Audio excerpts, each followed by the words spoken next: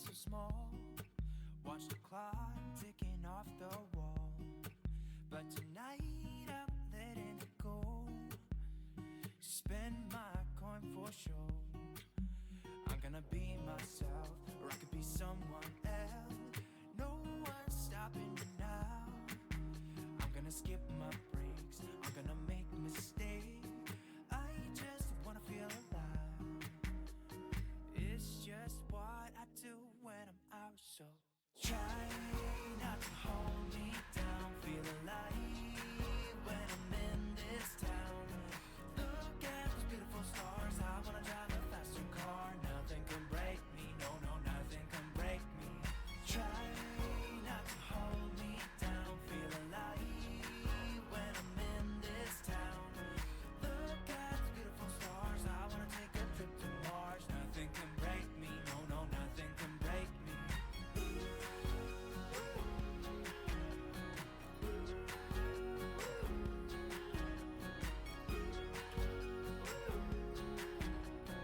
Look at those beautiful stars. I wanna drive a faster car. Lay my troubles to rest. Blow the smoke through my cigarette. City lights looking fine, and I know this is my time now. I'm gonna be myself, or I could be someone else. No one's stopping me now. I'm gonna skip my breaks, I'm gonna make mistakes. I just wanna feel alive. It's just what I do when I'm out, so try not to hold me down. Feel alive when I'm in this town.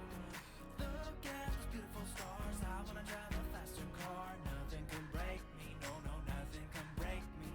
Try not to hold me down. How many minutes get added. When I'm in this town. So like 10 equals 15, 20, 25, 40, 45 kind of a thing, you know? Break me, no, no, Gotcha. nothing can break me. That's about the best way that I could simplify it. Way to go, superstar! I knew you could do it. I mean, the Ko-fi donations don't add to the sub timer, or they add to the timer, but they don't add to the sub. I'm gonna be myself, I'm gonna be someone else. I'm gonna skip my breaks, I'm gonna make mistakes. I'm gonna skip my breaks, I'm gonna make mistakes. I'm gonna be myself, I'm gonna be someone else. I'm gonna be myself, I'm gonna be someone else. I'm gonna skip my breaks, I'm gonna make mistakes. I'm gonna skip my breaks, I'm gonna make mistakes. Try not to hold me down. Feel alive when I'm in this town. Look at those beautiful stars. I wanna drive a faster car. Nothing can break me, no, no, nothing can break me. Try not to hold me down. Feel alive when I'm in this town. Look at those beautiful stars. I wanna take a trip to Mars. Nothing can break me, no, no, nothing can break me.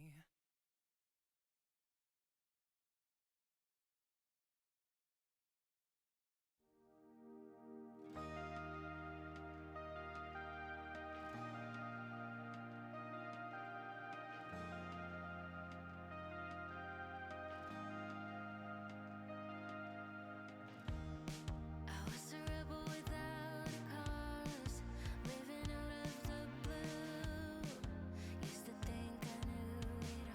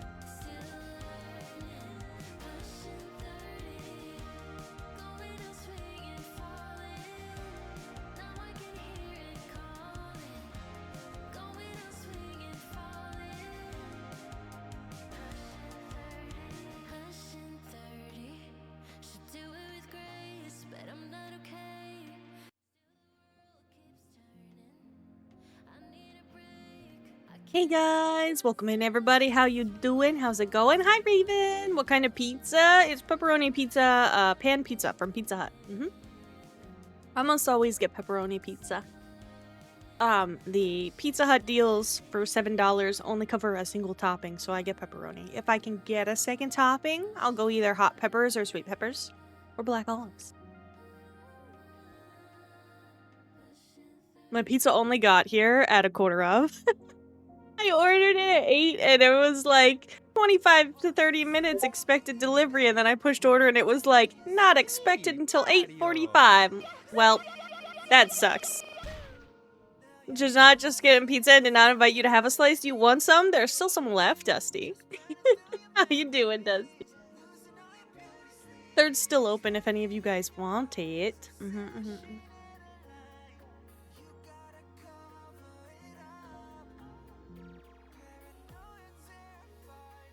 We'll do that real quick. How's it going, guys? Happy Friday. It's the weekend now.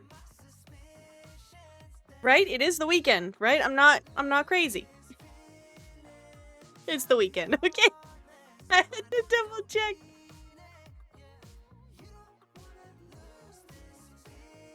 Oh my god, Dusty giving out a rare hug. Amazing. Having a hard time today? Your streams help cheer you up? I'm sorry you're having a hard time, Raven. Hugs to you. I hope it gets better. It's Monday. It's not. I looked at the calendar.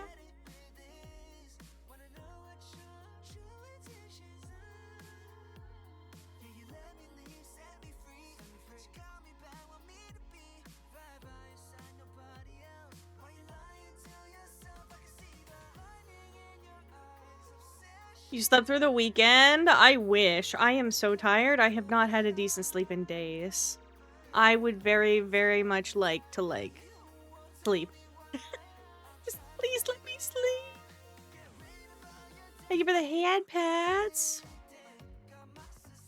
I hope everybody's doing good. Anybody got any fun plans for the weekend? What are we all getting up to? I am planning on sleeping. Probably not, actually. I think I get to play dinos with my bestie tomorrow, though, so that'll be fun.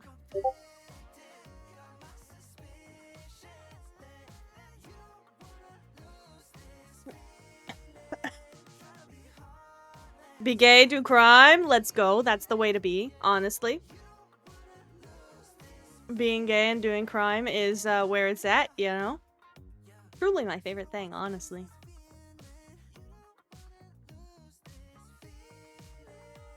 I have soda that I have to open because I haven't had caffeine yet. I just had food. Not me checking my meds shelf to make sure I actually took the meds. I'm like, I think I took the meds, but I should check. You know, I've got this method because my meds are twice a day. I made this method and it's been working so far. Where if when I get up in the morning, the med bottle is upright. It's a square bottle, so it can lay down on its side too. So what I do is when I take the meds in the morning, I lay it on its side. And then when I take the meds before bed, I stand it back up. It's honestly helped a whole lot. Like, I was constantly forgetting if I had taken my meds or not. And I'd be like, I'm pretty sure I took them, but did I? And this helps so much because I'm like, did I? I did. Hi, Taxes. You're not fun right now. You want to lurk and support? Hugs to you, Taxes. I'm sorry. Everybody seems to be having a rough time right now. I hope you feel better, Taxes. Here if you need me.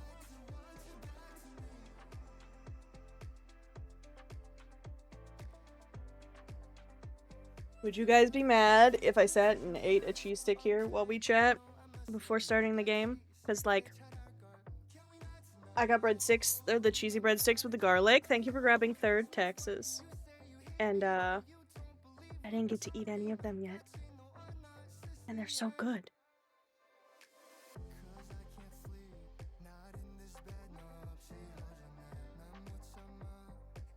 Have you guys had, like, the fancy garlic and, what's the other kind that they have?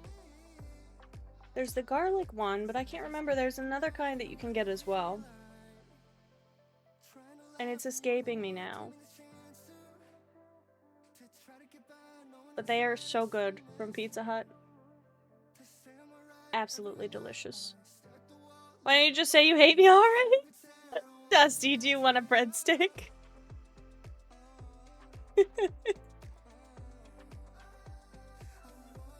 We have to decide what route we're gonna play, guys. Not anymore. This is because they're garlic.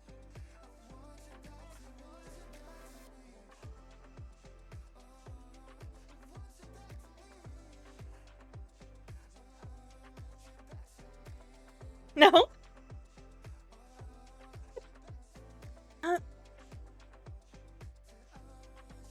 I'm sorry, Dusty. It would take you so long to get here. The pizza would be very cold. Because you're in bed and you're 2,000 miles away. Yeah. Maybe not 2,000, but close to it. At least 1,500.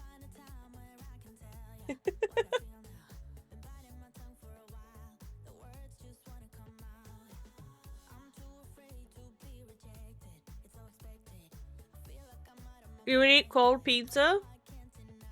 Okay, but Pizza Hut pan pizza is not even close to good cold. The pan, like, grease gets all congealed and stuff. Ugh.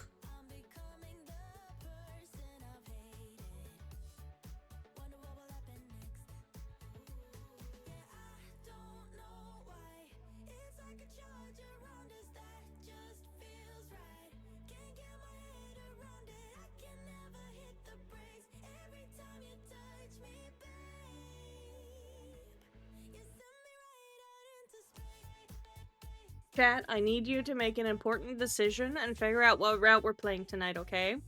Because I want you guys to pick from one of the routes that we haven't done on Gilded Shadows yet.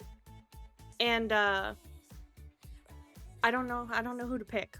And I'll pick if I absolutely have to, but choices are hard.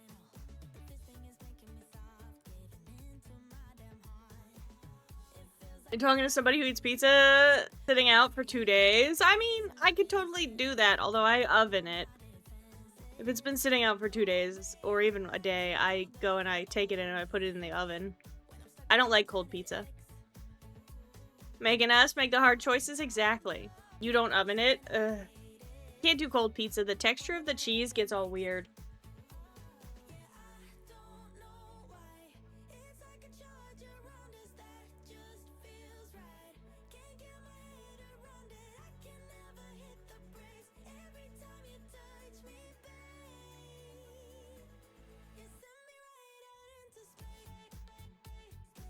But yes, I do usually make you guys make the hard choices. That is generally how it goes.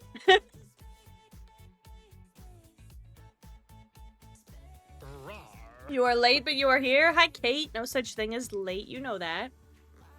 How we going?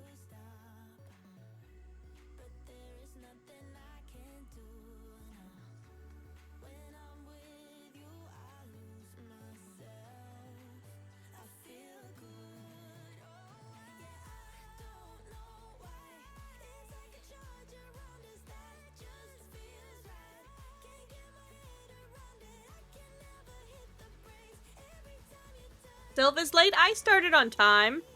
It's not my fault my pizza was late and I still have to eat. Plague Inc. released the second game. You're playing the demo. Ooh, nice, nice, nice. How was it? How was it? Kate, did you see Touchstarve is expecting to be delayed? I got an email from them today.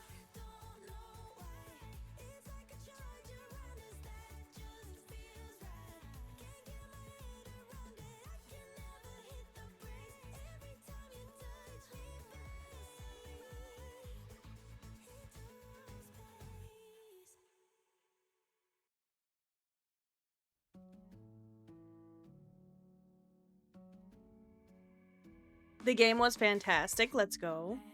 You didn't? Yeah. They sent out an email like, we expect to delay the quarter for 2025 release window. Oh my god. So sad, but I understand. I understand. It sucks, but it's necessary sometimes, you know?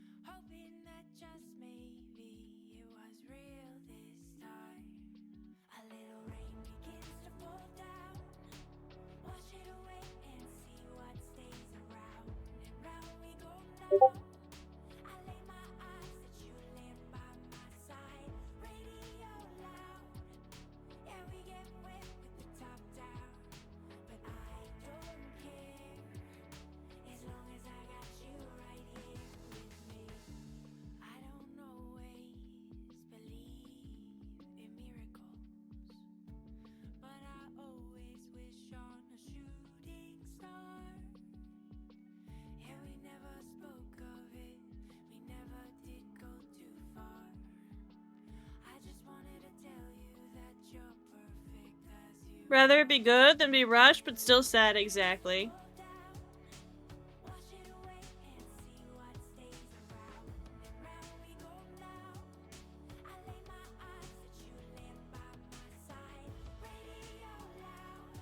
Okay, I have consumed at least one cheese stick. We're good. I maybe will munch on the other in a bit. We'll see. I bought the triple chocolate brownie because I needed chocolate. This week's kind of sucked. But that's for after stream, because that will definitely mess with my voice. 100%.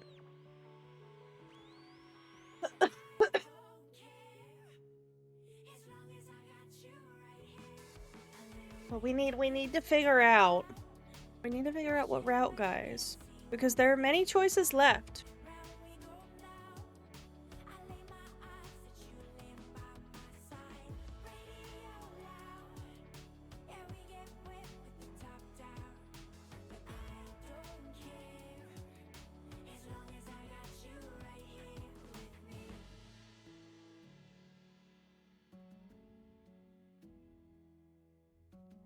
No, I have the hiccups. Help. Alright,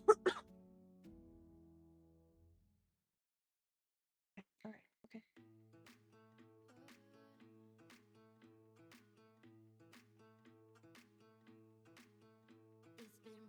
We are going to go over to game screen so you guys can see our option.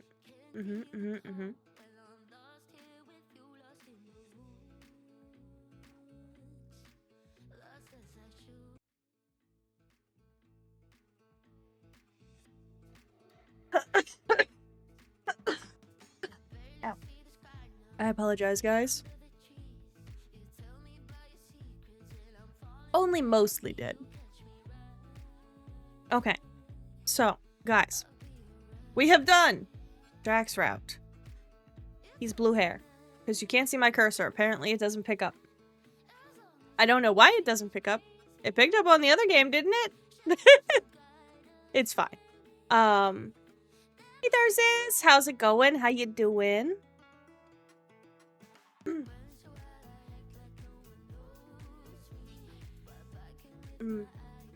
It's all good. That's good to hear. Happy Friday. Or Saturday, depending on, you know, what day it is for you. If you're in the future or not. Wubbles! Hi, Wubbles. How you doing?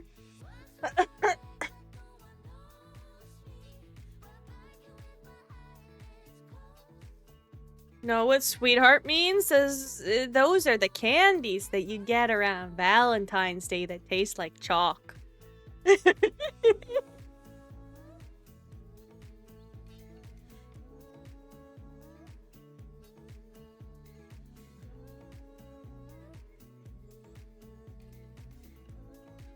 Kate over here, making her vote very well known. Kate, I know where her vote is. Her vote's on Lance. And I know where my vote is, and it's on Kaisa. Because those are our favorites. Kate and I usually have a very similar favorites list for the Otome games that we play. Except that our favorite, like, top route will always be flipped. Like, almost always flipped. There have been times where it has been the same one. But usually, my second favorite is her favorite, and her second favorite is my favorite. Almost always. Southern speak, it means you're kind in an endearing way, that's true.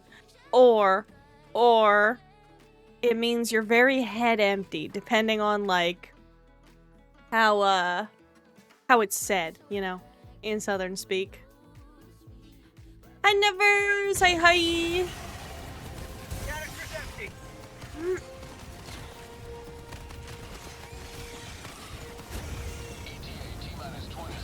Are any of them women? No, Waffles, you know this.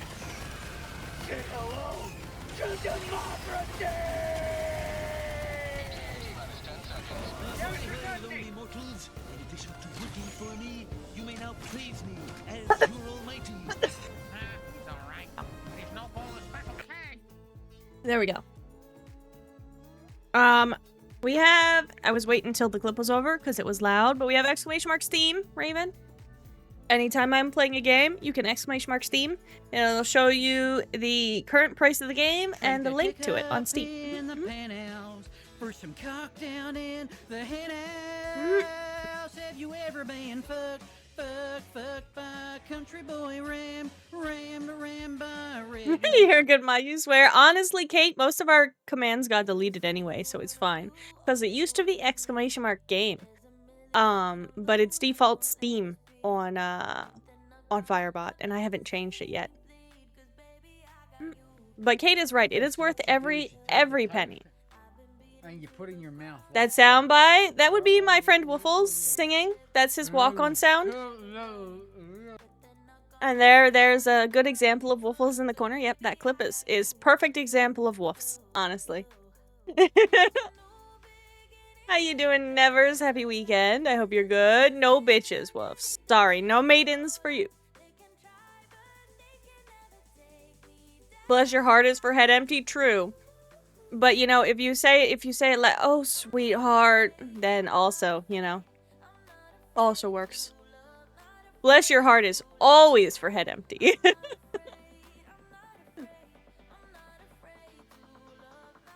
Also, oh, honey. Hi,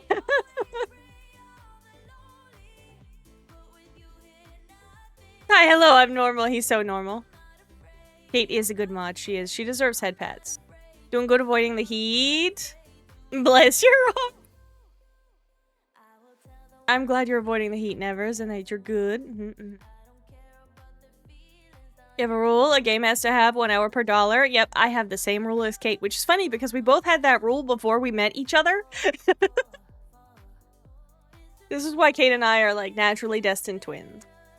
Could have bought this game 6 times now. Just for... You know what? Let's do this real quick. Real quick. We're gonna... Let me make sure it's on the right page. It's not... We're gonna go here, where there's not any spoilers. And I'm going to go here, and real quick, we're gonna just put this up.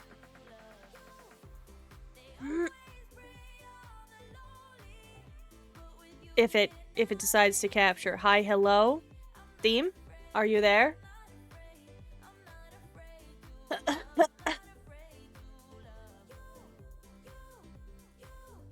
It does not want to capture Steam. I'm sorry. Hello? Guys, the game is denying me.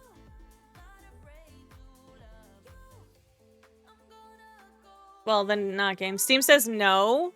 It does say no. It literally, I have it on capture Steam. And it is not capturing Steam. Okay, well, that failed horribly. Steam doesn't want you to see how many hours I have in the game. So what we'll do is instead we'll go to screenshot. And we're just gonna screenshot that real quick, and I'll put it in general.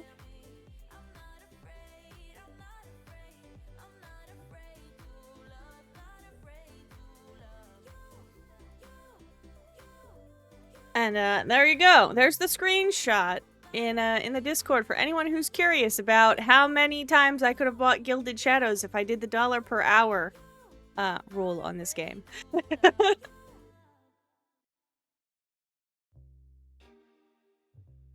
It's protecting you from all the time you call my ass out. Wasn't even calling you out. It was calling me out today. I have a feeling there's going to be a lot of daddies. Everybody on screen right now is one of the route options. That's how many routes there are in this game. Now, mind you, every single route is different. This is not like most Otome games where the route is the same and some dialogue changes based on who you're dating. This game is completely unique with each route. There are maybe little mentions of things going on in the other routes here and there, but otherwise, completely different. Why is Ruben grayed out? It never gave me the achievement. I played it like when Ruben first came out. And it never gave me the achievement. So because I don't have the achievement, it grays him out. Because I've never replayed his route. Can't imagine why. As a southerner, oh, sweetie, is you are kinda dumb. Yeah. Oh, honey.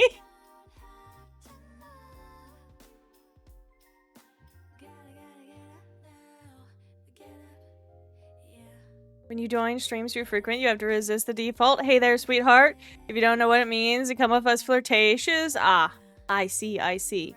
You're more than welcome to talk that way if you would like here. Besides, here we have a strong rule of playful flirting is fine as long as it's not meant seriously.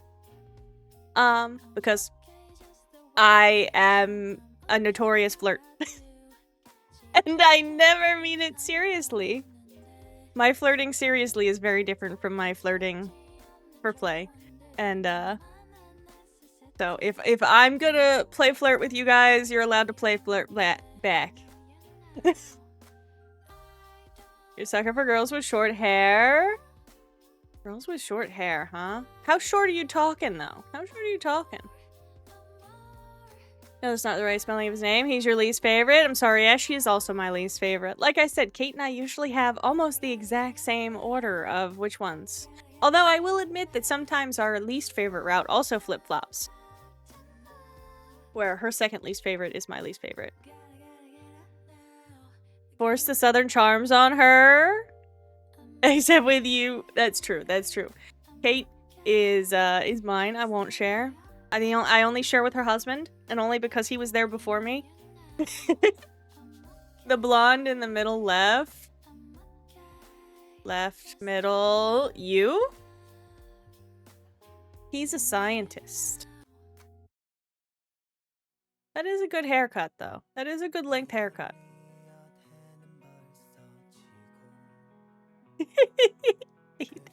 Don't tell Shy.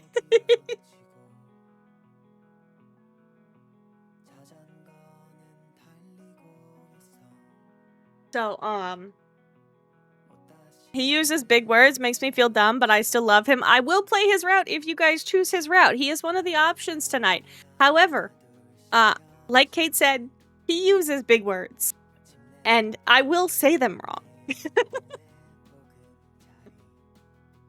is very smart, and I'm very not. How big?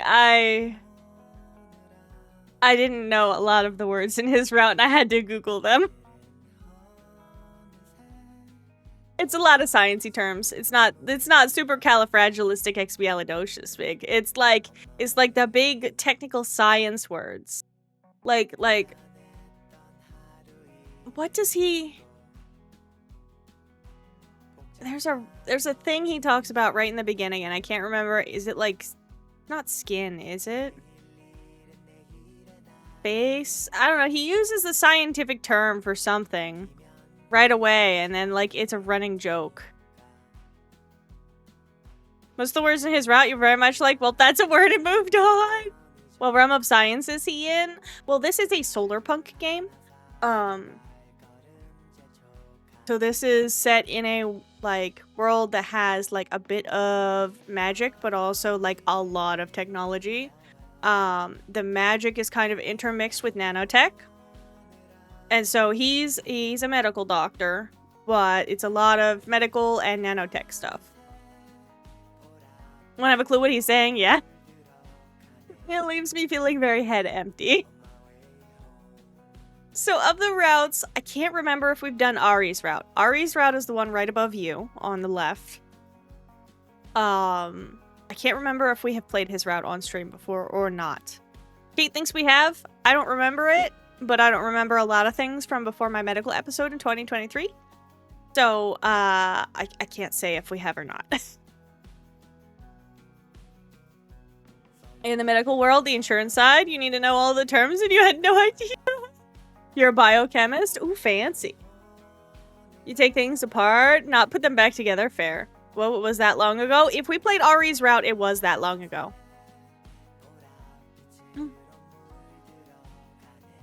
We are We are 5 months away from 2 years since that. So we're just over the 1.5 year mark from my medical stuff. So I can't remember if we've done Ari's route. I know we did Caleb's route.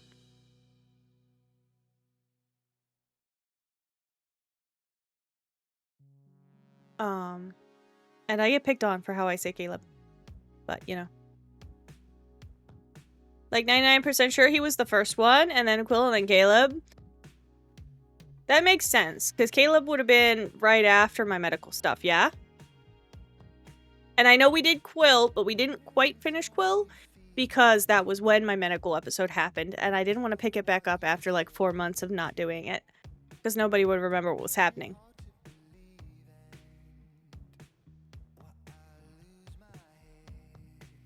It was Quill that we didn't finish. Yeah.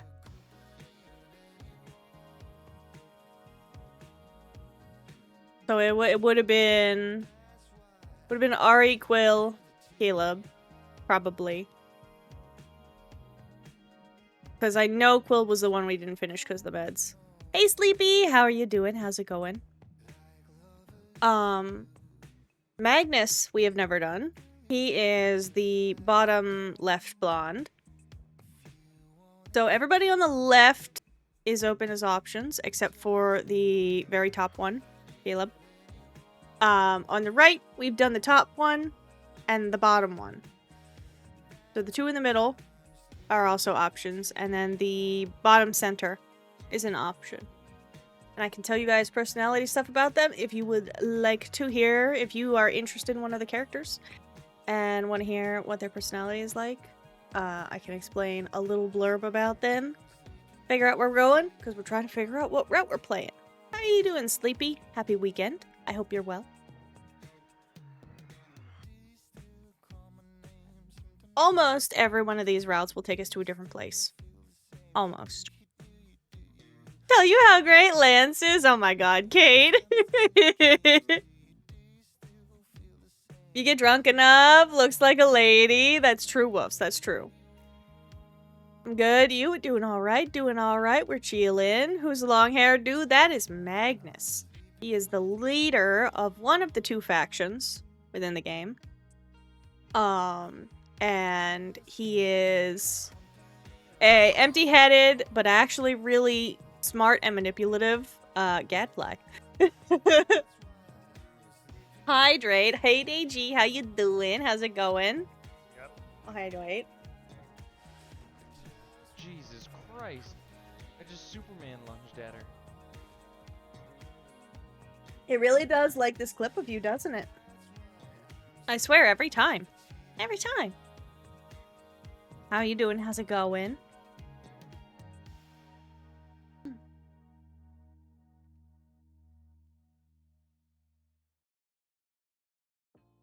A lot of you guys have not been here for this game before, so it will be a full new experience, but the common route will be familiar for those who have been here for the first, because the common is all just the same, with small differences based on who you choose to interact with. What's going on the list? The shit list? Why? Good, how's you? I'm good, I'm chilling. I'm sleepy, but when am I not lately? You know what I mean? I had pizza tonight, and that usually makes things better, so I'm good. I have brownies waiting for after stream. That's also real good. I like that.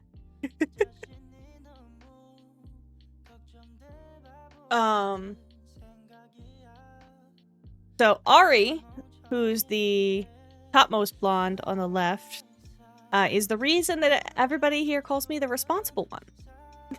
Because he's the responsible one. When I played through this game for the first time, I got his route. When I play through games the first time, I just go with the choices that I feel are right, and I don't look up anything or interact with anything. You're excited? You've been interested in Otome games? Ooh, have you looked at any specifically? Otomes are great. I love them. Sacramento. Options: you, Magnus, Lance, Kaisa, Ruben, Ari. Yeah, we're not gonna do Jack, Quill, or Caleb.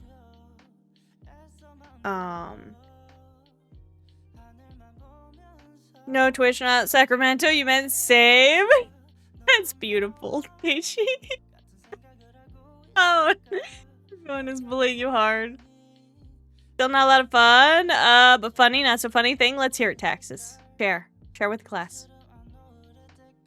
Where are the crew? To ask about Otome? This is true. If Sarah were here, we'd have the full power of the Otome team behind us. A Date with Death is free. That's a good one. Also, Cinderella Phenomenon is free, which we played up till last week. Last week we finished it. You only played A Date with Death? Date with Death is good. Cafe Enchante is really good. Cafe Enchante is also very heavy, though. In some ways. Good game. Really good game. Good choice. It is a heavier one. And Date with Death is great. I love Date with Death. Casper is my favorite.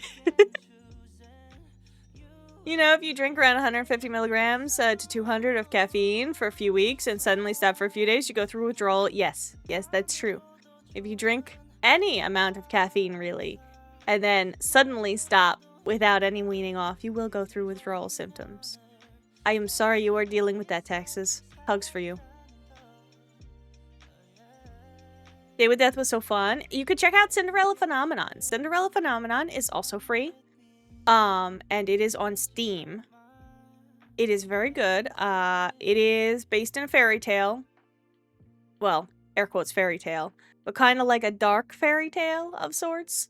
Where people are cursed with things that are similar to fairy tales. So like Neverland curse is you're cursed to forever look like a child even when you're an adult. Etc. All the routes have different stories. Casper's probably one of your favorite love interests. He's so good. You got tea and you feel a lot better. I'm glad that you got some tea and feel better, Taxes. You'll check it out. Nice. This is my all-time favorite Otome, honestly. And you'll get hours and hours out of this one. Because every route is different. And every route is fairly long. There are also multiple endings. More than just like a good and bad.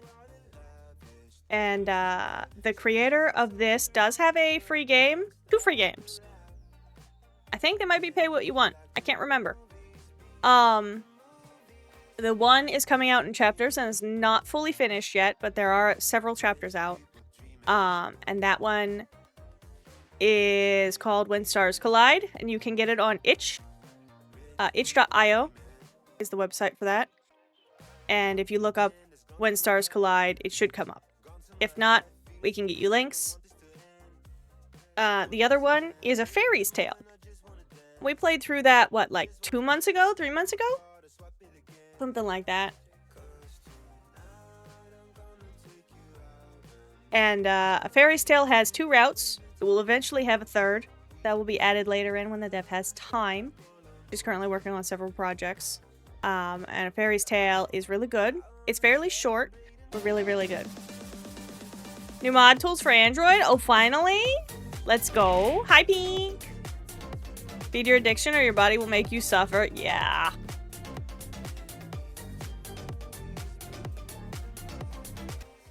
Ash may end up popping in if she isn't busy. You'll fangirl so hard per the usual. We love Ash here.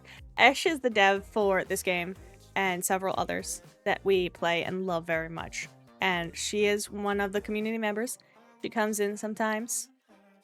Sometimes she just lurks because she busy. And sometimes she comes in and chats a little bit. This community influenced an achievement in this game. Our community made Ash make an achievement. Because they bullied me into being mean to one of my favorite characters. And she put an achievement in for it. We will never forget that. Love Ash. Very much do not want to steal her code. Oh my god, Taxes. Are you thinking about getting into visual novels now, Taxes? I'm pretty sure she just uses Ren'Py for coding.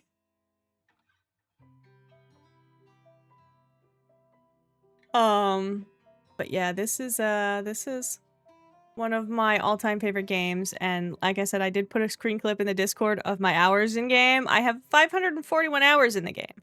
Now, I would say 10 to 15 hours of that maybe have been me sitting on the title screen like this, talking to chat, because we have played through 3 to 4 routes on here before, and we usually have a decent session where I have it open at the beginning of stream, and you have to chat. So there is that. But 500 hours, regardless. Because even if you take out all of the time I've been distracted by chat and yapped to chat, I have replayed this game many, many times. And the achievements I'm missing are ones I think got added after I finished the routes. You could definitely make a visual novel. You wrote an engine back in high school in Java. You lost it and you never bothered to make another. Fancy. I think the hardest part of a visual novel is the art. Not sure, though. Never tried to make a game myself, but I know that that's usually what I hear people talking about. You're missing 1, you think? Missing 5? It's all the ones that Ash added in the same batch as Bonk. And you bitches made me get Bonk. And like I said, I didn't get Ruben's ending unlocked. So I have Ruben's ending achievement not unlocked because it bugged and didn't go through. We have the 4 other achievements are all ones that Ash added in a batch later on, I think. Because I've done all of the things that it requires. But I never got them. When I replayed Jack's route, I got the healer achievement for the first time. Because it wasn't there the first few times I played. You're missing 7? Probably some of the same ones that I'm missing. Because Ash added several. I bet you're missing Bonk.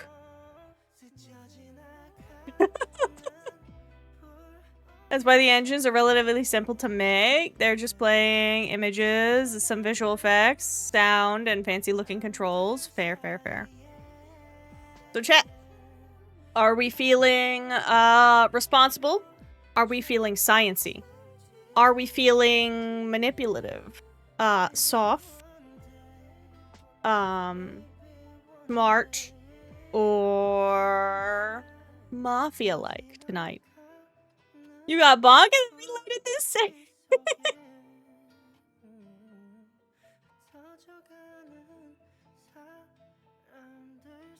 Oh no, Kate. Kate's like feeling soft and supportive. You're feeling nothing will continue to do so as it always ends well. I don't know, Texas. I got the bad ending last time you did nothing. Soft sounds good. We can play Lance's route for you guys. And I already made sure to toggle the setting. I toggled the setting. Where, look, see? It's on fade to black. You were upset it ended well. Wow, Taxes. Wow. Never forget to toggle the setting. We don't want Daddy Twitch mad at us.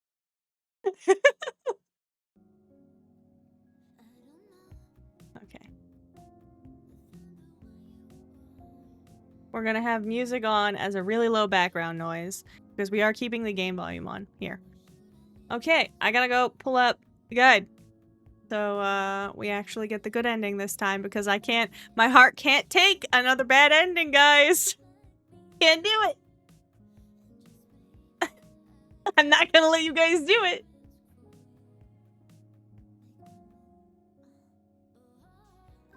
Alright, new game. Chat, do you want to keep the default name or do we change it to Sylph? You will cut off your heart, Lance?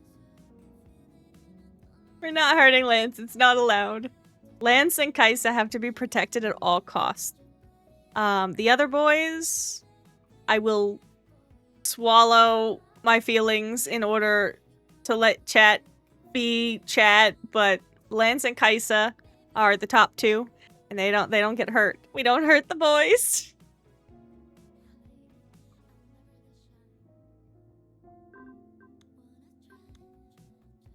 Oh, that's eyebrows.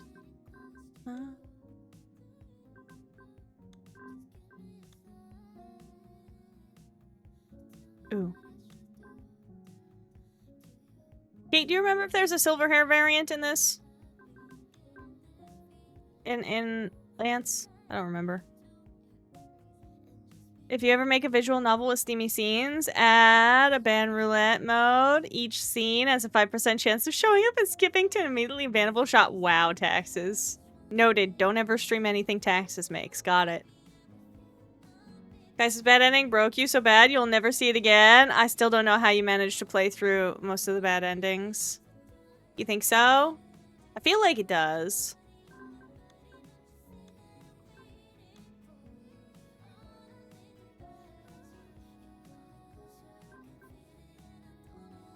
So for those, again, newer or interested in the otomes or visual novels, you can semi-customize your main character in both A Fairy's Tale and When Stars Collide. You can also choose body type, pronoun, and a little other stuff. I believe Fairy's Tale doesn't have choices on appearance, but it does have the body type and pronouns. When Stars Collide, I believe, has a mix of both. You feel like most of them do? I think even does the common? The common might even have a little. We'll do silver hair, just in case it has the variant. And then I need to... There are personality choices that do affect the affection level of each of the love interests. These will not make or break your route, though. There is no route where your personality choices being all the wrong ones will ruin it.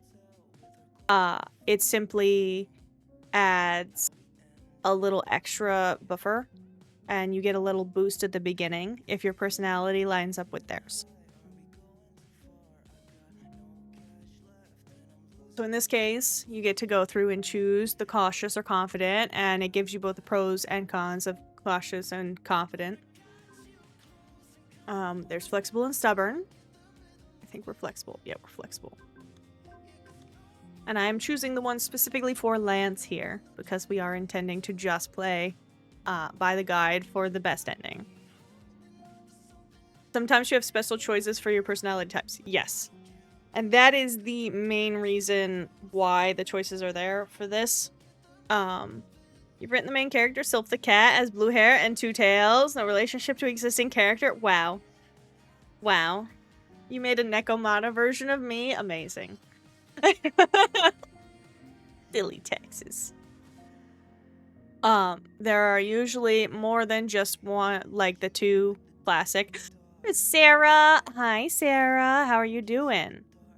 We have a chatter that's interested in otome games, and they have played A Date with Death and Cafe Enchante, and they are interested in trying more, so we were talking to them about them. How you doing, Sarah? How's it going? Chat chose Lance. We're doing Lance's route. Sarah is the gremlin that got me addicted to otome games. Sarah suggested them for me. I played Cinderella Phenomenon first. And then I played Royal Alchemist. And then I played Changeling? And then Gilded Shadows. Pretty sure. All thanks to Sarah's recommendations. Stepped away and scared the dogs. You can't call it taxes. Doing good. Picked in from the 100 line. Saw you were here. Yeah, we put up a poll in the Discord and chat wanted Gilded Shadows. I gave them the options of Changeling, Royal Order, or Royal Alchemist, Gilded Shadows, or Phasmo. And they wanted this for Friday nights, so. Gilded Shadows was your first. It was so fucking good, though. You and Sarah? Yeah, Sarah got me addicted, then I got Kate addicted, and then we got several other friends addicted, and here we are. The more you drink the tea, the more you realize you were having bad mental withdrawal symptoms. Yeah. It gets real bad if you go without. Under Bliss. Oh, Ebb and Light. Oh, Ebb and Light. Rex for the Otome Curious peeps. That is one of Sarah's favorites. And I believe one of Esh's favorites, too.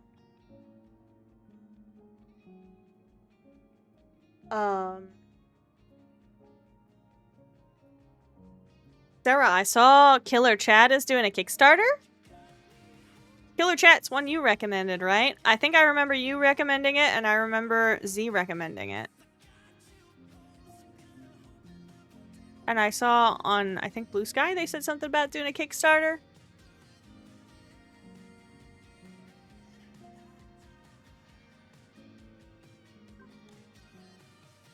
Okay, does anybody have a preference? Do we want to keep with Morgan? Tighten our room. Know a lot of Atome, a lot. Sarah has quite the collection. We can stick with Morgan this time. We'll stick with the default name.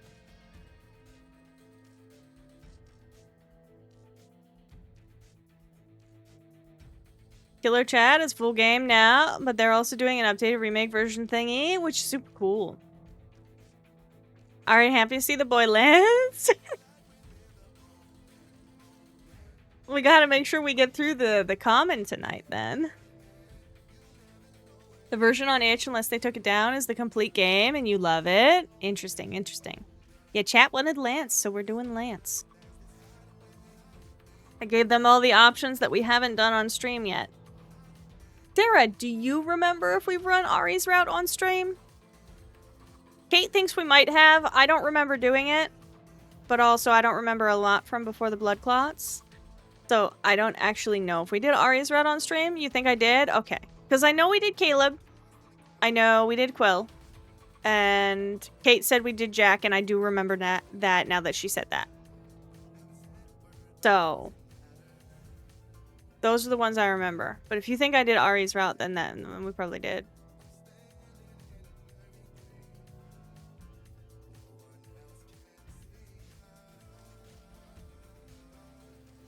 It was bothering me. I couldn't remember.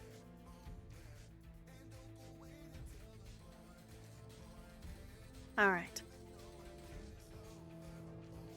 So we start a little bit ahead in the story and then jump back to find out the lead up. For anybody who might be a little confused at the opening here at first, this is like a we're here, how did I get here, looks back kind of deal. Remember Ash teasing you about it being the responsible choice? Well, that was because we were talking about our first routes.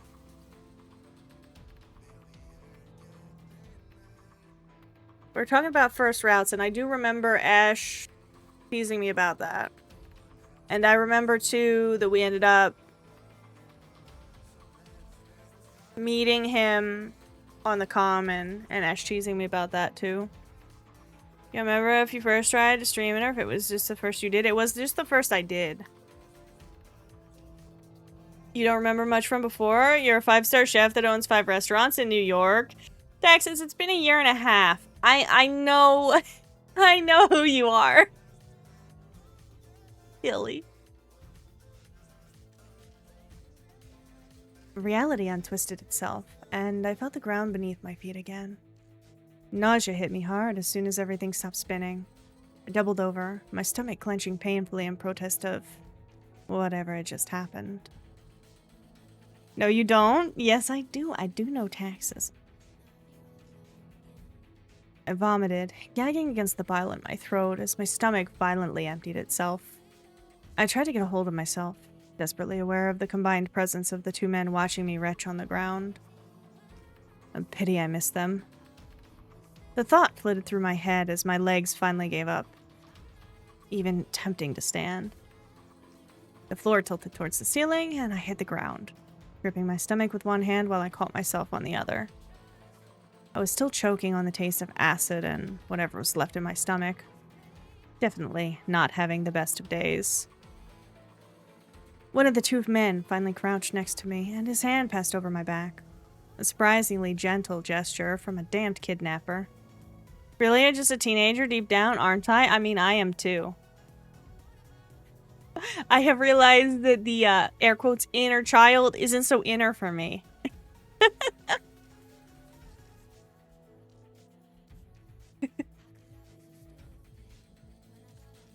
It's alright. Try to take deep breaths. Instinct told me to scramble away. My body wasn't exactly in scrambling condition. I stayed in place, squinting at the ground and wishing that he'd go away. You're now at 21 out of 100 endings? Damn, Sarah, you've been busy. You were at what? 12 or 16, I think, when I talked to you last about it. That is many endings. Thank God you're only like 25. You don't gotta pretend. That's true, Kate. Kate's very young and spry.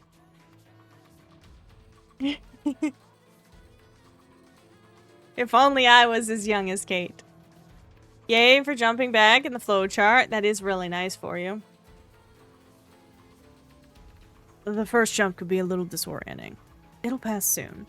I will say that canonically, a good half of the characters have Brit accents and half the characters have Aussie accents, but I am not that skilled in accents, so I don't attempt that. 5 more years before you get your first nerf. Uh-oh. I don't think that's the first nerf. I think the first nerf is at like 25. I'm not gonna lie. My first nerf was at like 16 though. A whole 5 years. Didn't turn 30 a few days. Oh shit, hang on. Before midnight hits, I need to check the sticky note.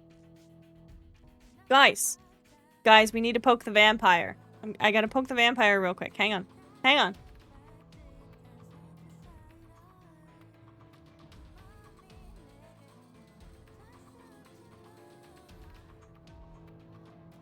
Okay, alright. I realized what day it was.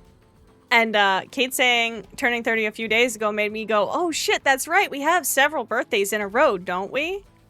Poke the vampire. My friend Kudo is a vampire VTuber, and today is his birthday. I just remembered and I was like, shit, we got a couple hours until it's midnight for him. I gotta go say something. My days blend together too much. I have poked the vampire. Oh shit, you forgot! I got you, Texas! This is why I have the sticky note.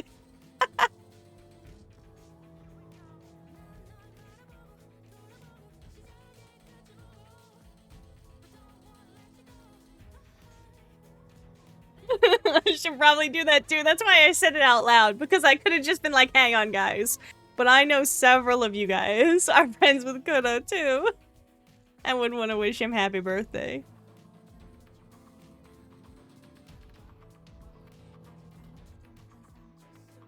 Wait a minute. If he's 169 years old. Wait, is it 100 or is it 1,000? Now he's not 169? He's 170? How sad. Kept keeping profiles on people to remember things. They called it creepy, and so you forget things like that. That sucks that people called it creepy. I like to keep notes for certain things. So like important dates, birthdays, because my memory sucks and I won't remember them. And if I am friends with somebody, a lot of their like info that they mention in passing lives in my head. I have in fact also been told that I am perhaps uncomfortably attentive sometimes in the past. More than once I have figured things out when friends haven't outright said them and they have been startled by the fact that I have known them. And so I kind of just I just keep sticky notes of birthdays now. That's what I do.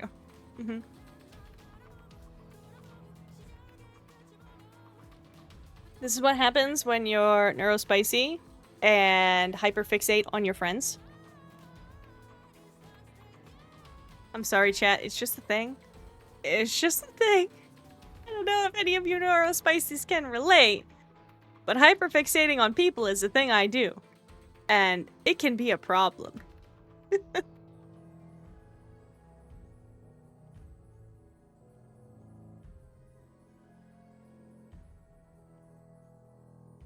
Also, I have to roll an ad. I heard the timer go off while we were yapping. So I gotta roll the ad break real quick. It's Kudo, yes. Vampire Kudo. Not Tengu and not King.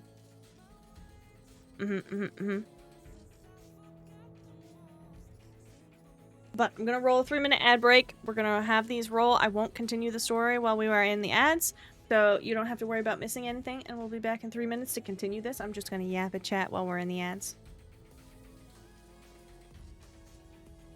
You have pretty detailed profiles about habits, interests, important days, favorite foods. I don't see anything wrong with that, personally. Especially, like, allergens, foods, stuff like that. It's kind of important. Several other categories, a mood chart. This was the only way to remember these things. See, I think that's totally fair, personally, taxes. I am not organized enough to keep that, but, you know. Too many kudos, I know, right? What does Frosty say? You did have the mood chart backfire on you? Oh no. Oh no.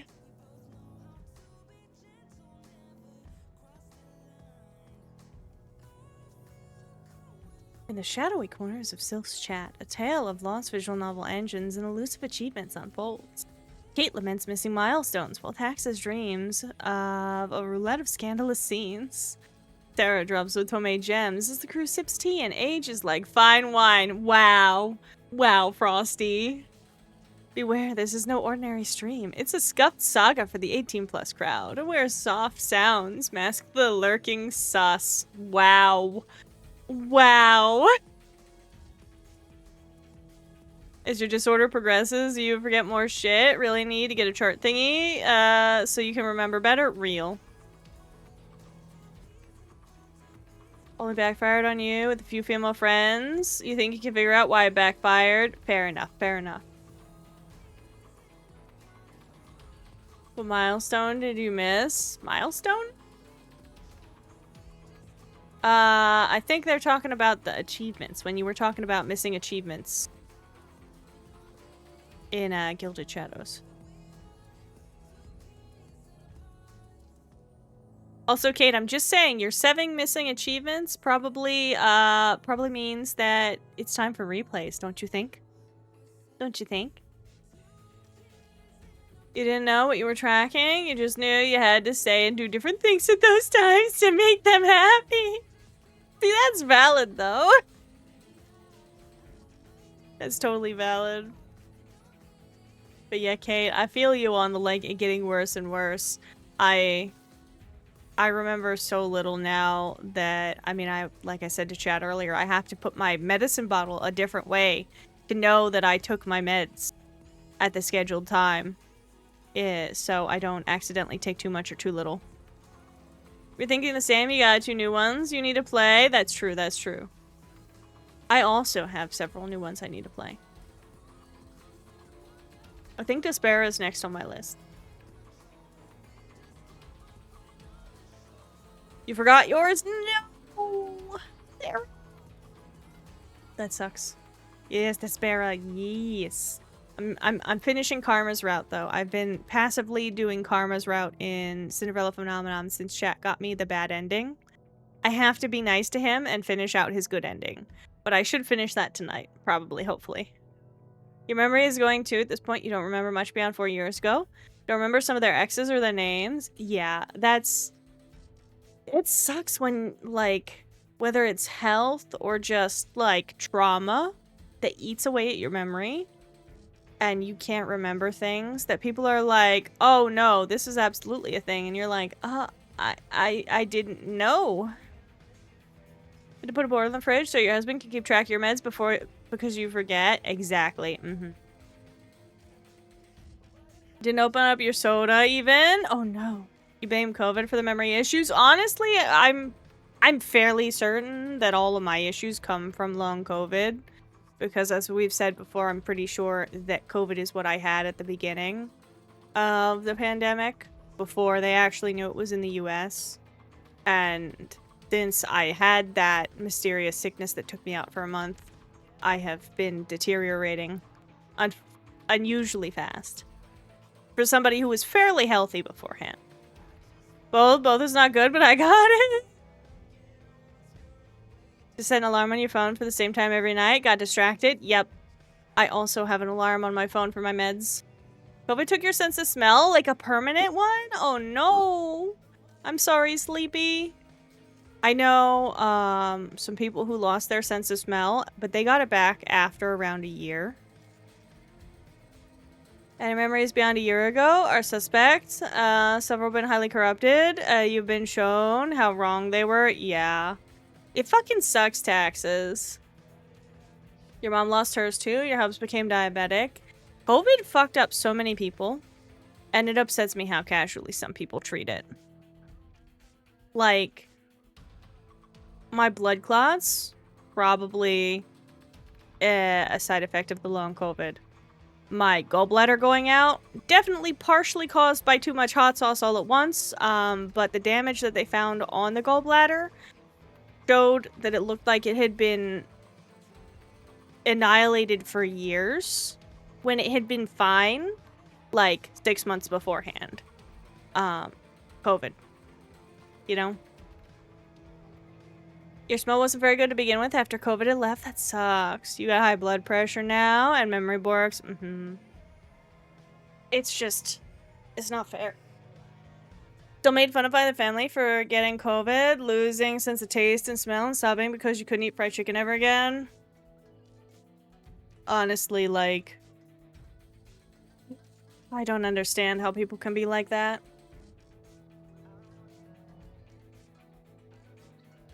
Kate, I didn't even notice the typo until you pointed it out again. Alright, but since we're back, now we can continue. I just ignored him and focused on figuring out what to do next.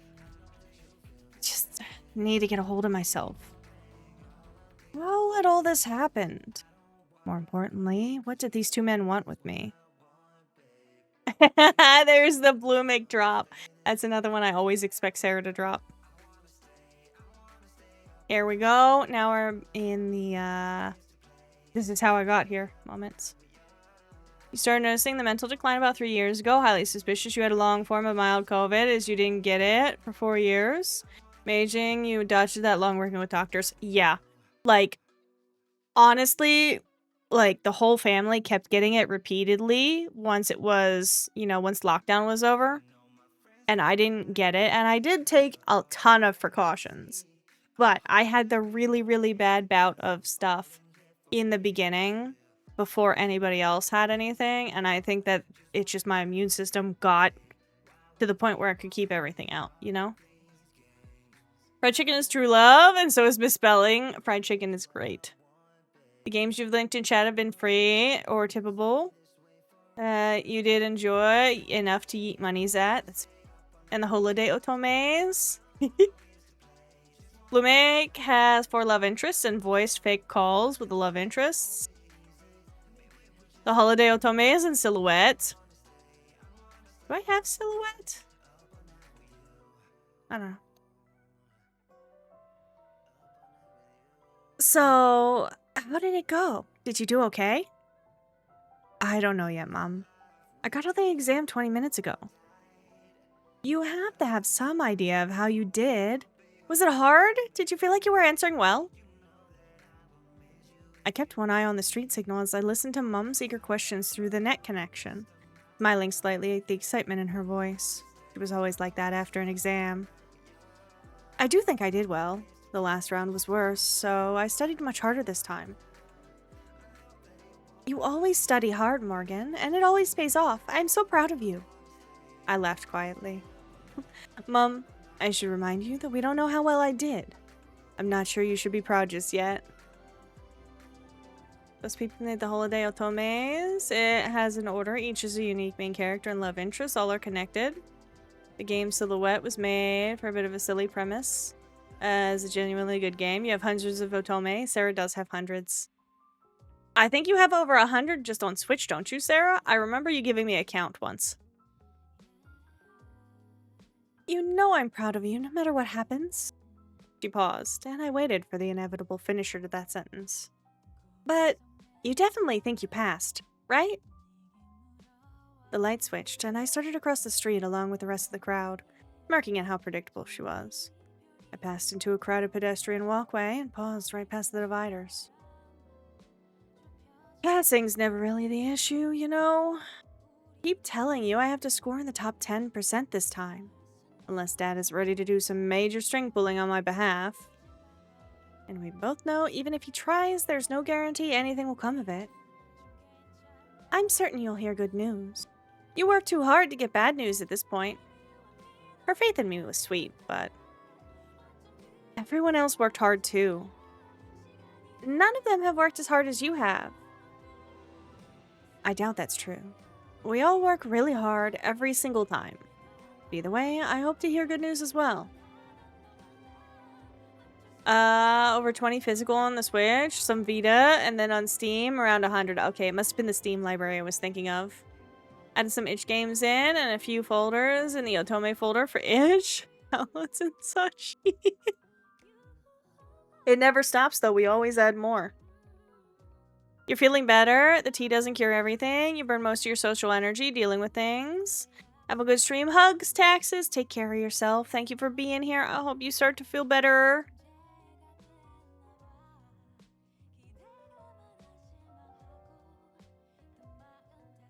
When will the results be in? They said 7 to 10 days, but it's usually a bit faster. I'll be planning your celebratory dinner soon, so you better clear your schedule this weekend. Please don't plan anything too elaborate this time, even if we do get good news. She just laughed and disconnected the conversation, and with that, I knew another big party was in store. I bit back a yawn and dug my knuckles into my eyes, trying to ignore the fatigue creeping in. The last few weeks had been truly exhausting. Every time an exam rolled around, it was like this. For all that I kept trying to caution Mum not to get her hopes up, I really was pretty sure I'd scored well. But of course, there were a lot of smart people taking this exam. And there weren't nearly as many positions open in the next study level for the interplanetary archaeology. Or any other subject for that matter. Openings in prime tiers were more and more scarce the higher you went in school. By third level of secondary, competition was fierce, putting it lightly. Everyone was vying for precious few slots, and for every person that made it in, there were 10 others who got bad news. I lifted my hair off my neck and started walking, holding in another yawn. The sleepiness felt like it hit all at once. I wondered if another nanosystem expansion meant I wouldn't get tired as easily. Would be nice if I could suddenly get by on less sleep or something. I doubted it, though. Everyone knew expansions only helped with focus and memory capacity. Well, and general synaptic response and all that. Don't you wish we could get nano expansions to our brains to help with focus and memory? Wouldn't that be nice? All of us just complaining about memory problems. And then the game is like, oh yeah, nano expansions. I'd take it. I didn't think sleeping less was one of the benefits, though. I knew a lot of students who would be all over that perk. Then again, sleeping was pretty nice, and I'd have to give up on it. I casually sidestepped a well-dressed man so engrossed in conversation that I was pretty sure he didn't even notice me. He looked young, a few years older than me at most. He'd probably also been a student until fairly recently. My eyes followed him unconsciously, and I couldn't help but wonder if he'd gone into the workforce by choice, or if he'd been forced to drop out after an exam like the one that I'd just taken. If the latter was true, I suppose he'd still done pretty well for himself. Gilded Shadows, the game of oops, all hot peeps. It's not fair. Not fair.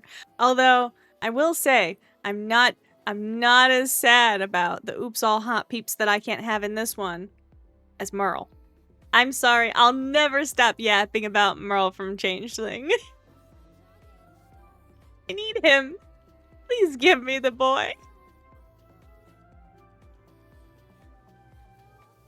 I need that boy so bad. Even if not making the top 50% meant being unable to continue school, anybody who made it this far would get a pretty good job. And to be fair, many people who didn't make Prime Tier would choose to drop out anyway. Otherwise, they'd end up in one of the 2 sub-tiers. Everyone knew sub-tiers weren't nearly as good as Prime. You didn't even get live instructors. Everything went through the net with the uni AI teachers. Not that the AI wasn't sophisticated, but still. There was also the lack of nanosystem expansions in the sub-tiers. Wasn't like I couldn't keep learning without it, but competing for 4th level prime tiers would be even harder since I'd be up against everybody who did get an expansion. I shook my head, pushing the negative thoughts away. The system wouldn't change just for me thinking about what a struggle it was sometimes. With the exam over, all I could do was wait and hope for the best. Also really wish that we could munch on Vilos. You want him so bad, told I should pay for it, didn't buy it. Oh man, you think if enough of us offered up money for Merle, we'd get around?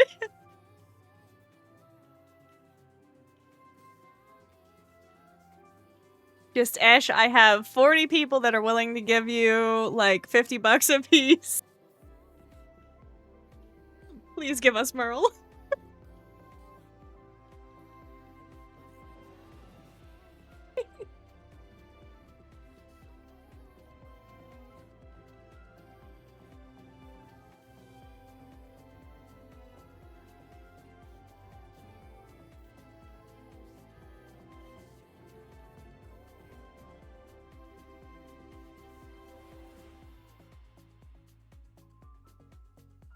With the exam over, all I could do was wait and hope for the best.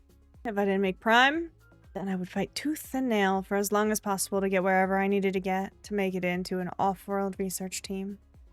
So there. Okay, no more worrying. I was going to just go home, relax, and take a long hot bath. After 3 weeks of non-stop studying, I deserve the longest and hottest of baths. Also a quiet dinner, a good book, and definitely no schoolwork. When I stepped through the door to my apartment, a notification popped up before I even set my things down. I paused, focusing on the message obscuring my vision. Mail? You do it, you swear? Same. Same. Not just any mail, either. Apparently, I had an actual letter rather than a message through the net. Unusual. Dismissing the alert, I pushed the little button on the front door. Words are hard. Curiously, and waited for the mail slot to slide out to reveal its contents. A small, cream-colored envelope was nestled inside. I turned it over in my hands curiously. It was blank. No sender. I ran my fingertips over it, smiling slightly. Paper products weren't terribly uncommon, but they were less efficient. I hadn't gotten a real letter in ages. I pulled the front flap open, wondering who had sent me something like this. Happy birthday. It was a large script with a spiderweb of gold filigree behind it. The workmanship was quite admirable. Delicate swirls traced a careful pattern over the card. Really, it was beautiful. Too bad my birthday had been 7 months ago.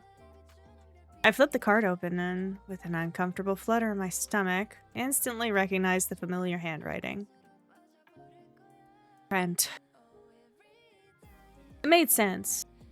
Not many people would send me such a late birthday greeting, and he, of course, knew I loved things like this. But it had been nearly a year since I'd heard anything from him at all. The last thing I'd have expected. I skimmed the message, a soft sigh escaping. None of it surprised me. There were apologies for being late, and then a standard note hoping I was well, saying that he missed me. That he hoped to talk the next time he was in the capital, which would apparently be soon. Maybe we could see each other, meet up for coffee. Could I please contact him? And finally, contact information and his exact location on Siri.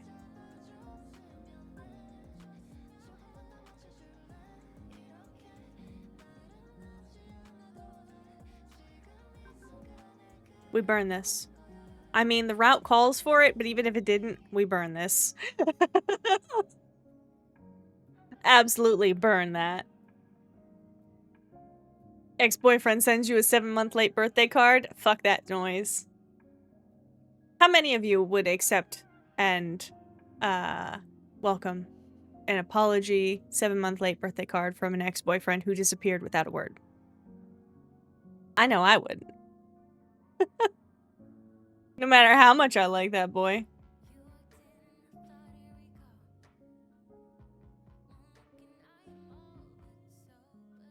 hesitated only the briefest of moments before I went to the bin and dropped the card in, listening to the sizzle as it was incinerated.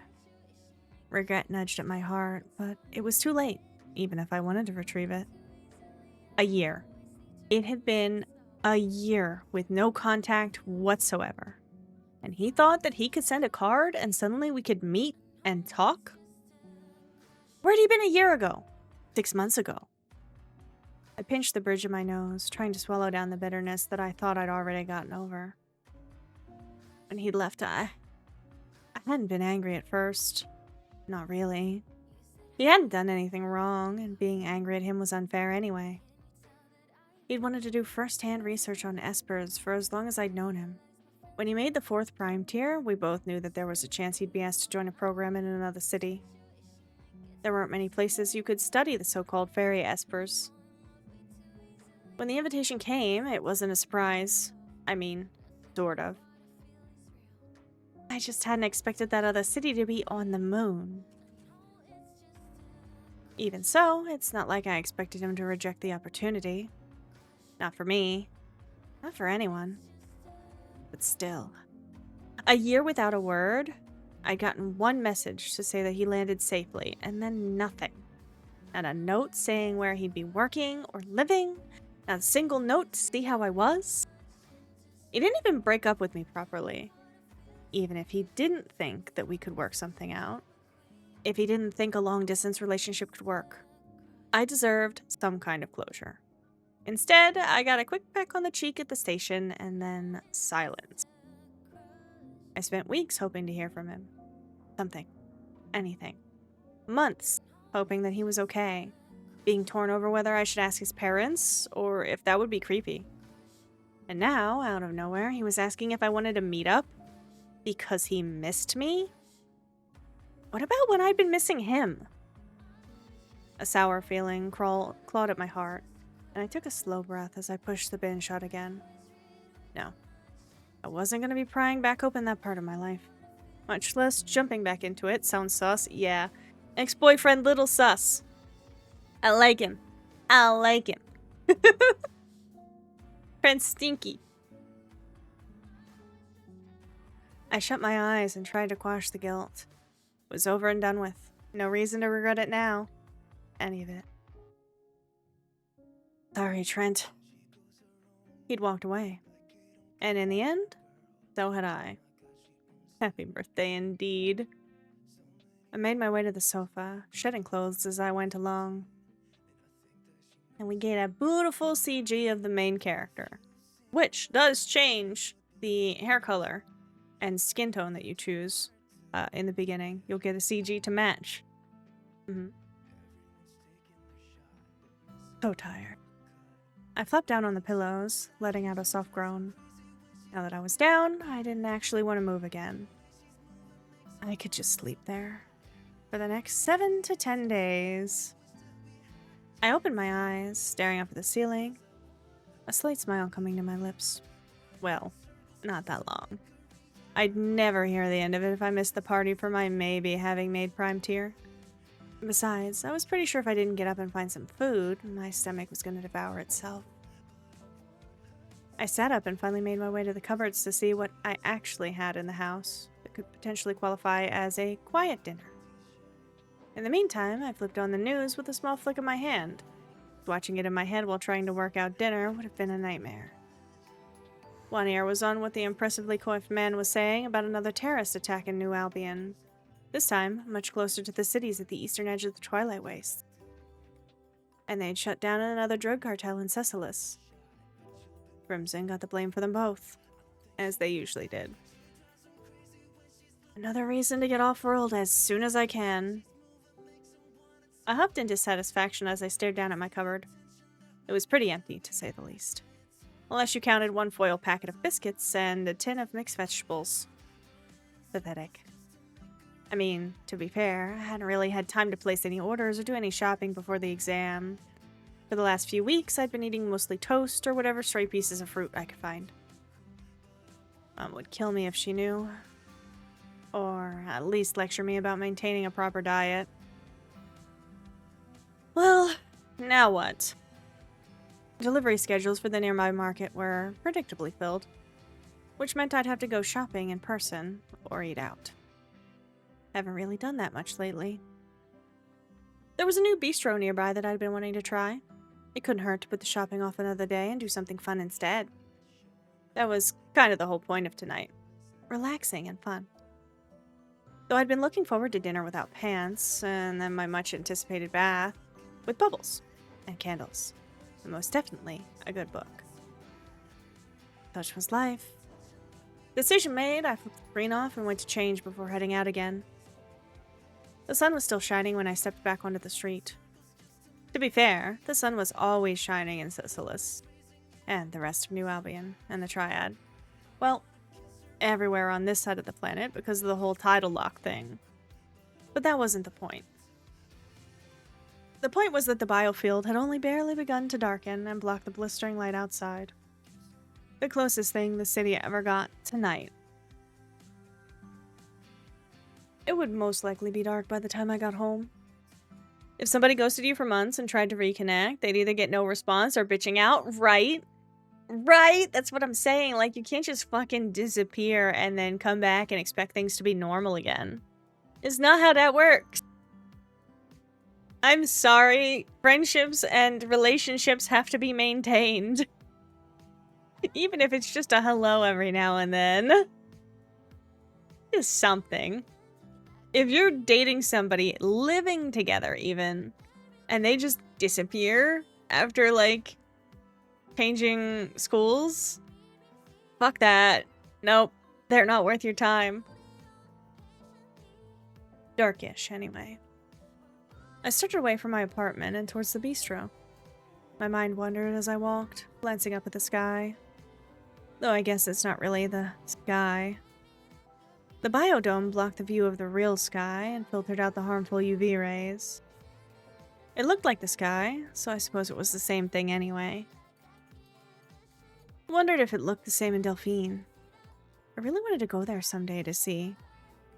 Not only that, there were ruins there, in some of the wastes closer to the Twilight region, but the Delphine government didn't let anyone near them. It was ridiculous. It was easier to go off-world, to a planet 50 million kilometers away, to see ruins than it was to research the ones on Arcalis. But that's what happens when two countries didn't get on, I suppose. In any case, even if I could study the ruins in Delphine, I'd rather go to Dione. To finally see something other than the simulated day and night. To feel real wind. To see a storm. Or the stars. The letter doesn't actually matter for Lance. None of these do till the route choices for his. That's fair. I wasn't sure if it did or not. I just saw that the guides had said it, which, I mean, we'd burn anyway. But it makes sense, because I think the letter would matter for very few of them. As we know, some early encounters definitely lead to fun variant dialogues.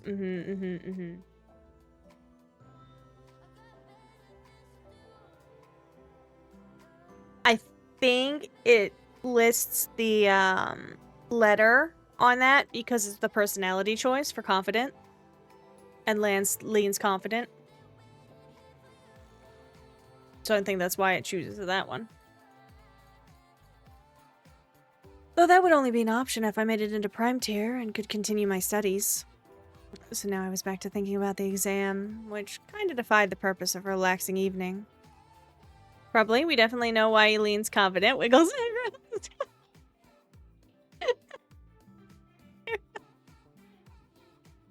I pushed the thoughts away, determined not to think about it. I was about 2 blocks from home in a pedestrian walkway between 2 streets when I first noticed a crowd gathered up ahead. I paused, watching curiously as several more people wandered over. All of them were clustered around a large fountain there. A busker, maybe? I saw plenty of them on my way to and from class, though I rarely had the time to stop and watch. This one must be pretty good to gather such a big crowd. Too bad it was kinda blocking the path that I needed to take. I drew closer, and instead of hearing a performance of some kind, it actually sounded like somebody talking loudly. Though, ranting might have been a better term. A demonstration? Or protest? I suppose it could have been some kind of dramatic performance instead of a musician. I was a little curious, and I needed to go through there anyway. Maybe I should take a minute to find out what was going on, but I wasn't sure I really wanted to bother with the crowd. Nah, this one shouldn't matter, but I'm just gonna follow the guide still. None of these should matter. I think this is just so we see Rory. And I love to see Rory, personally. Rory's pretty great. I'll never forgive Chet for the bonk achievement. Curiosity got the better of me, and I decided to see what was going on, whether it was a performance, a demonstration, or something else. I tried to avoid a few rowdy people at the fringes of the crowd as I wove my way into the group to see who was speaking. The voice was louder now, and I could make out the words over the sound of the murmuring crowd. You've been lied to. All of you. Sheep that blindly follow the piper. Listen to me. We must stop the madness. Huh? I shoveled my way to the front to see a tall man in bedraggled clothing standing in the fountain. Water cascaded onto him, running in rivulets down his hair and shirt, though he didn't even seem to notice. Like everyone else, I gaped at him. He looked like he hadn't had a bath in a while. His clothes were ragged, dirty, and his eyes were strange, mismatched, with one that was pale and watery, while the other almost glinted red in the afternoon light. My gut twinged in anxiety and pity. Drugs, maybe? It'd been an ongoing issue lately, and I knew red eyes were a telltale sign of one of the more prominent street drugs that was found on its way to Cecilis. Poor man. You think you know the truth? You think you see it in the music that beckons you further to the dark? This whole city is a lie. The lights, the sky above. The ones who know the real truth are among us, though. He was hissing and spitting as he shouted. I stepped backwards, thinking I didn't want to be gawking at this poor guy. If anything, I should be reporting it so he could get some help. There are kings and queens among us, ones who speak the truth in whispered hisses, like snakes that rise up from the ashes to scream reality. Calling. They're calling. You hear them? Kings and queens? Like espers? He sounded like he was part of that weird esper-obsessed cult thing. The court, or whatever they called it? The man threw his hands out to the side and splashed forwards, towards the edge of the fountain. A collective gasp went up as everybody in the front row scrambled back. I was jostled to the side, trying to keep from being knocked to the ground. The man stepped up onto the basin's ledge, sending a spray of water over. His eyes went wide, and he suddenly swept his hands straight down. It was as if every drop of water squeezed off his clothes and fell to the ground in a single sheet. Another gasp went up from the crowd as the puddle of water slowly spread towards us. Wait. He's an esper? A flutter of anxiety spread through me. I didn't want to be here anymore. I wanted away. Now. This was not a part of my plan for a relaxed evening. I looked for an avenue of escape as the man started shouting again. I was hemmed in and no one would let me back through the crowd. You think you know what this world is about? You're blinded by the chains over your eyes. I know. I know. The truth, though. He dropped his voice to a hoarse whisper. I tried to push my way back through the crowd, already planning on how I was going to contact the authorities when I was away. I know the voice that speaks the truth. The voice in the wastes, in the waters, in the sky, in the stars. I hear them in my head. I finally gave up trying to shove my way back to the back of the crowd. It's time to break out. To break away. To break everything. The city, that city, the false skies that imprison us. I would just have to dial in and contact the authorities from here. Even though I felt bad about doing it. But this wasn't about being an esper or not. It was about public safety. And his personal safety. He needed help. Clearly. I dialed quickly, but there was no response. Why is it taking so long to connect? I was so focused on the call, I didn't realize everything around me had gone really quiet. When I did look up, I froze, eyes wide. Hey Rhodes, how are you doing? How's it going? I hope you're well. Happy weekend, Rhodes.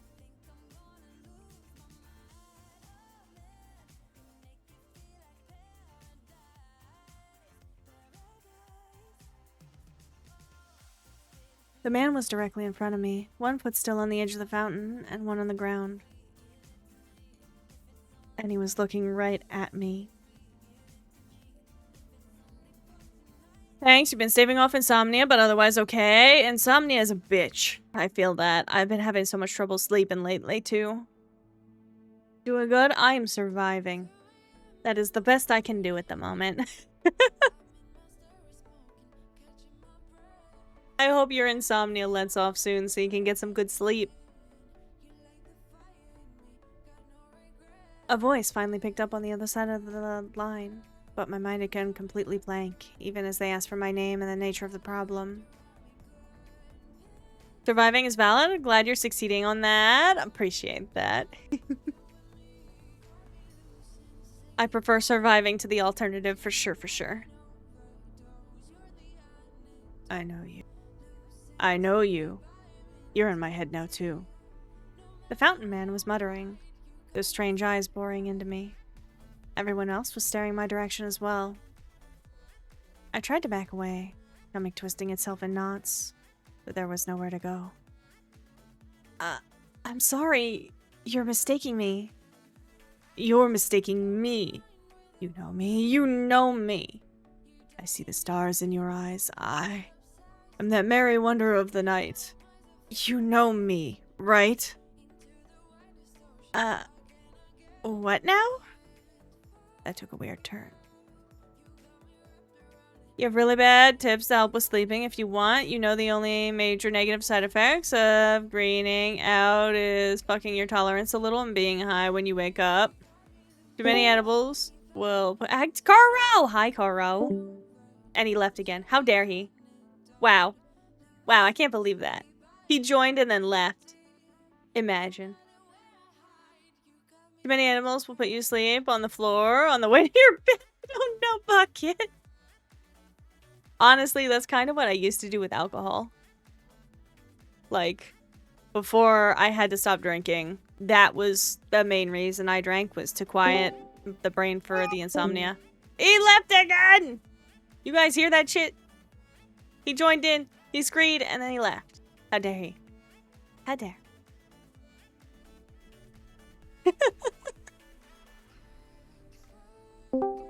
There he is! Guro! Hello. Hi. Hi. There's the birthday boy himself. Chat wished Kuro a happy birthday.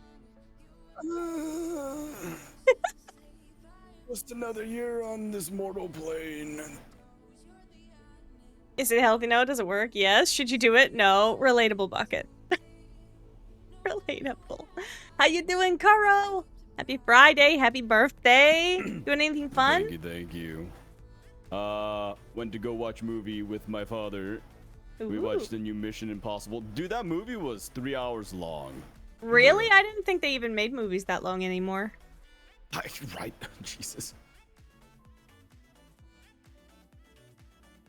Oh, thank you, thank you. Really appreciate it. Yeah, it's been going. It's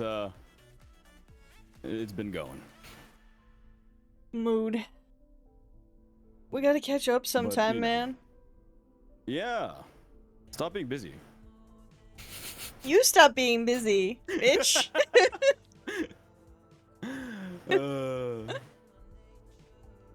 Oh my gosh. I'm reading chat stories. Ah. He held a hand out to me, beckoning me closer, but I shook my head frantically and pressed back against the crowd. Girl's like, here, let me join. Now, Kuro reading stories, that would be the best, like, bedtime story setting. Right, guys? I should, like, just make a Ko-fi. Yes. And people should, like, could pay me to read them a bedtime story. Absolutely. Like, pre-record a No, couple of the, like, ones that are not copywritten anymore and have them as, like, downloadables for, like, $5, $10, $15, something like that, so people can just download and listen to them. I feel like yeah, that sounds like a great plan. That's something that I have thought about at one point. I was like, I'd have pre-recorded just story time and put it on Ko-fi for chat. What Help if I Sylph pay the read, like, bills. a little snippet of 50 Shades of Grey and put it up for like $50. Oh my god. Waffles would want that so bad. Waffles would. He'd sell feet pics to get it. I wouldn't doubt that. He would sell feed pics for less. Anyways, I don't want to crash your stream, so have a great rest of your stream. You're good to hang out if you want to, but I don't want to crash your birthday. Not really much going on. That's fair. I didn't really plan anything. That's It was fair. just another day. That's how I treat my birthday too. I'm like, I'm gonna do a stream for it, and then nothing. that's that, you know. But yeah, I jumped in the call in case anybody did want to pop in and either commentate or just narrate with me or hang or whatever they wanted to do. Because these are the nice, quiet nights, so you're welcome to hang if you want. What is the next one? I'll read the next the next slide. This might actually be him saying something. Oh, thank you. Oh, no, thank it's you, not. Kay. Really appreciate it.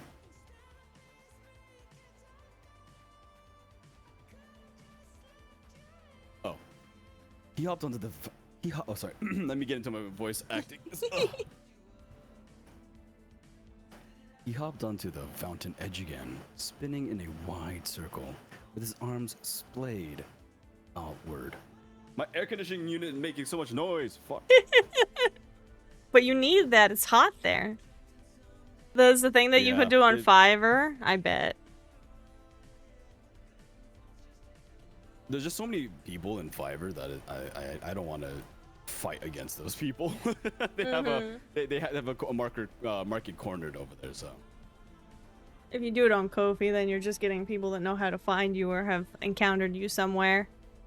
And What you you'll do get the for sales your from that. birthday is your choice. I spent mine at a writer's table. I tried to rent Hell, Michigan for a day, but they shut it down in 2020. Oh, I'm sorry about that. I know a bank where the wild times blow, where ox lips and nodding violet grows. Quite over... What? it's a line from Shakespeare. I'm pretty sure. This is why this is fucking with me. I don't know old English. I barely know modern English. English is hard. It's even harder when it's old, too. So is that over canopied with luscious woodbine? With the sweet musk roses? With the Eglantine. eglantine? Eglantine. Eglantine. I The think. fu- I had Get to the learn strange that man out word. here. I had to learn that word when I was in, like, middle school because I was reading the Guardians of Ga'Hoole books, and one of the birds' names was Eglantine. I was like, the fuck is this word? How do I say this? Did I ever tell... there's this one YouTuber that never watched the Harry Potter movies, right? Mm-hmm. So when he heard that Hermione was pronounced Hermione, he flipped out. Because the whole time, he thought Hermione was pronounced Hermy1. And Eglantine? I lost Yeah. my shit. That's funny. That's like, I think that's actually like, there's something about that in, I forget, it's like Hermione or something. The fucking, Yeah. the brother half giant calls her at one point.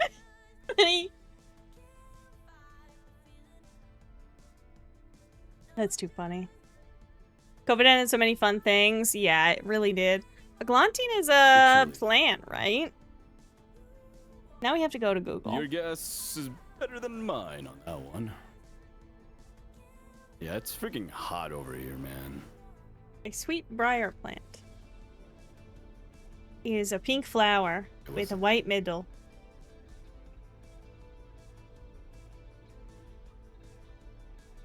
I see. I see. Wait, it's so why is it so hot in here? Oh, my computer probably. Ah, yeah, that would do it.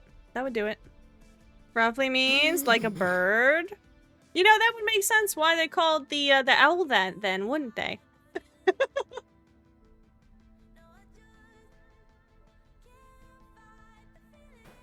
That tracks. That tracks.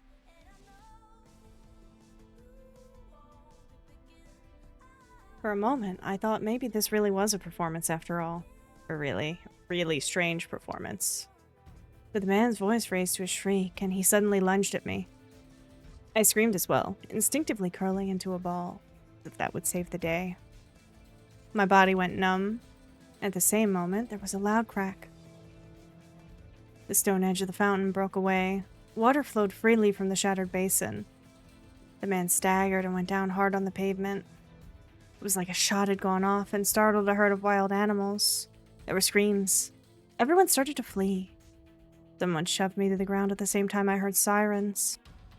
I scrambled to my feet, soaked, scared, confused.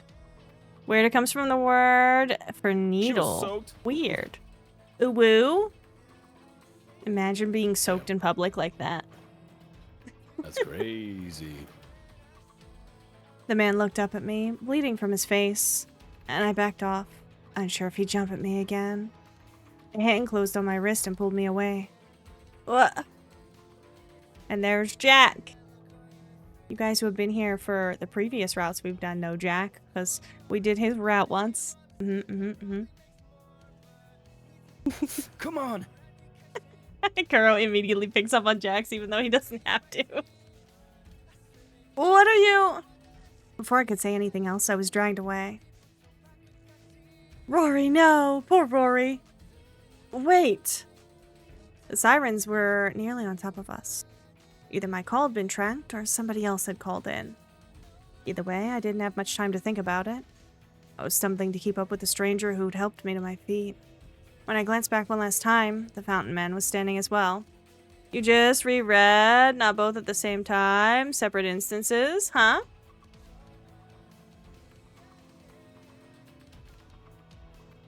What, not both at the same time?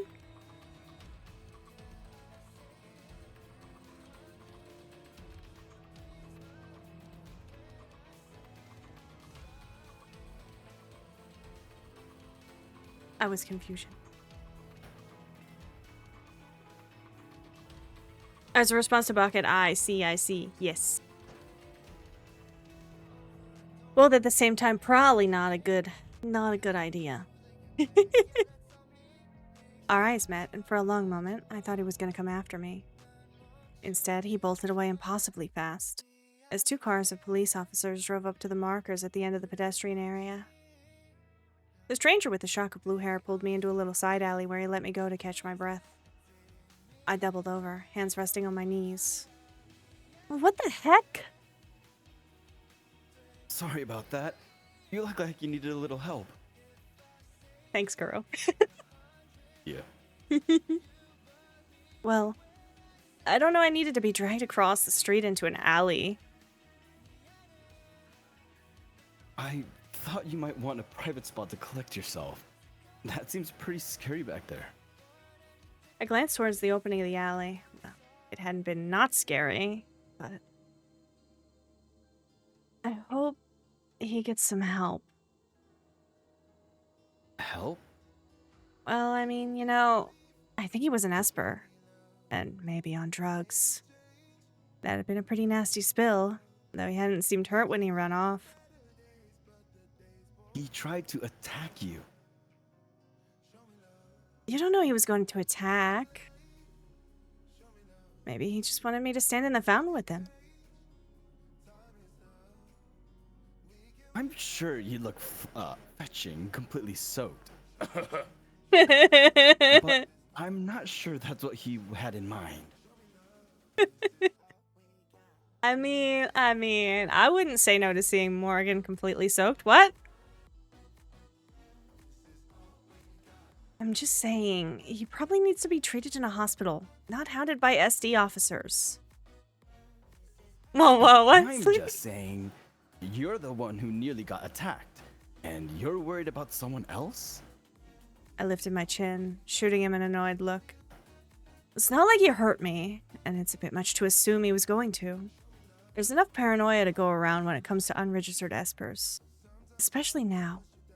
For all we know, he was just gonna keep shouting without doing anything. Everyone always assumes unregistered espers are up to something nefarious. He looked like he needed a bath and a hot meal. I don't think he was out to hurt people. He held up his hands, laughing. Hi, Bucky! How are you doing, Bucky?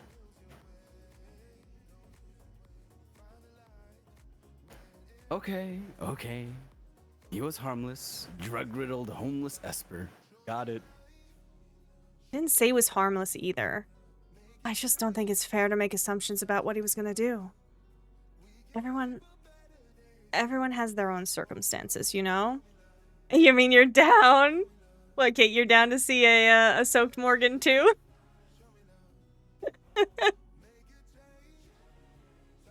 Well, that's true. And in any case, it seems like you were saved by the fountain falling apart, huh? I shifted my eyes awkwardly to the side. Yeah, that. A shame, since I was about to come to your rescue myself. And here my heroics are, completely foiled by a crumbling infrastructure. I gave him an exasperated look. But I was glad he was going to assume it was just crumbling infrastructure. It's been a while since I did something like that. Anyways, I'm Jack. Jack Weiser. I snapped back to reality when the man introduced himself. Oh. Hey, I you should changed the probably names. Apologize for dragging you away like that. But it seems like the best to do at the time. Oh, sorry. But it seemed like the best thing to do at the time. Especially with the public safety idiots descending on us. Hey, going down. I mean, she's allowed to if she wants, right? Woo? Hey, yo. Hey, yo.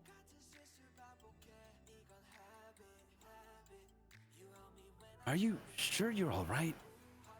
Oh, I'm okay. Like I said, he didn't hurt me or anything. I was just a bit startled. That's good at least. And I didn't get your name. Oh, sorry. It's Morgan. Like I said, a bit startled.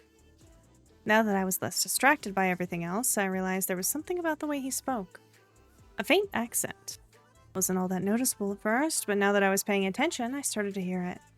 Delphine? Oh, fuck. No, you're fine. I already told chat I wasn't doing accents for these guys because I'm bad at accents. Ash has said that the canon is that the one faction kind of sounds Brit, and Jack's faction, the Delphine people, sound Aussie. And I can't do what? those accent. Australian. Oh, yeah, British I and can't do that Australian either. I can't do accents. Australian Yeah. or British. I can't do either. Yep, I was like, Wait, chat, I'm not doing it. We need to get Wolf's up here. He's the closest thing. That's true. He did try to do a New Zealand impression yesterday and ended up sounding Australian instead. That was Word. funny. Again for Koro. Bucky, it's Koro's birthday! No, it's not. I am... It's definitely your birthday. Oh. It's something, alright. Be bad at them, do it anyway. I'm not brave enough for that. I only just That's barely how we got get brave enough to canceled on narrate. Twitter. Oh, true. Pay several real dollars for these accents. Oh my god. Bucky says, happy birthday, Kolo. Thank you, Buggy. I really appreciate it. Check this real quick. That's Udale, right? That's how you pronounce that? Udale. I don't know. I've always called Bucket. Because they're from Bucket, Fool's okay. Community. and Bull called them Bucket. And so I just picked it up Right. because I was like, I don't know how to say this. Alright, you're Bucket now. The Bucket. Yep. And Delphine? That's what it sounded like to me. But he either hadn't lived there in a while, or he was trying to cover it up. I mean, it wasn't that strange. You just didn't meet people from there every day here in Cecilis. With relations between the countries so bad at the moment, it's pretty difficult for anybody to get a passport into Cecilis these days. Wonder if I should ask about it. Everything okay? Oh, sorry. Everything okay there? Oh, sorry. I got lost in thought. And we're not going to comment on his accent. Is everything okay, mate? Oh, you alright? You alright, mate? You are a bucket, If they're and gonna make him have an because... accent, they need to have a little bit more terminology from whatever country they're supposed to be from. Well, because it's not actual Australian. Because this isn't Earth, True. so... Right. The accent doesn't include the, like, slang. It's just the way the voice sounds, you know? Your So bucket, that's the way to say it is, this is hard to explain. With English, you'll probably hear it wrong, too. That makes sense. Bucket. Bucket, you are also the ghost of a cat. I decided to keep the observation to myself. There was absolutely nothing wrong with somebody from Delphine and Cecilis. But with all the tension these days, I knew there were some people that could be a little weird about it. Even if I actually wanted to travel there myself, even though I would have loved to have a conversation with him about Delphine, I didn't want to make him feel self-conscious or awkward either. The accent was faint anyway, so I could be mistaken. Anyway, I should probably be getting home. Because, like, Morgan would have the more Brit-leaning accent, and I can't do that. I can't do Brit accent, like, at all. Like, I could kind of half spoof an Aussie, but a Brit? Nah. Can't do it. After that little display, I definitely lost all motivation to be in public. Oh. Is that where you're headed to before you got roped into that crowd? You also do not have to read the lines if you don't want to. Oh, it's okay. I'm just doing some work and then... He's Well, multitasking. He's multitasking. The such ghost is of a life, cat. you know?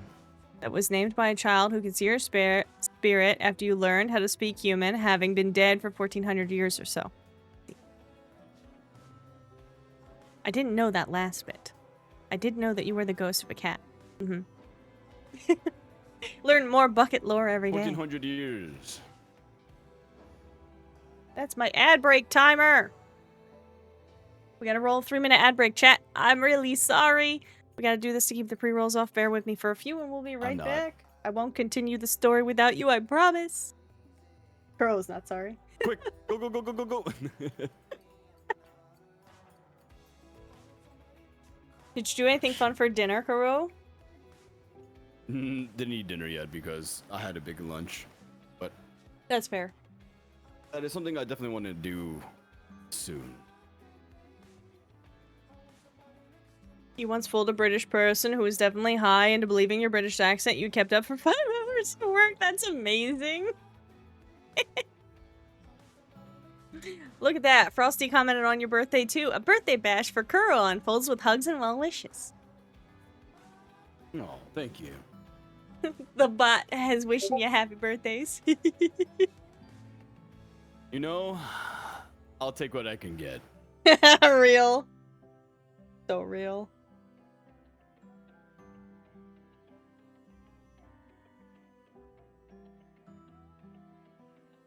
It sucks you're even having to work on your birthday, though. Yeah, deadline is January 1st, so you know. You mean June? Sorry, June. June 1st. Like January January 1st? was That a must long be a time really ago. big project. I fucking wish. You'll get there. I believe. I believe. I'll just die first, probably. No, not allowed. Against the rules. Besides, you're a But it'll make vampire, life you're so undead, much you can't die. easier. Well, I could die again, I think. Hasn't happened yet, so. True.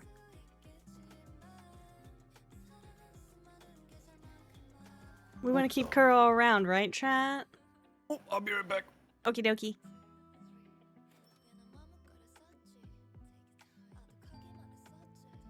We got about a minute left on the ads, and then we'll be back and we'll continue the story.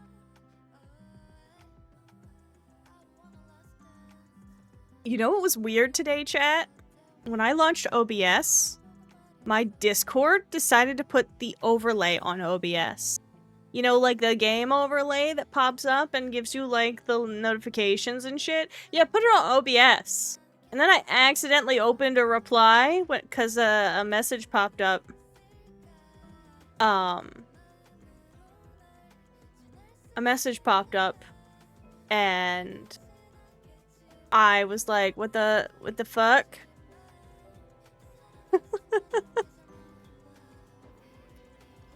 Like, why is this opening on OBS?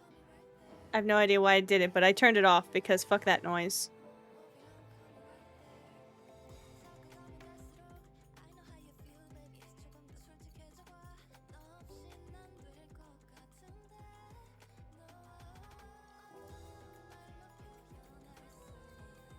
Ads are over, let's go!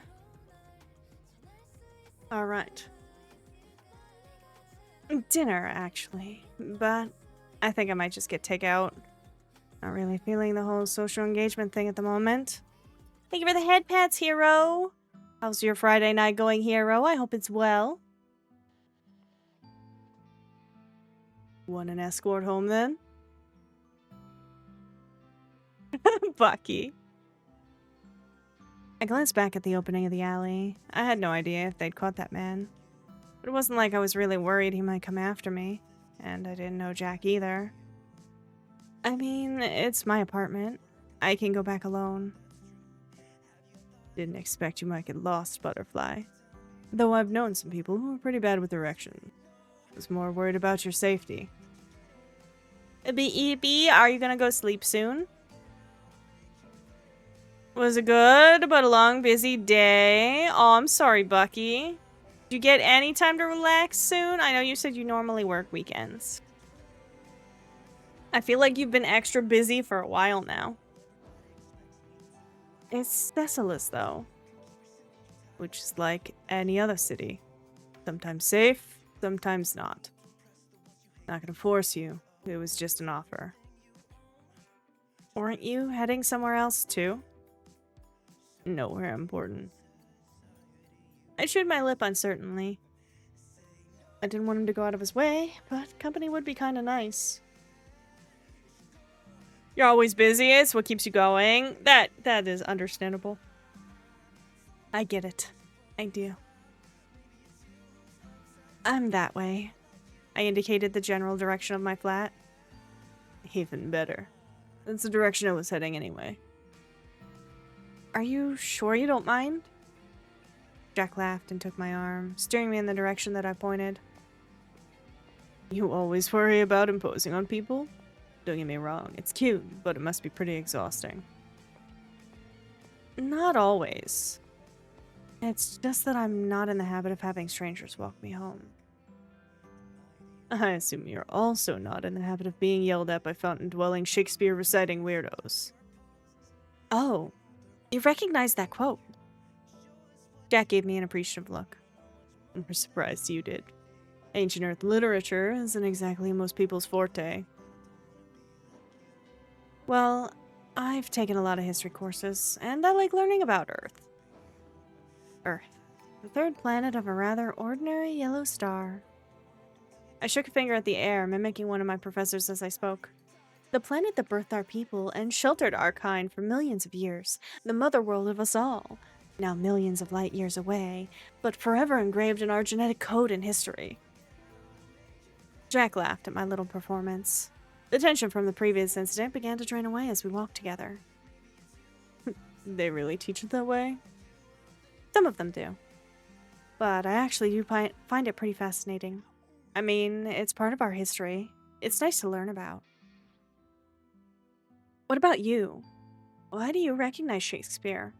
Also studying history? Jack smirked and shook his head.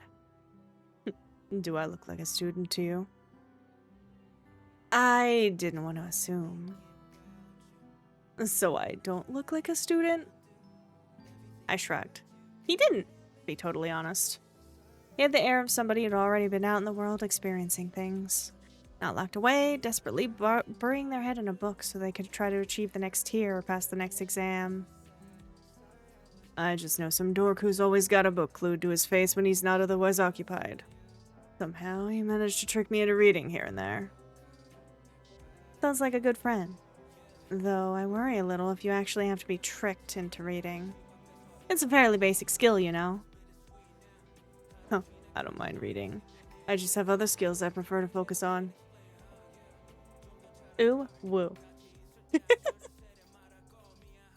Anyway, so your friend likes to read? Jack seemed highly amused that I ignored yet another obvious attempt to flirt. Yeah, he's a pretty good guy. Though I think a lot of people might disagree. Exactly. Ooh, woo, Bucky. He has other skills he'd rather focus on. I can't say I would be opposed to spending time learning about those skills with Jack. What? Interpersonal relationships aren't really built on the opinions of other people.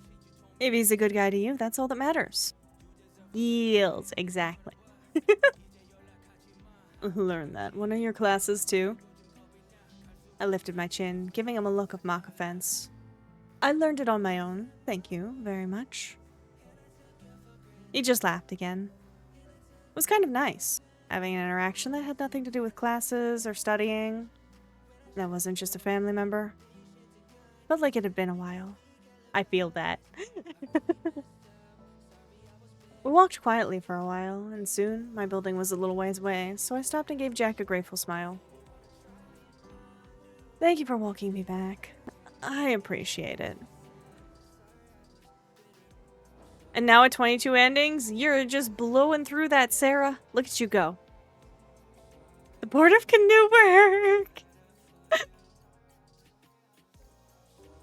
No problem. I was coming this way anyhow. Already said so. So... goodbye then. Looks like. Well, maybe I'll see you around again sometime. I hope so.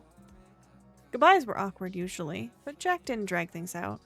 He grinned and turned around, heading back the way he'd come. Hey! I thought you just said you were walking this way anyhow. I lied. He smirked before striding away without giving me the chance to respond. I watched him for a moment before I finally went back to my flat. What a strange evening. Now I still need to figure out dinner. Wonderful. And this is a little peek at some of the interactions between the factions. Back the way he'd come. Oh my god, Bucky! Paladin, where are you? Standing by. Target located. Can confirm telekinesis. Was Merlin right? Probably. What next? Mean it is, Jack. He is the most straightforward, flirty of the options. He's very forward.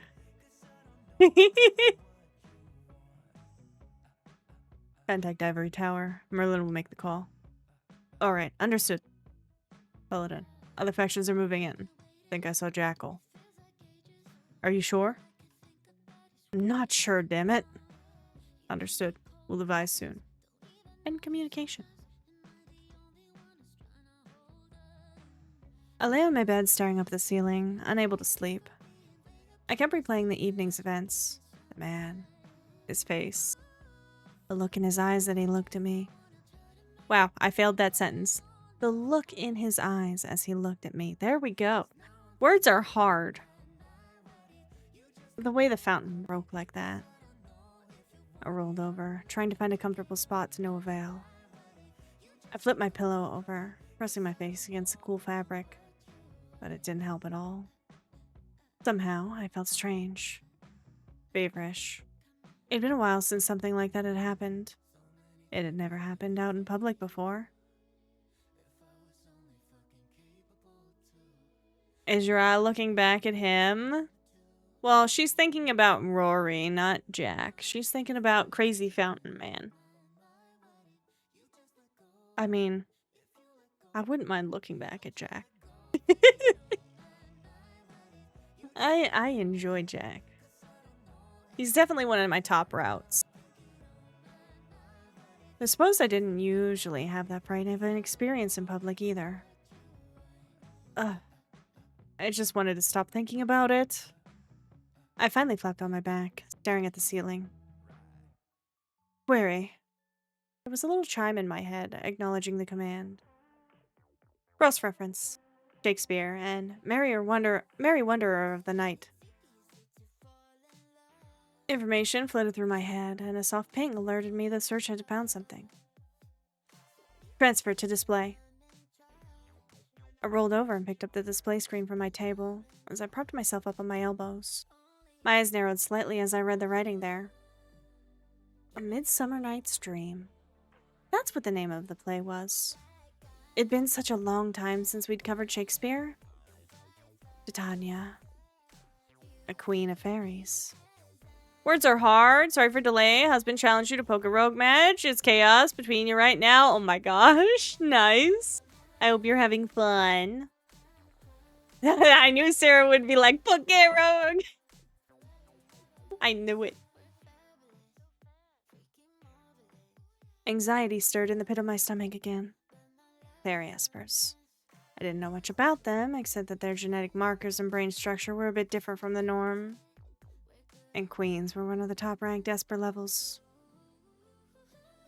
Pull up Earth mythology on the topic of fairies. I flicked the light on and sat up in bed, wondering if I should make myself some tea. If I couldn't sleep, I might as well stay up and read for a while. I tried my best. Wow, words.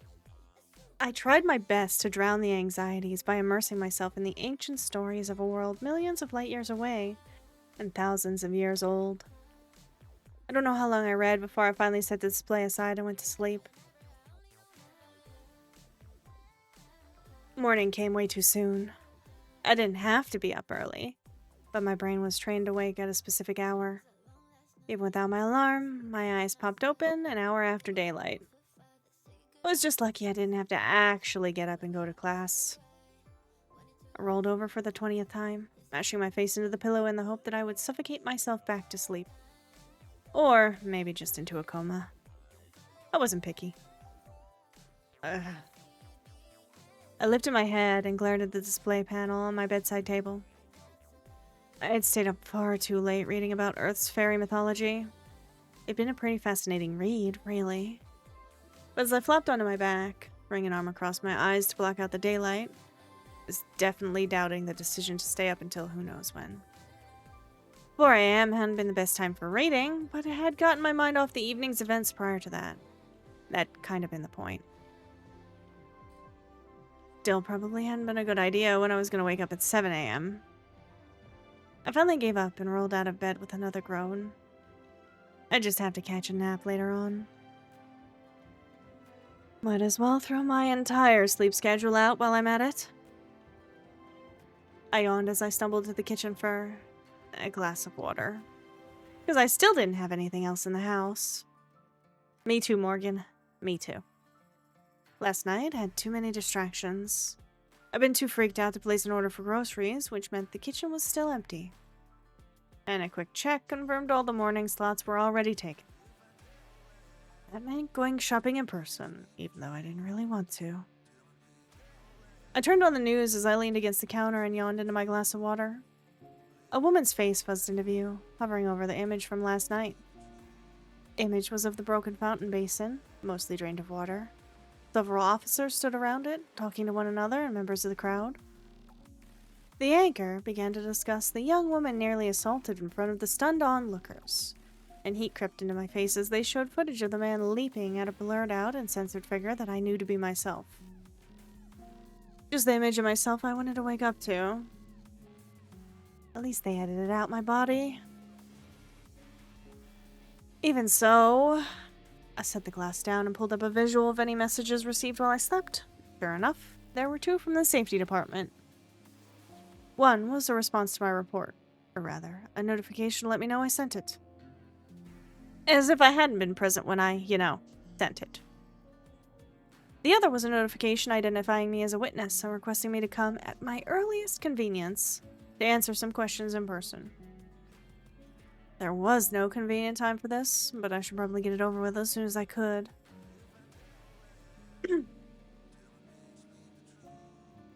Looks like that'll be how I spend my afternoon. Hopefully, they wouldn't need to ask too much. There was footage of everything that had happened.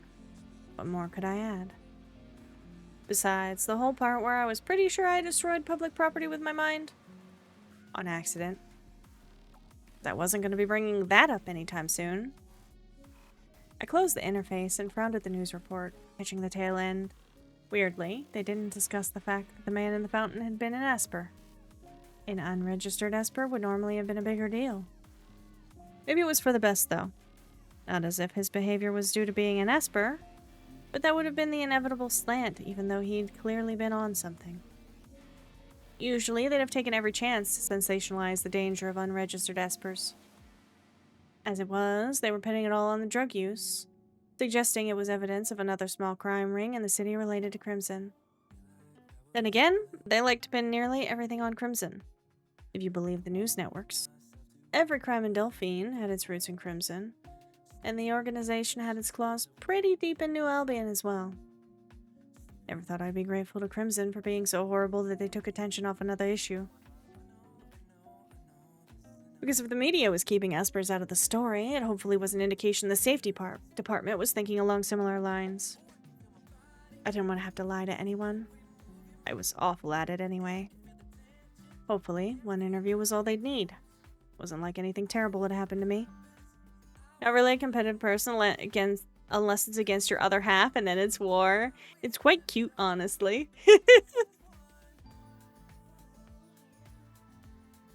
I didn't want to make a bigger deal out of it than necessary. If they expected me to agree to press charges, they were going to be disappointed. I just wanted to get him some help. I didn't want him to get in trouble. So I guess that was inevitable, regardless of what I did. I bit back another yawn. If I didn't hurry and get the shopping done, I'd run out of time. There was still an opportunity for a late brunch if I could beat the crowds this morning. That's the way it's supposed to be.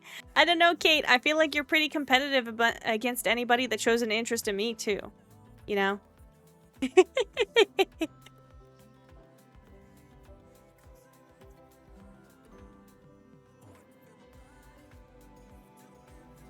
This time, I'll just stick close to home, though.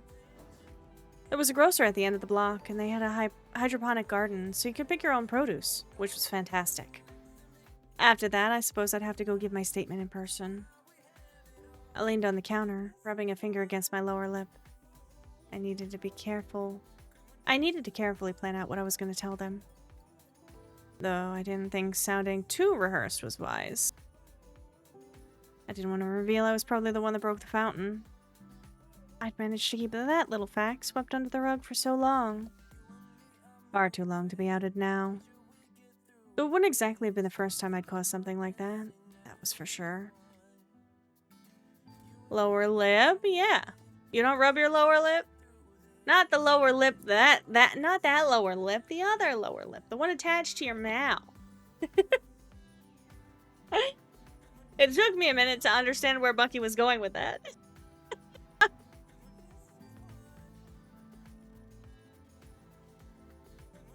That's true, you're mine. Ooh woo. Kate said I'm hers, guys.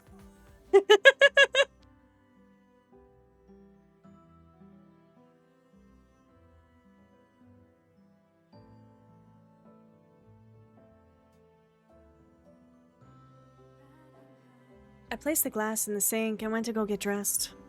It was just that there weren't many people who knew I was an Esper. Brent was the only one I'd ever told. Even Mom didn't know. As far as I knew, no one else in my family had ever exhibited anything other than the planetary standard of 1 to 2 on the EA scale. My brothers and parents were normal. Grandparents, cousins. None of them ranked high enough to be considered a true Esper. As for myself, I didn't know what my exact score might be. I certainly had the ability. I'd even tested positive in one of the many assessments we had back in primary. When they did the genetic test and scans, I didn't have any physiological indicators. A reassessment of my practical ability didn't show any side traits, so I'd been labeled a false positive. But I wasn't. There had always been little incidents throughout the years. Nothing major. Nothing I couldn't hide from most people anyway. I hadn't planned to tell Trent either. He only found out because we'd lived together for a while. It was hard to hide it from somebody interested in studying Espers. But he kept the secret. If anybody could understand why I might want to, he could. Even he doubted that I ranked much over 3 or 4 on the EA scale. Nothing I'd ever managed to do indicated I could be stronger than that. Yamate kudasai? Why? As a child, even that would have been enough to get Endgame's attention. I didn't want to be recruited for this ability, by them or by anyone else. I just never wanted that. Endgame's work was important. They were the Planetary Defense Organization. They helped keep the peace across Arcalis, Theory, and Dione. I heard they even made it up to New Terra. Those guys rarely wanted anything to do with us surface dwellers. In its own way, it was incredible and fascinating. That just wasn't the path I'd chosen. I wanted to go where I wanted to go, not where I was told to go. I wanted to research, to learn about the history of this world, not to be some sort of psychic soldier. More than anything, I think my fear had always been that I'd be chained down by this ability. That I wouldn't be me anymore. I'd be an Esper. I didn't want to be defined by that. There would probably be no choice if people knew about me. Espers made up such a small portion of the population, far less than even 1%. Even the weaker ones were highly valued. Plenty of organizations wanted lower mid-level infantry that might manage to avoid being recruited by Endgame. And ranked Espers? In very high demand if you somehow managed to use your connections to dodge Endgame. But all those jobs were the same. Security, contract and business negotiations, law enforcement. If I'd been discovered as a child, that's all that would have awaited me. So I kept it a secret, thinking if I could just hide it until I was out of school, I'd be fine. Adults had way more leverage than children when it came to that sort of thing. So far, it'd never been a problem. So far. I paused just outside the door to my building and took a long, slow breath to clear my head. I would just have to hide it, as I always had. Besides, I'd never tested positive again after that one time.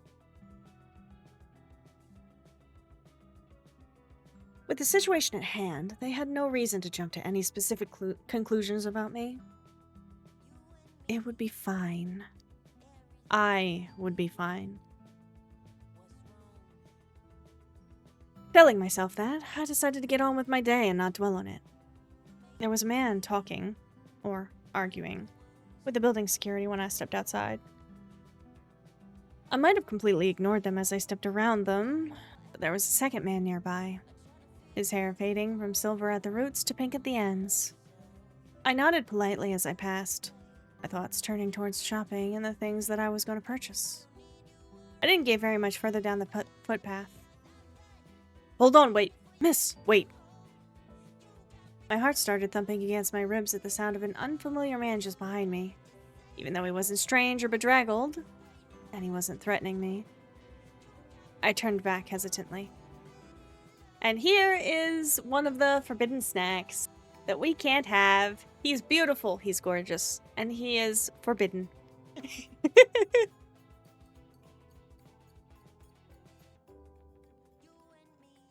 Yes? Winter, you're scaring her. And there's one of the routes you didn't choose. That's Ruben. He's a detective. A beautiful Kickstarter backer character? He's so beautiful. Oh, wait, what? The pink-haired man looked startled at the very thought that maybe it wasn't a great idea to run after a woman while shouting at her. The dark-haired man quickly joined him, flicking his worried gaze back to me. He shoved his hands in his pockets and offered an uncertain smile. I apologize if my partner startled you, but you're Morgan Leona, correct? It wasn't a question. I narrowed my eyes as I returned his frank gaze. He was fairly well dressed and tidy. The pink-haired man beside him was dressed more casually, making the two of them an unusual pair. But nothing about their attire gave any clues as to who they might be. Your partner? I'm Ruben Kellner, special investigator with Utopol. This is my partner, Winter Ashton. You can check your interface to verify our identities. Okay, bye! Happy birthday again! Bye-bye. I'll be lurking in chat. Can't say bye, Gordo! Bye-bye. Bye-bye!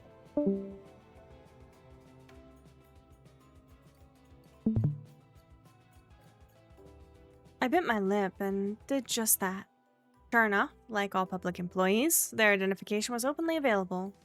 That would also explain how they knew who I was. It's good, have a good lurk! One on me.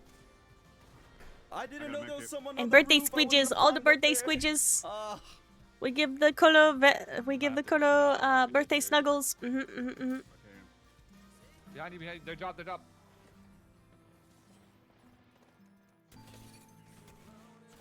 Oh my god, I cracked fucking both of them, man. Oh my god, bro. That was a pred team. That was a Good pred old team. ghost noises.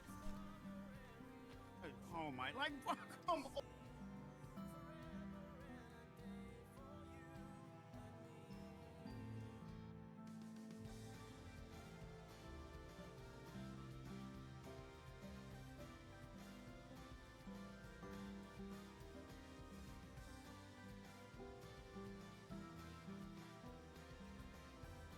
Their positions would have allowed them access to my full information as well.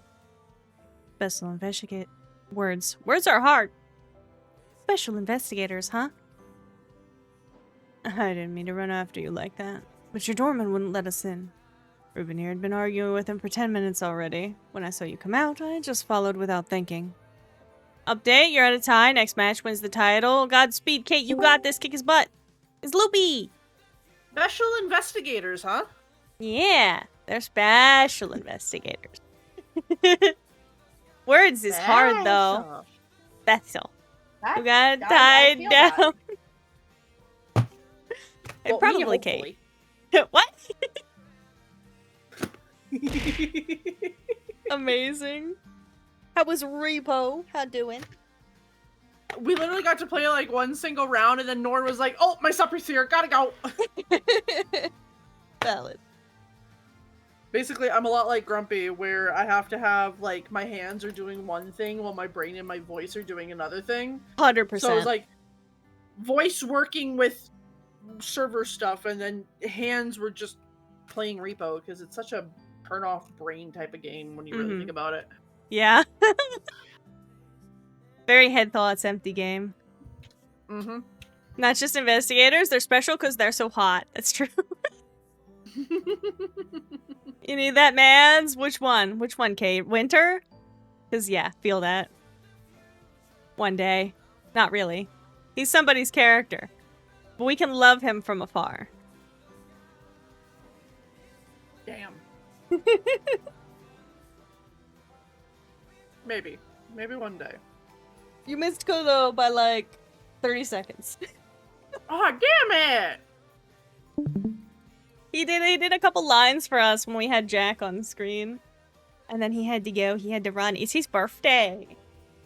Aw, Curl, if you can hear me, happy birthday! He was lurking, so he might be able to hear you. Oh, there he is. Much. Thank you. Hi, Curl. You're welcome. Hello. Hi. was wondering why my Discord wasn't making sounds. Okay. You broke it. How dare. Good job. But yeah, thank you very much. I really appreciate it. Yeah, I need to head out to get some food before I gotta do more work. Feed What you getting? yourself. What's your birthday supper? Soup, probably. Ooh, delicious. I haven't had Yeah. soup in a while. Heck yeah, foods, exactly. Exactly. Okay, yeah, Heck yeah. I'll talk to you guys soon. Have fun, bye! Bye, girl. Thank you. So have we gotten to Ari yet? Sure, we can do Pirate Ari. Oh my god, Pirate Ari. We're not gonna see Ari. At least not yet. I guess once No. we'll have him for the like kidnap bit, and then that's it. Because chat chose Lance's route, which is a character you someone guys new. have never seen. Yeah, because we did we did Caleb's route when Grumpy and I used to come in Yep. here and do this with you, didn't we? Yeah, we did Caleb's far. route. The other routes we've done. Sarah and Kate say we did Ari's route. I don't remember doing Ari's route, but they say we did Ari's route, so it must have been before my blood clots, and I forgot. We did Jack's route, and we did part of Quill's route, but that was right before the blood clots. So we didn't finish that one. Right. So those are the only routes we've done. So I gave them the options of the ones we haven't touched at all yet. They picked Lance, and Lance doesn't show up in anybody's route, really. Oh, so this is like this is New, a brand new. new fucking character that no one's seen yet. This is New good. new area, new character. Yep, completely.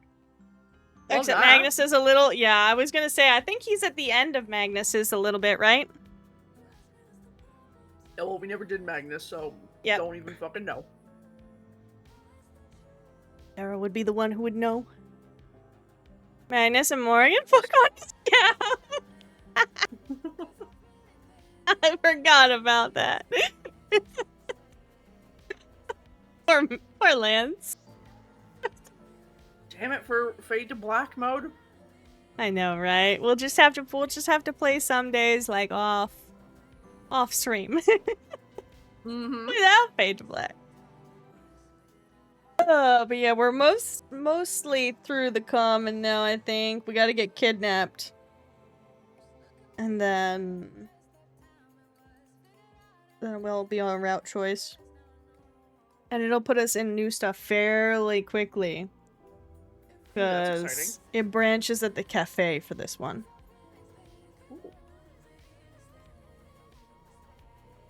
Alright. We read that line.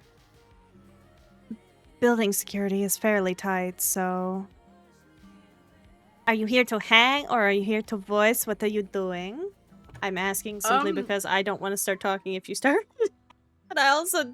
Like, I'm good to read if you just want to chill and commentate. I will happily just chill and commentate if you would There you like go. me to. I have no problems with that. Because I might be really sneaky and maybe plunk in a little bit more server work before I go to bed. So That's what I I'm was. more I than was happy like, to just chill that and hang Loopy's and just commentate. working and keeping the Listen, brain it's busy. tomorrow.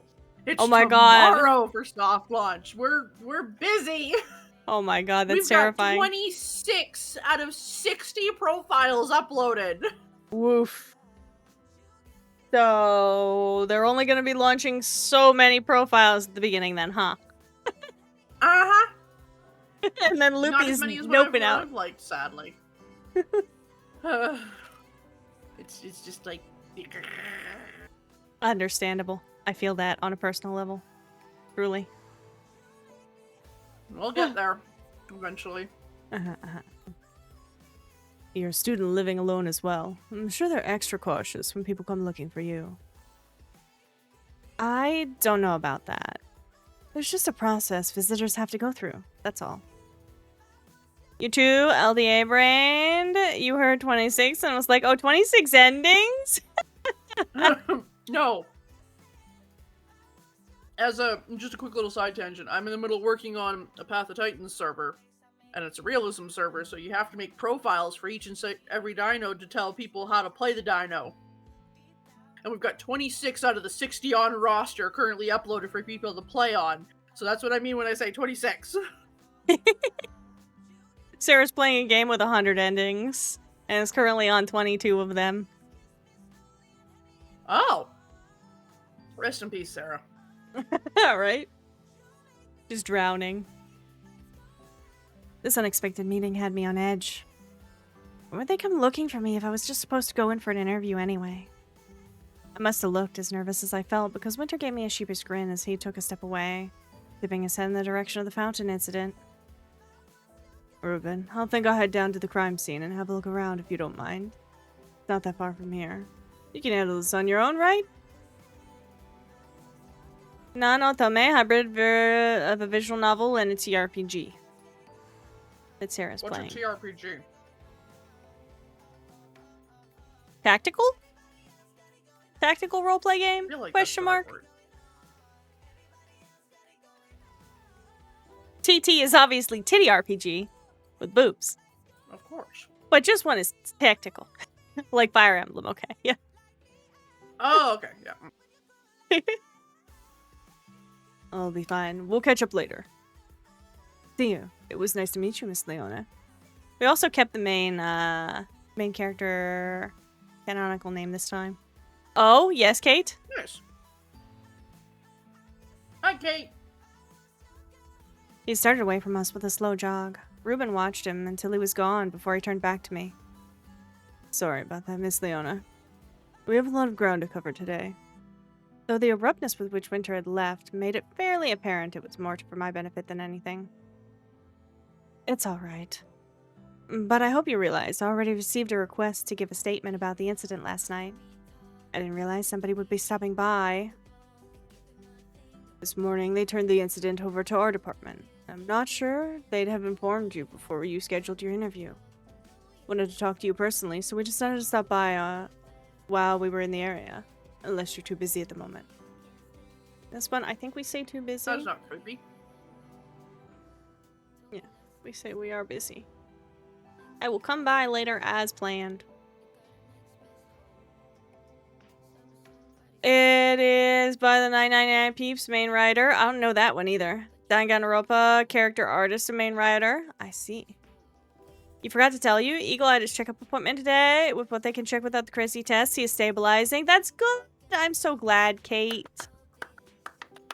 I'm glad the meds are helping. Hopefully he'll be alright for a while now. Just remember it's time for his meds. That's fair.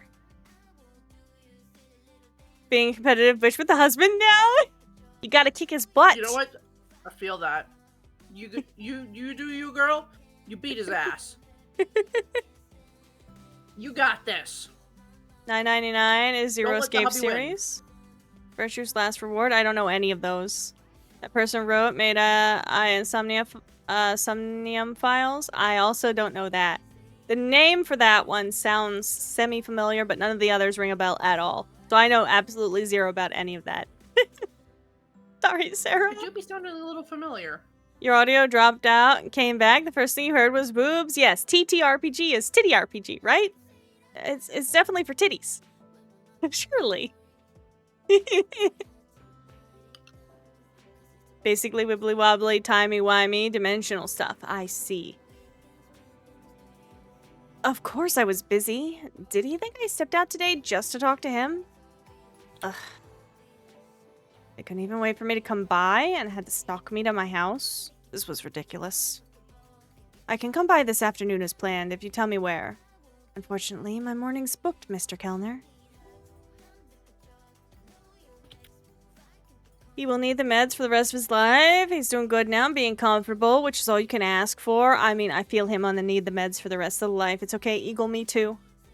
Zero Escape is solving puzzles locked in rooms to the death. I see.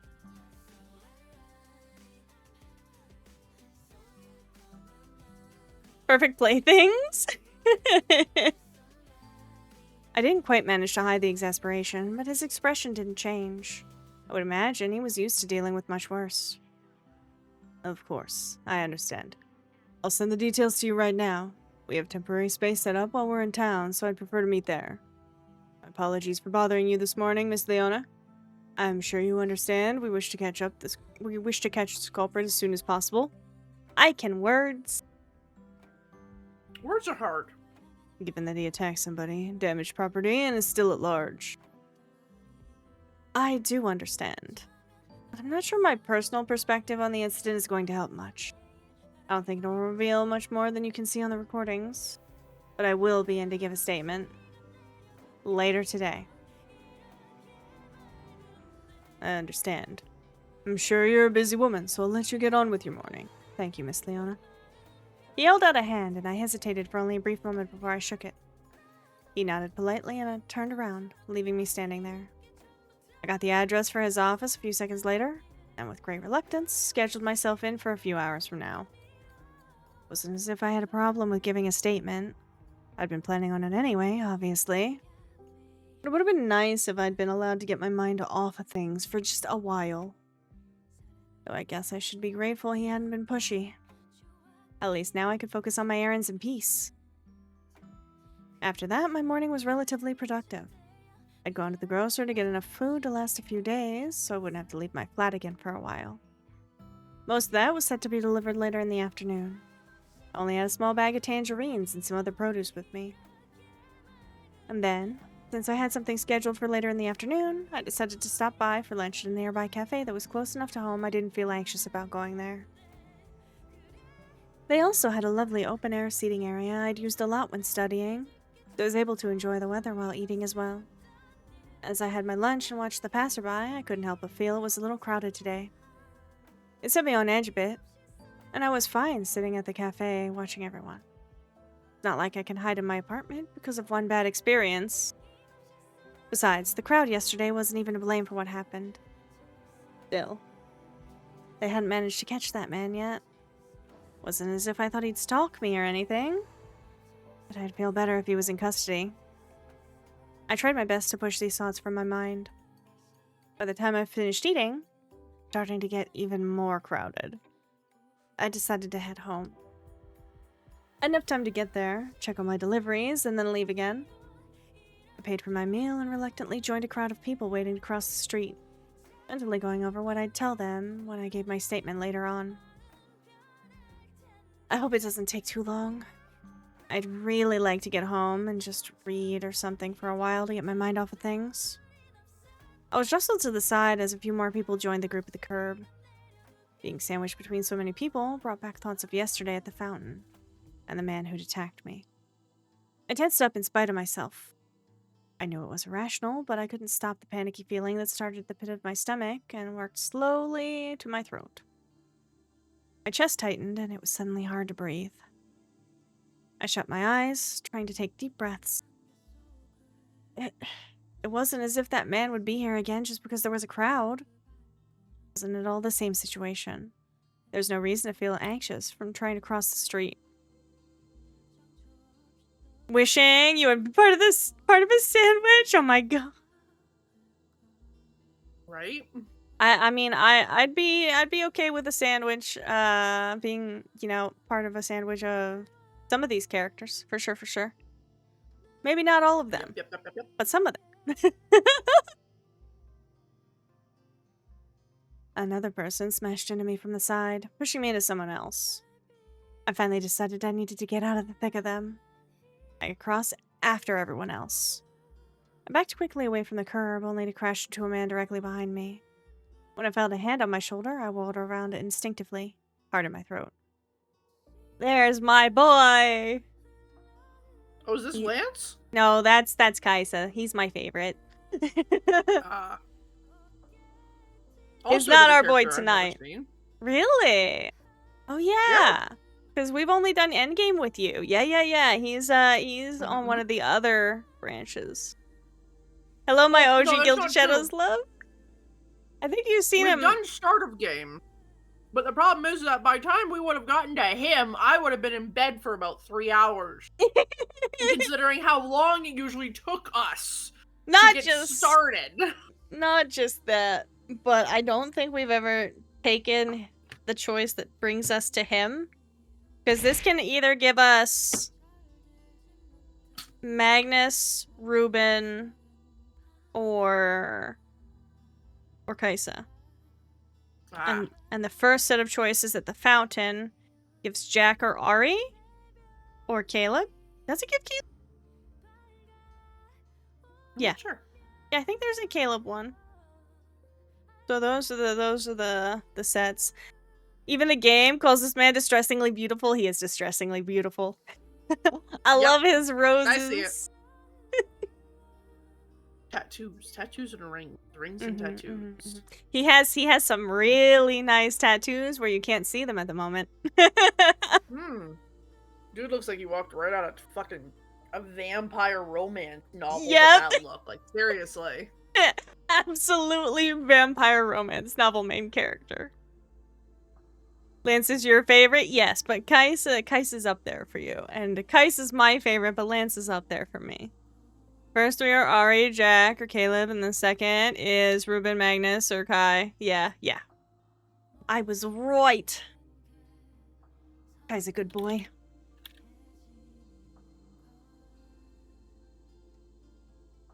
And then we don't get to see Quill or Lance or you at all on the common.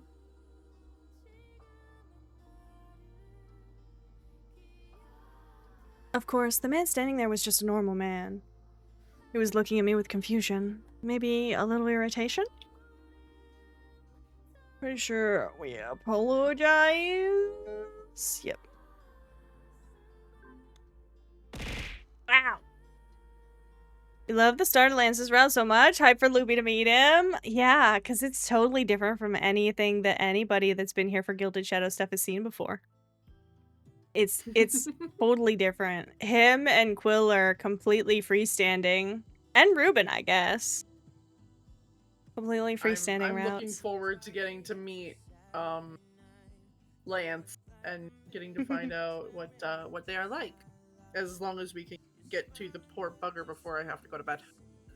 Hopefully. I don't have too much further to go. Sorry, I'm so sorry. I let out a soft breath, trying to get a grip on myself. A Disney princess? Is that how you're describing Lance? Because now I'm getting even more excited. He's a soft boy. I love him. Oh, we love our soft boys. Are you alright? I'm fine. Excuse me. Embarrassed, I rushed past him, wrapping my arms tightly around myself as I fled back to the cafe where I could collect myself a little. I fell into one of the chairs, letting out a shaky breath. It sort of hit out of nowhere. I'd been fun all morning, too. Wait, why are you getting so worked up? I could berate myself later. For the time being, I tried to focus on breathing normally. You're wrong. No, you're not. I didn't actually realize the man followed me until I heard the familiar voice speaking from a few feet away. Yes, I believe she needs some water. Bring it quickly. When I gave him a startled look, he just tipped his head slightly to the side. He was almost expressionless as he looked down at me. Are you all right? I think so. Your color isn't good. Are you unwell? You look like you might pass out. I'm just feeling a bit lightheaded. I think I'll be fine. Hey Zenith, how you doing? What is this game? This is an Otome game, which is a dating sim of sorts. That is more wholesome than what most people think of when they think of dating games, because they think of stuff like, what's the... Oh god, what's the name of that really popular one? One everybody thinks of. I mean, yeah, the male dating sims are basically porn. Doki Doki is no, the one that's Honey Pop. Yes, that one. There we go. Honey Pop. I got it. Whenever we say dating sim, people think of Honey Pop. It's not Honey Pop. It's not even close to Honey Pop. And it's not like Doki Doki, because Doki Doki is more of a, like, psychological horror, really, than anything. It's a dating sim, but it's a psychological horror. Solar punk sci-fi with some really cool plots, political intrigue, and psychic powers. It's sweet and wholesome and precious. Beep. Doki Doki Literature Club is basically just a bait and switch. Yeah, true. There. Can you shut up now, headphones? Fuck. Because then usually on Fridays, sometimes we switch it up or sometimes we take a break depending on my voice. But on Fridays we usually do a story time, which is like a narration night where I play a visual novel dating sim of this style. And chat has chosen this game because I gave them 3 options for starting up this week. Also, we love this game because we love the dev. Ash is best. Is good game. Is favorite game. Also, I really like the fact that also this game now has the meme of Pirate Ari. Good old Pirate Ari. No, some actual otome that are similar. Otome Legends from Madness with Love. Good Ends is dying being strangled to death by the romance option. Sarah does love the really heartbreaky, suffering ones. From cute girls to peaceful atmosphere to bullshit and suicide. Yeah, that's Doki Doki Literature Club for real. It is very much a fuck with you. Bucky gave me a hug and I forgot to hug Bucky back. I'm sorry, Bucky. Aw, you're so cute. I'm usually so good at being able to hug Bucky back as soon as they hug me because I love hugs. Part of his reality is all bad endings. Legit, oops, so many yandere and all bad ends. Oh no, Sarah. Noted. I don't play that one. I get sad when I heard the 2D pixel men. I love my 2D pixel men. I'm still depressed over the karma bad ending. Also had Schlong on screen. Remember that time you and Kate both got jump scared by penis? Oh, or like 2D pixel men hurting you? Yeah, I think it was Bunny Bond. Was it Bunny Bond? I forget which one. I just remember Sarah realizing that she was playing, like, that it was gonna have penis in it as penis showed up on screen in the middle of her living room. Jump scare. Good times. You set a firm hand on my head and pushed it lower. Just stay seated for now. Keep your head low until he returns with your water. A better approach than yesterday is running from ghosts. Meanwhile, your friend is just basically saying giant cock. I mean, that's pretty much any night with Woofles. Sometimes we run from pirates and people instead. But yeah, that's a typical Woofles night. It's quite fun, honestly. This is our usual chill night stream. Sometimes we do Phasmo, but it's usually solo or with friends. Perfect. It's beautiful. This is my giant cock. That is my giant cock. Thank you. Thankfully, the kiddos weren't in the room. There's a little commanding bit there. Guys are so nom. It's so cute because he's like, so, no, you're gonna listen to me in this moment. And then, you know, like later on, the bit where we always tease about. That was indeed Bunny Bond. Oh my god. You were not ready? You poor girls. I still haven't played that. Actually, it's probably safest for me to play it now that I've moved, because my computer isn't in the middle of the living room anymore. I think I have Bunny Bond, actually. Now I think you do. I think you picked it up when you heard that there was dick on screen. Yep, I do. I do have Bunny Bond. I should play it. I also have Bandcamp Boyfriend. I forgot about that. I have a lot of otomes that I've never fucking touched. Yeah, I have a backlog, seriously. We need to catch up. Someday we have to have like an otome marathon off stream where we all just play the otomes that we're sitting on and haven't played yet, instead of repeatedly playing the stuff we love. Right? Like, it's like, come on, get off Repo, go play something else, damn it, branch out! Loopy put down Repo, Sylph put down Arc. Just step away from the games and pick an otome you haven't played before. Favorite activity? Watching favorite streamer talk about porn while playing an otome game while it's raining.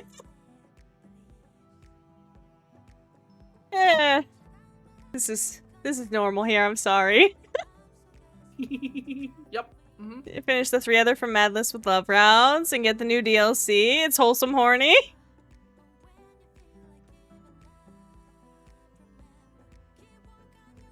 Look, okay, I just like my hot pixel man. I don't have Gilded Shadows. You got Changeling. I think you picked up Changeling. I got Changeling. Well, I didn't pick it up. I was generously gifted it, but... Ah, right. I swear we got you Gilded Shadows. Nope. Oh shit! There it is. Thank you for the hydrate. Oh, you found it? Yeah, I'm just blind. I was like, I think It's we right found it right when it was under on a getting good over it. sale for you. Yeah, I think so too. Yeah, I'm blind. It's right under getting over it with Bennett Foddy. Bottle a day keeps giant cocks and pay lol. Next week, y'all are probably gonna see more giant cocks since the new Rune Factory game comes out, and that's where the whole giant cock meme comes from. Hi, Fitz. Hell yeah. I'm so excited. No More Friday is off schedule. The kiddos are here tonight. You had no nap or energy drink. Now need to switch to mobile. That's okay, Kate. Go lay down and rest. Are we dinosauring tomorrow if you're free? And you have the energy? Are we dinosauring? So said limited edition got delayed. Me too, but I had already planned to get it on Steam as well. So I ordered the limited edition for Switch. Keep the gaze away. You're scared now. Oh my god. What? You're scared of the giant cock? It's a chicken. It's a chicken. It's just a chicken. It's a farming sim chicken, No, but it's it's a giant chicken. Technically, it's a cluckadoodle. Order the limited exactly edition. what Gonna it fight is. yourself on double dipping. Or well, something. I pre-ordered the limited edition as well. But when I pre-ordered it, I knew I was still gonna buy it on Steam because I can't stream from the Switch until I buy the $80 controller that I can actually use to hold while it's docked. Vegan teacher, my favorite stream. I would hope that most vegans don't come here. I feel like we're not a friendly space for the usual type of vegan. I don't think we're for a lot of, but That's true. Oh my god, I gotta roll a 3-minute ad break here, guys. We gotta roll so we No! can keep the pre-rolls off. Bear with me, and we'll wait to continue this for a couple minutes while we get the ads going, and we'll continue once we're back. I'm sorry. Not another ad. The vegan teacher's a psychotic YouTuber, super infamous one. Really? I don't watch YouTube. Oh yeah. I don't watch It's- YouTube. I'm not gonna get into it, but I also know who that is, and let's just say Like you don't tacos, too want much to be a vegan. Same, Bucky. Same. I could never give up cheese. I like bacon.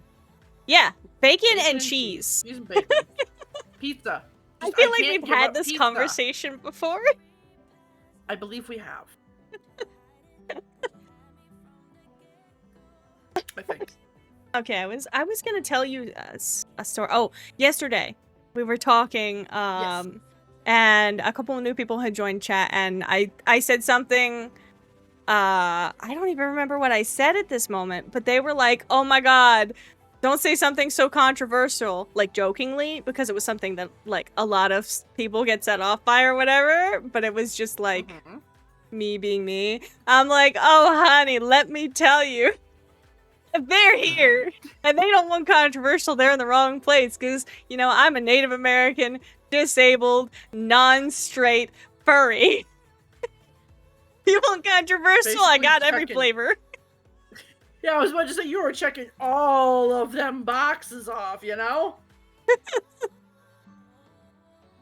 Let's see. She arrests a pregnant YouTuber for eating meat. Compared animal products to say, ooh, said something gross. About a baby liking barbecue ribs. What the fuck? Told That ya. person sounds horrible. Want to know? Yeah. Chocolate on steak is underrated. That sounds okay. good. Fuck. Only tiny portion of her Chocolate horribleness. on steak? Yeah, I guess can see depends on it. What kind of chocolate? It's that whole sweet savory thing. I mean, it makes total sense. I guess it would also just depend on what kind of chocolate. Like, you Probably know, like- on the I'm dinos thinking more tomorrow, like you may maybe have a an extra darker kiddo. Ooh, okay. No worries, Kate. No worries. Perfect mix of diabetes and heart attack. That's fair. Sounds about right. Yeah. Live dangerously. Because it's the fun way. Is a date with death fun? Yes. There is only the one love interest, but you can tease the fuck out of him. He's I'm he's re-downloading, very like, he's 90% of my very Ultimas. tsundere. You know how we give play talk shit? It's like that. Yeah. that's the kind of interaction with the tsundere. Awkwardness and just picking on him. It's beautiful, honestly. The DLC has 18 plus flair. True. I don't think Loopy has the DLC though. There's 2 DLCs. One is the 18 plus one. If you try hard enough. The submissive and breedable baby girl Grim Reaper, exactly. Makes all babies gasp for any day. I fucking love him. It's such a fun game. Is Kitsune breedable though? I mean, it would depend on the Kitsune probably. David, this is amazing. It truly is. Marriage End, teasing him about those. Yeah, that was what my second ending, because the first ending I got a bad one, question mark. I think. I tried to glare up at him at the unwelcome order, but he kept his hand where it was and didn't allow me to do so. I huffed an annoyed sigh, but decided to be just obedient for now. It felt like we sat there for quite a long time, me taking deep breaths and him keeping one hand on my head to prevent me from moving. You can kind of see why he's my favorite just in that interaction alone. Yep. You didn't know about the plant? Okay, your first ending was the bad one. Yeah, Kate and I had trouble. Didn't count your bad end. You sniffed it out like a bloodhound. Oh my gosh. Didn't either. Still avoided it until later. I assumed whoever had gone off for water finally returned, though, because I heard him thanking somebody outside my field of view. He finally removed his hand from my head. When I looked up, I saw it had likely been to take the glass from someone. I took it from him and had a sip, though I wasn't thirsty. I'm thirsty, though. What? You like him, Rob? I have a type. No.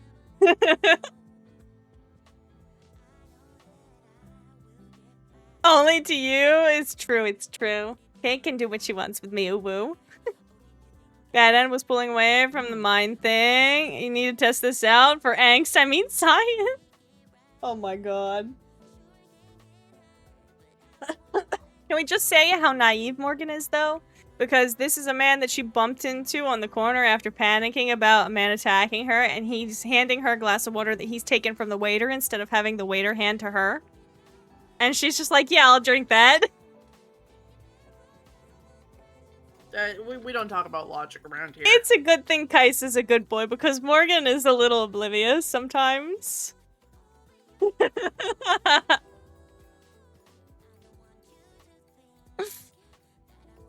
Aw, there's the CG for him. We love the boy. Oh, so pretty. The man crouched down, still giving me the same serious look. He reached up and carefully moved my hair off my forehead, letting his cold fingers rest on my temple briefly. CNC, exactly, Bucky. Those are such kissable lips. Aren't Good they? job, Ash. I love the way The Ash draws lips. the softness. Ash, I don't know if you are here, if you can hear me. You did beautiful. Mwah. I will kiss those lips, and then I will kiss your forehead. For real, switch to mobile now? You're gonna fall asleep in your chair? Please don't do that. You fell out of your chair last time you fell asleep in the chair, and you got hurt. Oh my god, Kate. Don't let my cock spike. That's beautiful. I love it. Yeah, but where's the fun in that, Zen? Seriously. You did. It hurt a lot. Both the falling out of the chair and the giant cock spiting, because you did get bit by the giant cock. That's the whole thing that started the joke. And Kate got killed by the giant chicken, and I was like, I'll avenge you, Kate, and then I fucking tamed it instead.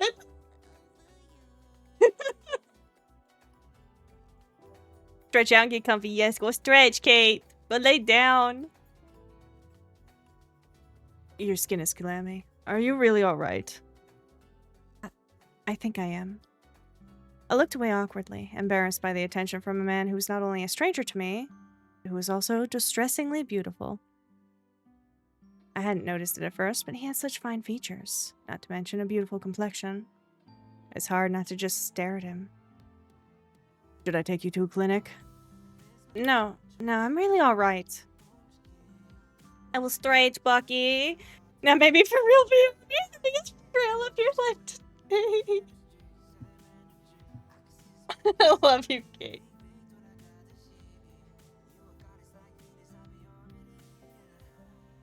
I have stretched, thank you, Bucky.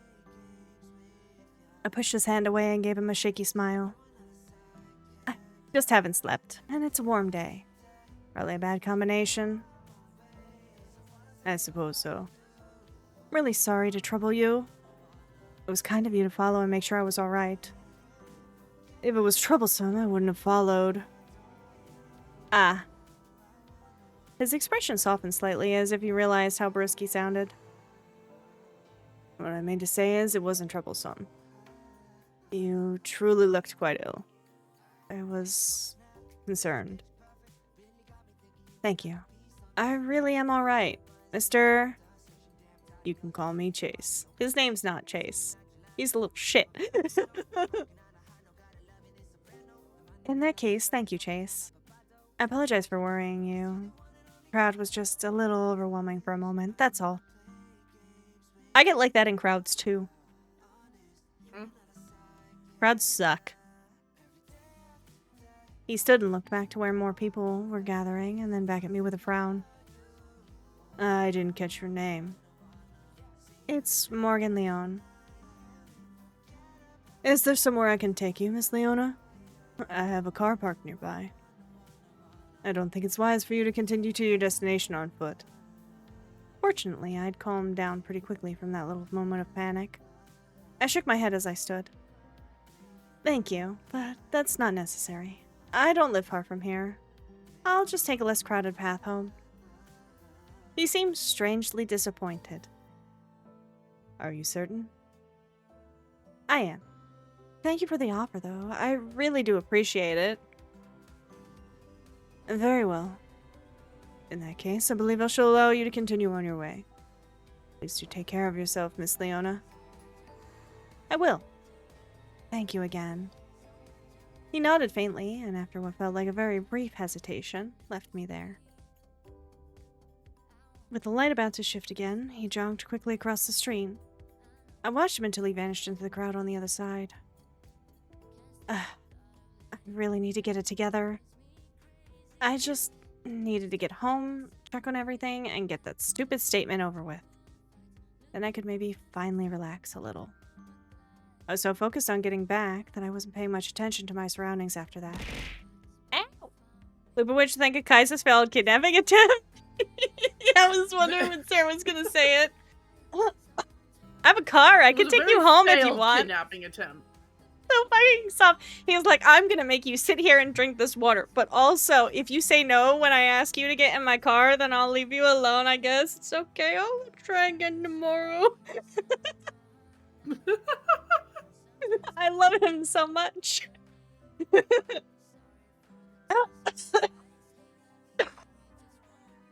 Dying. It's fine. He was just trying to convince her to go willingly, and he didn't want to be mean and make her go.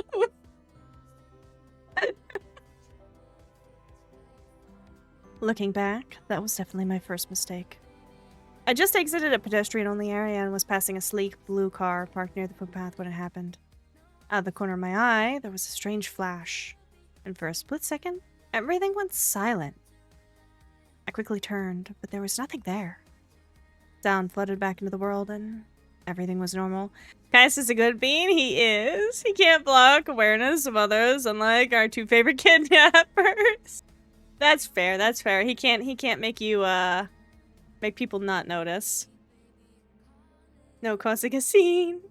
But he didn't even try to push the subject. He was like, I could take you home. And she's like, no. And he's like, okay.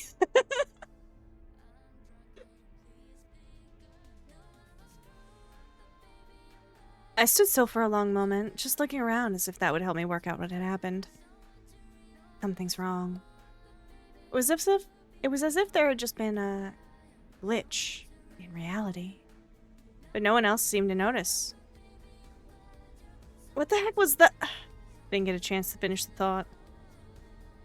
From behind me, somebody grabbed me by the shoulders, causing me to drop everything in my hands. Without warning, I was being pushed towards the blue car I'd passed only seconds earlier. What? No, help! Leave them wanting more? Always want more from Kaisa. Always. I twisted wildly to see who was there, but they kept me facing forward as they shoved me along. No! I was not allowing this. I planted both my feet firmly on the footpath, pushing back against them as I let out a painful shriek. The surrounding people continued to walk past without even looking our way. What? How could they just ignore this? Check the guide. Let me play along.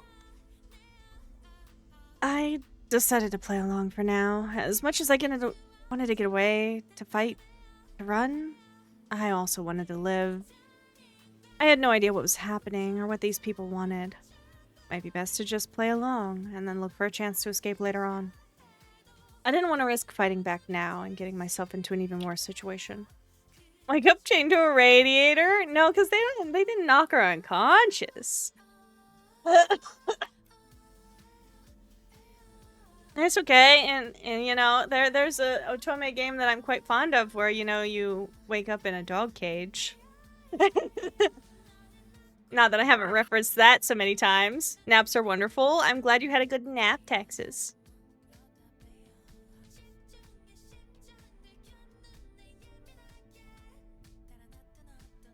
We still on the same screen? No. This is one of the repeated backgrounds for this area. We have made progress, I promise, Texas. Just have to stay calm. It's a lie. No, we haven't. Think things through carefully. That was the plan, anyway. When the man behind me nudged me towards the car door, I nearly faltered. But I made myself comply, taking a halting step forward as he pushed my head down to get me inside. Ooh-woo. Caleb, there's no need to force her. There's our Ari. Arr, Caleb. There not be any need to force her. God damn it. Sorry, had to. I'm not forcing her. I'm helping her. We don't have time for a damn tea party out here, Ari. Just get us out of here. Even one time you went through one screen in 5 hours, you can understand my suspicions? I know. But I swear, No, we've at usually least seen us. 2 characters. When I have help, I admit that we are very slow. Well, very much. We get very sidetracked very easily. Squirrel brain be squirrel brain. Yep. Only gets squirrely the more brains that are involved. I sort of fell into the car more than I actually climbed in. Part of my mind was just trying to work out what these 2 could possibly want with me. The other part was very concerned that they didn't seem worried about me knowing their identities. But I didn't have time to question it. The man, Caleb, got in behind me and slammed the door shut. Go. I was pressed back into the seat as Ari slammed his foot on the accelerator. Now alone with the 2 of them, I let out a shaky breath. Now tell me what's going on. Don't know about your brains when it comes— Squirrel! Exactly. That is my brain. And then you go down the squirrel. I saw a squirrel once. It was at the park. I like going to the park. I was at the park once with my mom. I like my mom. She's pretty cool. I live with her now. I like it here in Texas with mom. I think that the climate's a lot better here than it was where I used to live. The climate back there made me miserable. Back there, I had a favorite pizza place, though. Yep. The neurodivergent brain go brrr. You're not gonna see Lance tonight? That is more motivation to replay for the 900th time. Do it. Do it. I don't know. We might get there. We're not that far out. Yeah, No. but Kate is also on the verge of passing out, so... That's true. Now tell me what's We going might on. get there. She might not. What do you two want with me? Neither answered. As expected, we're being tailed. Tailed by who? Why? Caleb shot me an exasperated look, but ignored my questions as he leaned over into the front seat. How many? Ari checked the console next to him, frowning. At least 3 others are closing in on our location. 3 other what? Before you typed that, you woken up to your phone smacking you in the face. Oh, no.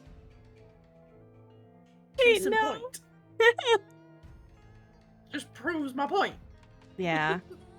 Now that I had calmed down, I realized I should call for help. It was amazing how adrenaline could completely erode one's ability to think logically. Keeping one eye on the 2 of them, I tried to connect with the safety department through the net.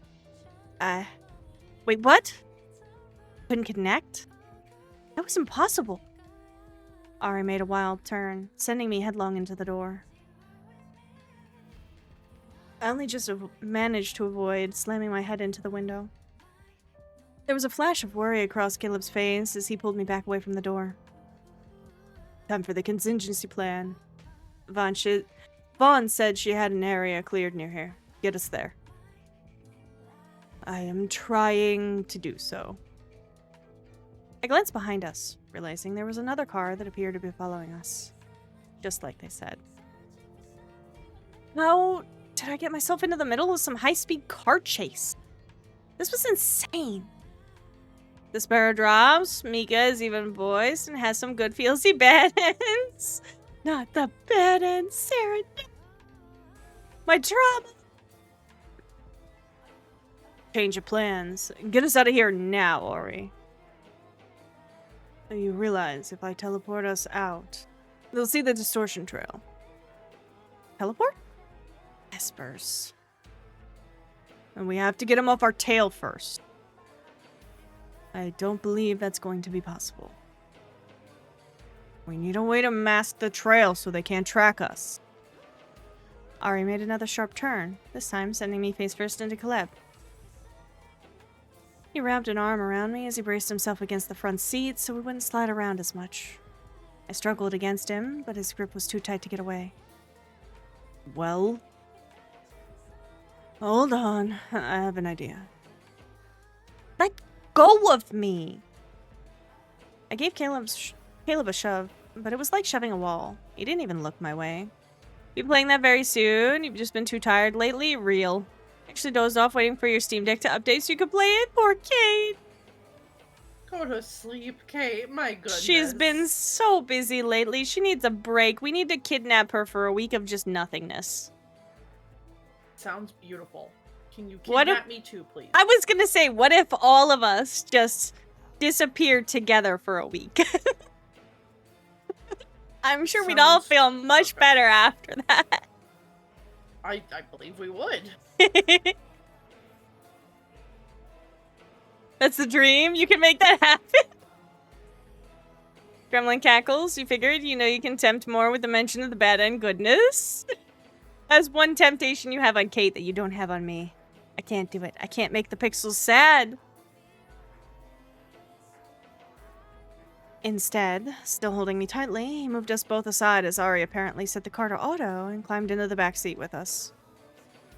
You love you a good bad end. Unless it's Lance or Karma. And then you can't.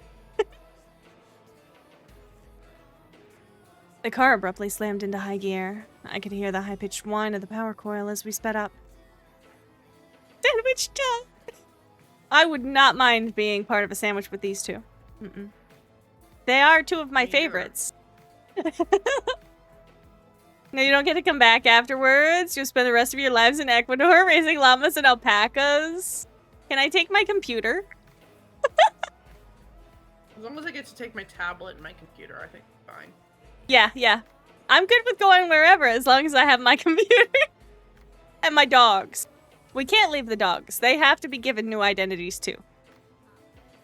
Can't be mean in RPGs anymore, but Otomes you can, except Lance and Karma. They hold too much power. Crushed into Caleb's chest as I was, I only caught a glimpse of what was outside the windscreen. We were on a long street. Street? Street? Long street. A long street. Do you agree to the sandwich, though? We were on a long street with an intersection ahead. And across a building we were heading towards at full speed. What are you... Hold on. Wait, were they about to drive into the building at full speed? My head filled with the sound of the power coil trying to overlay it. For as long as you change all your account names to reflect your new identity? What? No one knows who Sylph is in real life. Can't I still be Sylph? I don't know. I wouldn't want to lose you guys. I can lose all the IRL people, but you guys? No.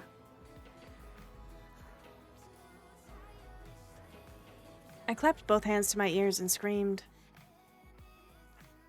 There was a flash of light, and then everything stretched and twisted.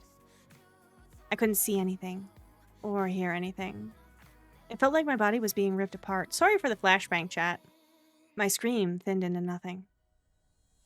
And then we were tumbling onto the stone floor like we'd been spit out of thin air. I staggered forward, free from Caleb. But running wasn't an option. My entire field of vision was spinning. I pressed the back of my hand to my mouth, trying to swallow down the taste of bile and will my stomach to untie itself. Just make it related to your new identity. It's Juan Alvarez. Can't we just make my new identity Sylph?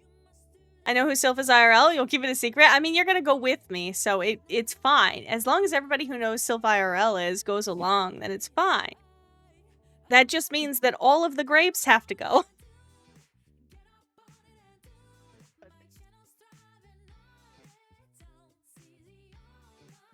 That felt like a space fold.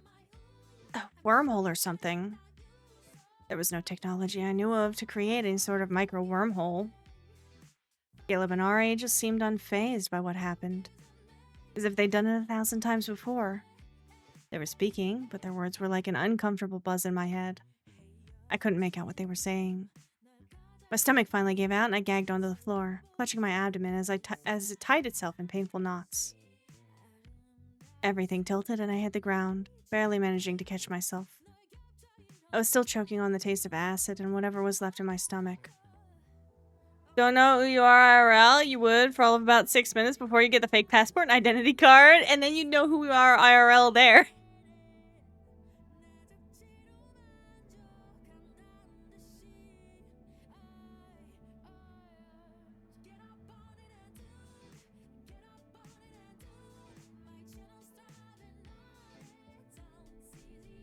Flesh tuber face burned into brain. Wait, Bucky, you remember the flesh tuber days?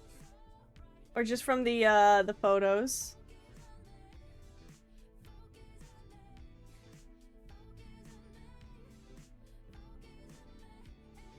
I think there's very few now who remember the flesh tuber days of actual stream. Back in the day. Back in the day. You never got to see a stream? That's fair. They were super sporadic back then. I was not on a schedule at all. That was before I became a for real serious big girl streamer. That finally got attention. There were footsteps and someone was crouching next to me. His hand passed gently over my back. A surprisingly gentle gesture from a damned kidnapper. It's alright. Try to take deep breaths. Instinct told me to scramble away, but my body wasn't exactly in prime scrambling condition. I stayed in place, squinting at the ground and wishing he'd go away. The first jump could be a little disorienting. It'll pass soon. Disorienting was an understatement. I just ignored him and tried to figure out what to do next. I just needed to get a hold of myself. How'd all this happened? More importantly, what did these two men want with me? I was hardly a prime kidnapping target. I leaned over to rest my forehead against the cold ground. Words is hard. Trying to take slow, deep breaths. The soft trickle of water echoed to me from somewhere in the building, but it was otherwise quiet. Where were we? How far had we traveled during that jump, as he called it? Rubble littered the floor. chunks of mortar, bits of twisted metal, pebbles, dust, and broken glass. There was also a strange smell, like wet soil and rot. From what I could see, it looked like a damaged vivarium or a hydroponic center. There were some broken containers scattered around and a few stray piles of dark soil, like the sort my father used to work at. Tendrils of vines snaked through the wreckage, as well as some tenacious plants that had taken over after the place was damaged. None of it was useful for escaping, but it gave me an idea where we could be. There'd been a sector of Cecilis hit by a terrorist group last year. It'd been a shock to everyone to have an attack so deep into New Albion. Repairs had stalled due to some kind of bureaucratic nonsense. Much of it was still damaged, and the entire sector was off limits. Aside from a few security guards and municipal officers at the entrances, it was also supposed to be empty. I wasn't an expert. Expert? Expert. Expert? God damn it. Expert. I wasn't an expert on Esper. espers. but I knew from Trend that most knights could teleport short distances. Line of sight, maybe a few kilometers. They'd been to the location before. The damaged sector was around 12 kilometers from where I lived, so that held up. I tried to catch my breath and quell the nausea. Okay, that was good. Was Kaz Red's god? I don't understand that.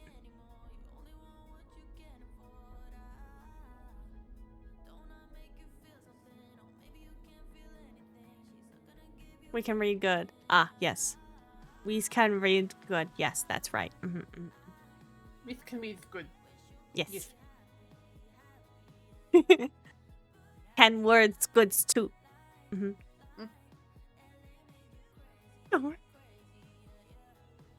If that's where we were, then getting back home wouldn't be an impossibility if I could get away.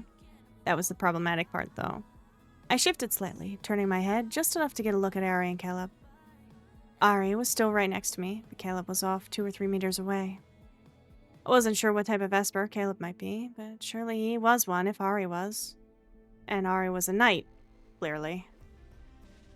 Did something similar in a meeting the other day. Oh no, I'm so sorry, Texas. It's inevitable, though. It's totally inevitable. When you yap enough, eventually the yap don't come out so yappy. I had no reason to think these two were F-class, but I also had no reason to assume they weren't. Just because Ari could teleport, I couldn't assume his skill set would align to a normal knight. Means I also might be much further from home. That could also explain the wormhole method of transport. I think I would have heard of a knight that could use that method. That was insane. That was the method of transport we used for space travel, for crying out loud. I took a long breath. At least thinking through this had helped calm me down a little bit. It didn't help answer my big question for the moment. How do you escape from Espers? I wasn't sure how to manage this. What was more important, safety or escape? I didn't even know what they wanted with me. There was no point running and just ending up injured. Or worse. For the time being, I tried to stay still and listen to what they were saying as I stared at them. Or well, mostly at their shoes. They have nice shoes for kidnappers. God damn it, Morgan. The side tangent brained thought that I ever thought. God. They have nice shoes for kidnappers. No one else is around. I'll contact the tower and have Mirai get a read on this place.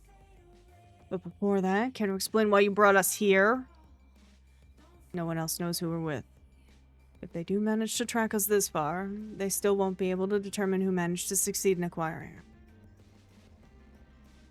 I chewed my lip and kept one eye on them as I carefully pushed myself up. My legs were cramping and something hard was jabbing into my knee. Even if I couldn't run yet, I didn't have to stay all huddled up. For now, I just... I doubled over as the nausea returned with a righteous vengeance. Good morning, Gurgi! This is too early for you, Gurgi. What the hell are you doing awake? Hi, hello. Go back to bed. You were talking about a project, accidentally said a very bad word because you combined 2 words they used for a project name. Oh no, Texas. I hope they understood. Been there, man. Ooh. Haven't left bed in 8 weeks. I mean, you left bed briefly yesterday. See? Ha! Win. You don't need a license for a shotgun, wouldn't it depend on, like, where? Good morning, though. I hope you had good sleep at least. And if you don't, that's a horrifying thought. I doubled over as the nausea returned What with are righteous vengeance. I'm a bunny. What She's the bunny, are guys. you? I'm a bunny. So, moving was a bad plan. I gripped my abdomen hard enough, I was surprised I didn't push my stomach out through my spine. Crimson knows who we are. Crimson? He's the only one.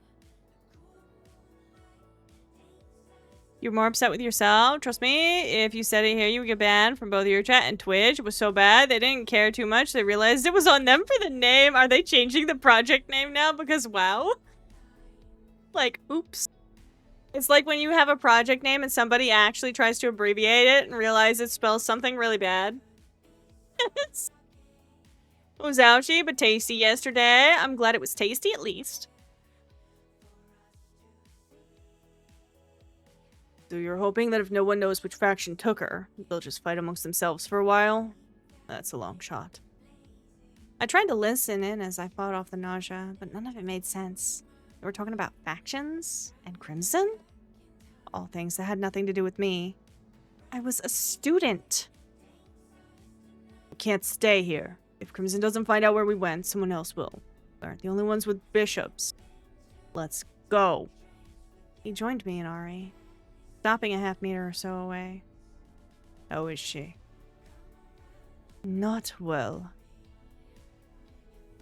Morgan Leona, can you stand? Very bad, and I have no idea who chose it for a name. They deserve to be scolded. Good. They probably are getting scolded.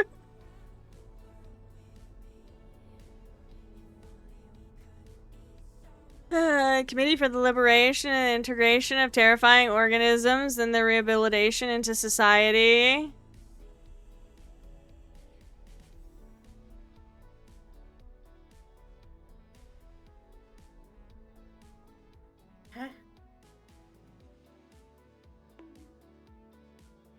I got it. I got it. Thanks, Gurgi.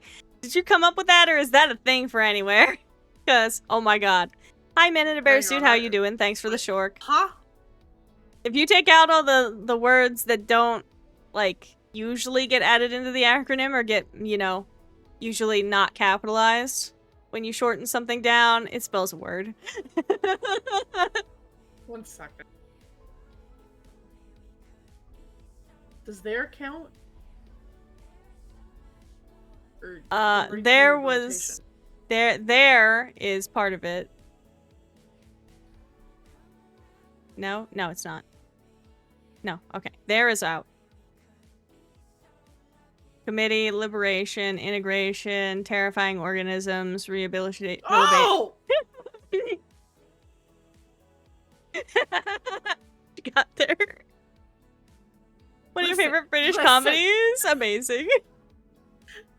Fucking tired. I had to literally pull up my Google Doc and I had to spell it out. I got there at the same time. You like that? Oh. Good job, Gurgi. I like how we all had to sit there and read it for a minute. Red Dwarf was a delight. Oh, Lee, you know what Gurgi's referencing? Clitoris. There, right?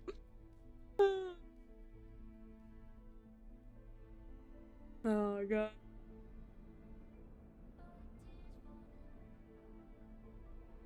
Too tired for that shit, valid Kate.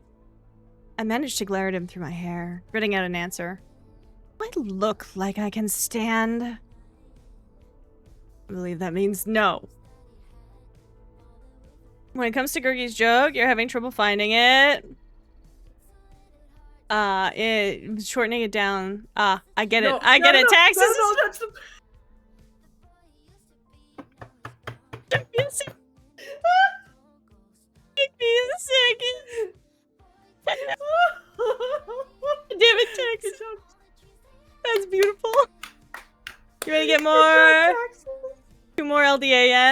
Your meds are making you eepy on your program you watched while you're doing your jigsaws as a kid. I see. Truly beautiful. You guys are amazing gremlins. That was a perfect addition. I apologize for the discomfort. As I mentioned, the first jump is often rough for people who wouldn't have... I wouldn't have subjected you to it if it hadn't been necessary. Okay, enough. We don't have time for you to play the knight. We need to move, even if it means one of us has to carry her. Character now slit their own throat? Ooh, whoa. Damn. Ugh. You are definitely picking a trauma game there, aren't you? That's a route, all right, that you are choosing to play. I mean, with 100 endings, I would expect a lot of trauma. Let's be real here. Oh yeah, absolutely. You have to add in trauma if there's that many endings. You can't have like at least not super painful endings. If you True, very true. Caleb. I winced as the buzzing in my head came back. You're gonna sleep? You're getting close to 24 hours of awakeness? God damn it, go to bed, Kate! I love you, good night! Why the fuck have you been up for 24? You're off to bed! It's Kate. I mean, we shouldn't be surprised. This is how Kate is. You're right, but... Love you, Kate. Sleep well. Sleep in, please. As much as the chillins let you. To the CGs in the route were censored on the Nintendo building. Oh my gosh. On the Nintendo build, rather, not building. No, Kate showed me wakeful mistakes. Not everybody can have a half-hour nap and feel better like you. Let her sleep. Get her to her feet, come on. I know how she feels, but we can't wait for her to recover. My apologies, Morgan. Ari, clearly the more polite of the two, tried to pull me to my feet. I didn't cooperate. Only partly due to being ill. Wish you could. Love you guys. Love you too, Kate. Bye! Bye, Kate. Love you! But mostly because I didn't want to go anywhere. The further we got from home, the less likely I'd be able to get back. Why are you doing this? My parents can't pay a ransom. Neither one bothered to answer my question. I swallowed hard, wishing I at least had something to wash my mouth out with. As if an answer to my thoughts, a small flask appeared in the edge of my vision. I stared at it apprehensively. Drink quickly. We need to leave. I'm pretty sure this is this one. They don't particularly matter for Lance. These are more of a Ari, Caleb, main route guys. Anybody can get like you with sleep if you get enough of the right kind of trauma. I mean, yeah, but the right kind of trauma is not really the kind of trauma we want to get, you know? I reached for the flask hesitantly. Did I really want to accept a drink from these two idiots? Not really. But logically speaking, it was probably just water. They clearly didn't need to poison me or drug me to make me go with them. I unscrewed the cap and took a sip, wondering why he was carrying a flask of water around anyway. Just in case any girls he happened to kidnap vomited their guts up? I turned away from him as I took a sip and swished it around in my mouth, making a face at the taste. I immediately spit it back out, off to one side, noticing a touch too late that Caleb had moved close enough to be in the splash zone. You had the left kind of trauma, Gurky! Sex cult path for being played sort of silly was legit actually pretty dark. In order to try and not sacrifice any more of the team, the main character slowly loses himself to insecurity and becomes a figurehead for the rest of the team. Be a medicine that reacts with their special blood to make pheromone stuff. Everybody's also dependent on him because it's their only threads of happiness. Wow. Ooh. That does sound really dark. Damn, Sarah. Sarah always picks the most feelsy games, I swear to God. Like, if Sarah recommends a game, I have to be kind of scared of it. At the same time as also being interested. Because it's either because it's really good otome or it's gonna hurt my soul. Yeah, that sounds like a Sarah.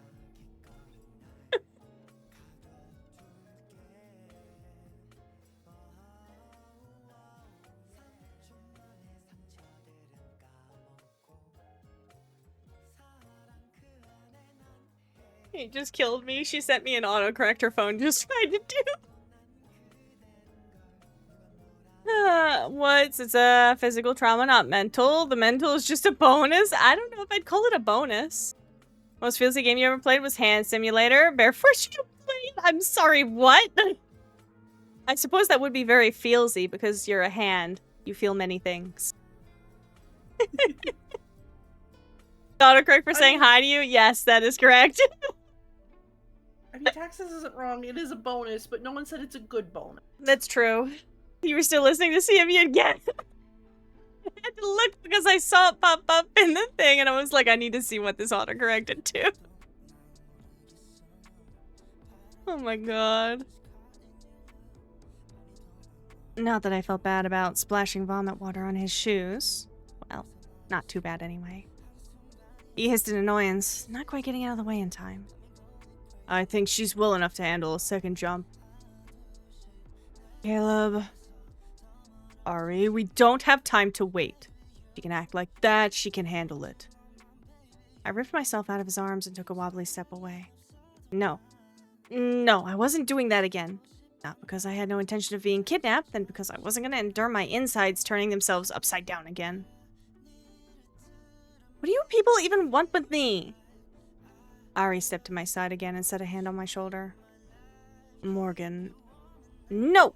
You're gonna take me away from here? What do you even want with me? Morgan, we're here to help you. I know this must be difficult. By kidnapping me? And nearly killing me? He looked almost sad, and that just made me even angrier. This wasn't a situation where the villains got to be sympathetic. We'll explain everything later. Go. It's already later. He took me by the wrist, and this time I couldn't get away from him. You either become an evil overlord leading the rest, or if you agree with one character not affected, the others refuse to give that up and trick you by saying... is neutralizing medicine, but no. Locked in syndrome. You are now a figurehead living idle, awake but unable to move. Ooh. That's horrible. Oh my god, Sarah. It's your very own, very special nickname from me. You may not want it, but it's here for life now. That's beautiful. I love it. There's also a path with murderous brain parasites, and the main character tormenting himself with not real specters of his guilt and grief. Jeez, Sarah. And you're not even halfway through. You're not even halfway through. That's horrifying. There is like 20-some in out of the 100. You've been called worse. Oh, no. Caleb, get ready to make another jump, Ari. We don't have time. Ari moved closer and I just lost it. There was no time to worry about how I felt or who they were. I was already far from home. Going for another jump was out of the question. No! I clawed at Caleb's hand, trying to pry it off my wrist. Stop! Calm down! He tried to pin my free hands with his as I dug my nails into his fingers to pry them off. Somehow managed to drag my wrist from his grasp, only to have the other immediately captured. Yeah, you for real passing out? Yes, don't drop your phone on your face again, please. Love you, Kate. Good night. Only doing the small split off so far. Working your way back the flowchart fork after flowchart fork. Oh my. Damn. That's insane. Sarah is dedicated. Truly. Truly dedicated. It was that moment I attacked full force, screaming, kicking, clawing at anything I could reach. Damn it, Ari! He pinned my wrists, but I kicked out savagely, catching him awkwardly in the thigh. Let go! His Switch says 110 played hours? Damn. That's many hours, and you have many, many more ahead of you. Hot damn. I always forget how to check hours played on Switch. Ari slipped his hands under my arms and started to drag me out of leg reach while Caleb cursed loudly. Apparently, neither of them had been expecting the outburst. Hadn't really been planning on it either, but I might as well just go with it now.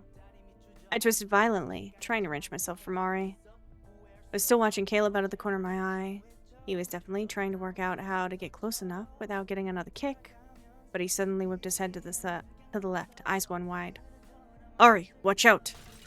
I didn't get the chance to see what caught his attention before the pillar beside us exploded. I screamed and ducked down when the pillar exploded. Luby has to leave. I need to go to bed. Oh, 7, Loopy. Get some sleep. I've got a big day tomorrow. We won't get very far into Lance's, so you're gonna see it next week for sure, Oh my god, not the yawn! I've been attacked! Sorry! It's the first one of the night! That is, yes, it's true. Go get some good sleep. All back until now. And good luck with your dinos tomorrow! Thanks. Wish me luck for soft launch. You've got this, I believe. Let's hope nothing breaks because our main tech support is not even going to fucking be there. Oh no, that's terrible. And I don't know. Crossing my fingers. Crossing my fingers for all the ease of everything. Yeah. Night, everybody. Good night. And that's with it letting you skip the duplicate battles. Damn. Little profile in the upper left corner. Still taunts you. Your Velatro hours, 2:30 or more. Why does that taunt you? I need to know. You can always have free Texas tax support. Texas tax support? Yeah, that's what I meant that. Yep, that's Taxes tech support. I can words. It's okay. You put so much time into it. Fair. I know a lot of people were really liking Velatro. I saw it played again a bunch recently too. Start by sending you a social security number. Oh my god, Texas.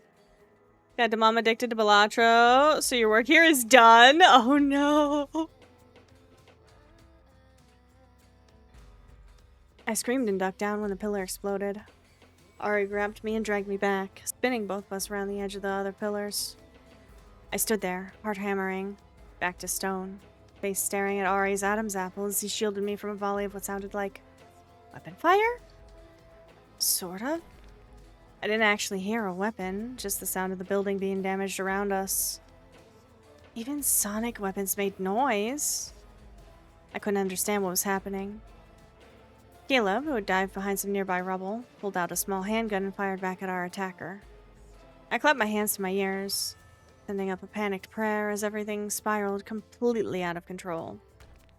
Ground less than half a meter from me exploded, shooting a spray of stone flecks up towards my face. At the same time, the entire building shook as if hit from the outside. Instinct kicked in, and my body moved on its own. I had no idea where I was intending to run. I was just gonna run. Away. As far as my brain got. Do not question why the government thanks your Sunlight 62 and withdrawing benefits. Oh my god.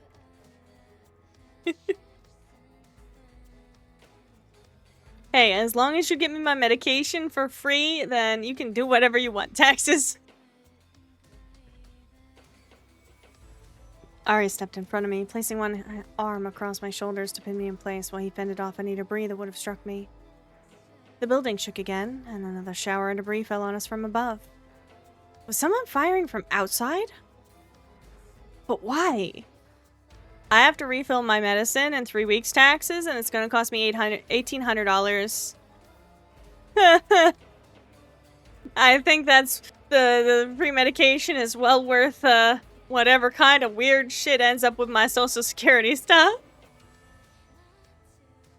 Because I still can't get my my Medicaid application done. Because I need to jump through a bazillion and one hoops to get applied for Medicaid here. And then it's going to take like a month. And then they're probably going to try to deny me the first time anyways. Maybe they won't. But I don't know. They tend to try to deny anyone they can. So, you know. It's a fucking mess, man. It's a fucking mess.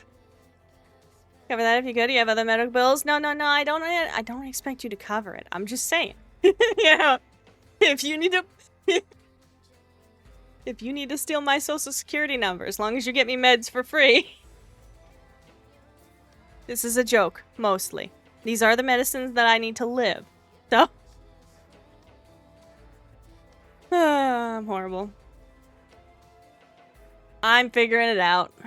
It's not something I'm happy with, but I'm figuring it out, so don't worry. I will have my medicine.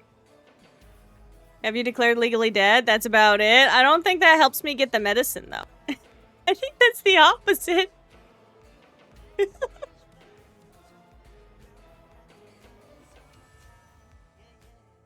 Ari did his best to shield me, but I wasn't interested in being protected by him. He's a damn kidnapper. Didn't get to act chivalrous now. I tried to shove him away, but he kept my arms pinned. Let go! Stay down. A loud explosion rumbled through the floor, and several more shots struck the ground just beyond the pillar. Caleb fired back, though it didn't seem to do much good. Is it just me, or is that a psyburst? It is not just you. Who even is that? What's... Ari calmly placed a hand over my mouth. Will you shut up? They didn't exactly introduce themselves before they started firing those things at us. He stopped berating me only long enough to fire several shots at the attacker. I shoved Ari's hand off my face. Makes it easier to smuggle you to Mexico where we can get you meds with less questions. I don't know if I can get these meds there, man.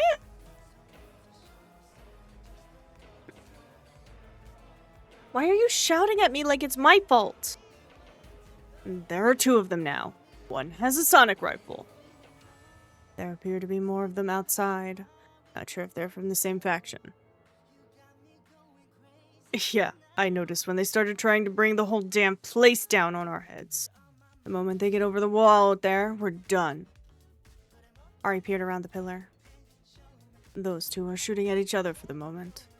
Perhaps we should take the opportunity to flee. Flee where? You teleport? We might as well send up a beacon saying who we are and where we're going. What's the point of even coming here if we do that? Don't worry, you know a guy. May not have your meds. Very good at high purity chemistry. Oh no. You're also fading fast. Good night, Bucky. Rest well. Take care. Thanks for being here. I appreciate you. For a moment, it was so surreal. As if I was watching it all from the outside.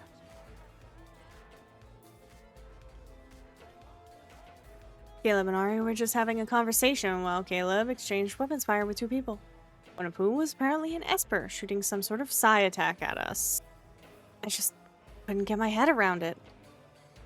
How the hell did they find us anyway? An adept team of bishops, no doubt.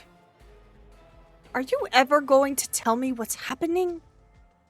I let out another short scream as something hit the pillar Ari and I were behind, sending a terrifyingly powerful vibration through my body.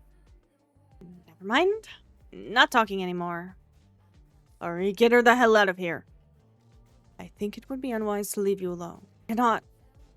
Get the queen out of here, Vaughn. That's an order. Queen? No way. I hope you realize you do not outrank me. Damn it, Ari, just do it. Caleb suddenly darted out from his hiding place to another pillar. Get a better vantage point from which to murder people, I assume. He fired off more shots, leaving me wondering why he was using a weapon and not whatever psi abilities he possessed. Ari sighed, and I had the strangest feeling this sort of situation had played out with them many times. That this was just every day for them. I need to get you to a safer location where they're distracted. But I don't wish to attract attention, so we're going to run. Oh, wait, what? He took my hand in with a quick look around the pillar, dragged me from where we were to another pillar a short distance away. I ducked my head down and bit my lip to keep from screaming the entire way. Running around in a place where people were shooting at each other wasn't something I wanted to do again. From behind our new hiding spot, Ari scanned the area as if deciding on a path. I had a sinking feeling we were definitely doing that again. There's a corridor on the adjacent wall. If we can make it there, we should be safe. Why not just teleport like you did before? My teleportation ability leaves a distinct distortion trail that can be tracked. Teleporting across a room will draw attention and fire. I grabbed his arm, glaring up at him. I meant, why not teleport us out of this damn building to safety? I know you can teleport over long distances. Why not get us out of here instead of running around and hiding like this? The same reason. A longer distance means a more visible trail. We would prefer not to leave clear signals to who you are, who you were with, much less where we've taken you. Taken me? Stop talking about me like I'm a thing! This is no time for a discussion. As if to punctuate that, a shot from one of the others slammed into the pillar that we just left, taking a huge chunk off of it. We need to roll more ads, guys. Uwu take me. I mean, Ari can take me anywhere he wants. Anyway, he wants what? Huh? Guys, we gotta roll an ad break. 3 minutes of ads to keep the pre-rolls off. Bear with me for a few while we do this. I won't progress the story while you're not here, so nobody misses anything. Okay. I'm sorry. Pre-rolls are stinky, so we have to do these instead just to keep them off. Hi, Sam. Please don't do this to us. You're not even in jail.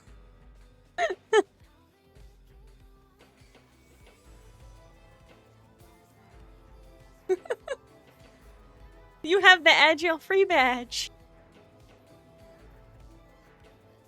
At least I can get a drink while we're on ad break. How's it going, Sam?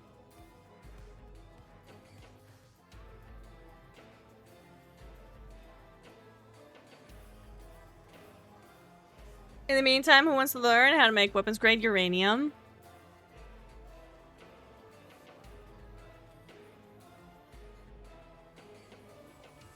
F is for friends who do stuff together. U is for uranium. Bombs! I have the fucking SpongeBob song stuck in my head. Hi, Fitz. Trying to gear your rogue up still? Godspeed 07.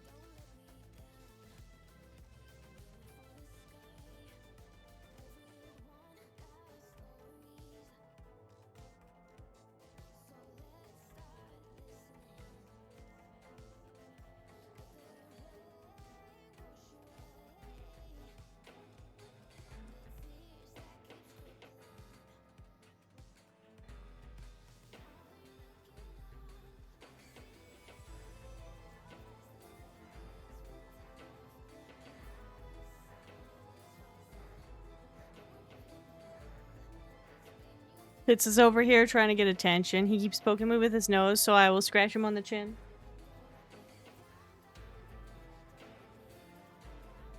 He's a good dog.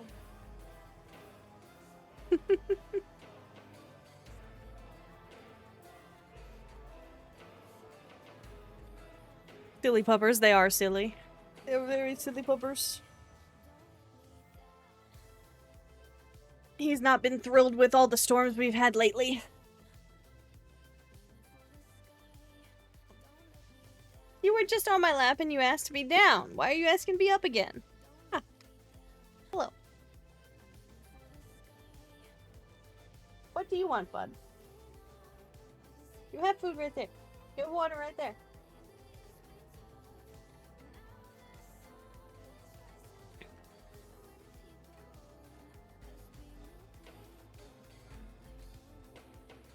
I don't know what he wants. What?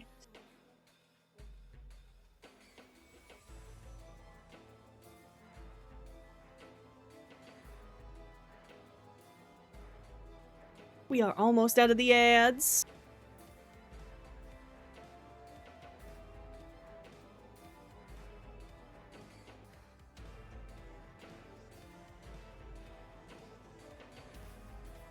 There we go. No more ad gel for chat for another hour.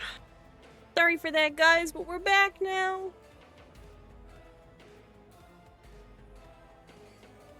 Feel like dogs, tell them know what they want. That's true.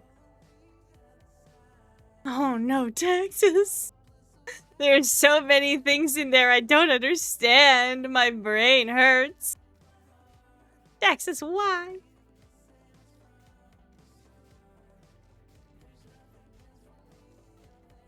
Ari checked quickly and then looked back my way. We're going. Oh, wait! He didn't wait. Because science hurts my brain. He grabbed my arm and together we darted from that pillar to a pile of rubble. Ari ducked behind it and pulled me to the ground with him. But as I went down, I caught a look at one of the people Caleb was fighting. a woman in black with some kind of breathing mask on her face. She slinked back out of the fractured rainbow light from above and into the shadows. Right as she winked out of sight, she looked our way. Maybe I just imagined it, but I felt like our eyes met. A shiver crawled down my spine, and then she was gone. Next time you choose chat, how separate you 235 and you 238. My brain hurts. Why you gotta do this to the no-brain-celled sylph? Ari had seen her vanish as well. He crouched behind the debris, a frown passing over his face. A night. This isn't good. A night, which meant she could teleport like him. We weren't really safe anywhere in this room. Not when Caleb wasn't right next to us, prepared to shoot anybody who teleported to our location. 235 is the kind that goes boom? I see. I see.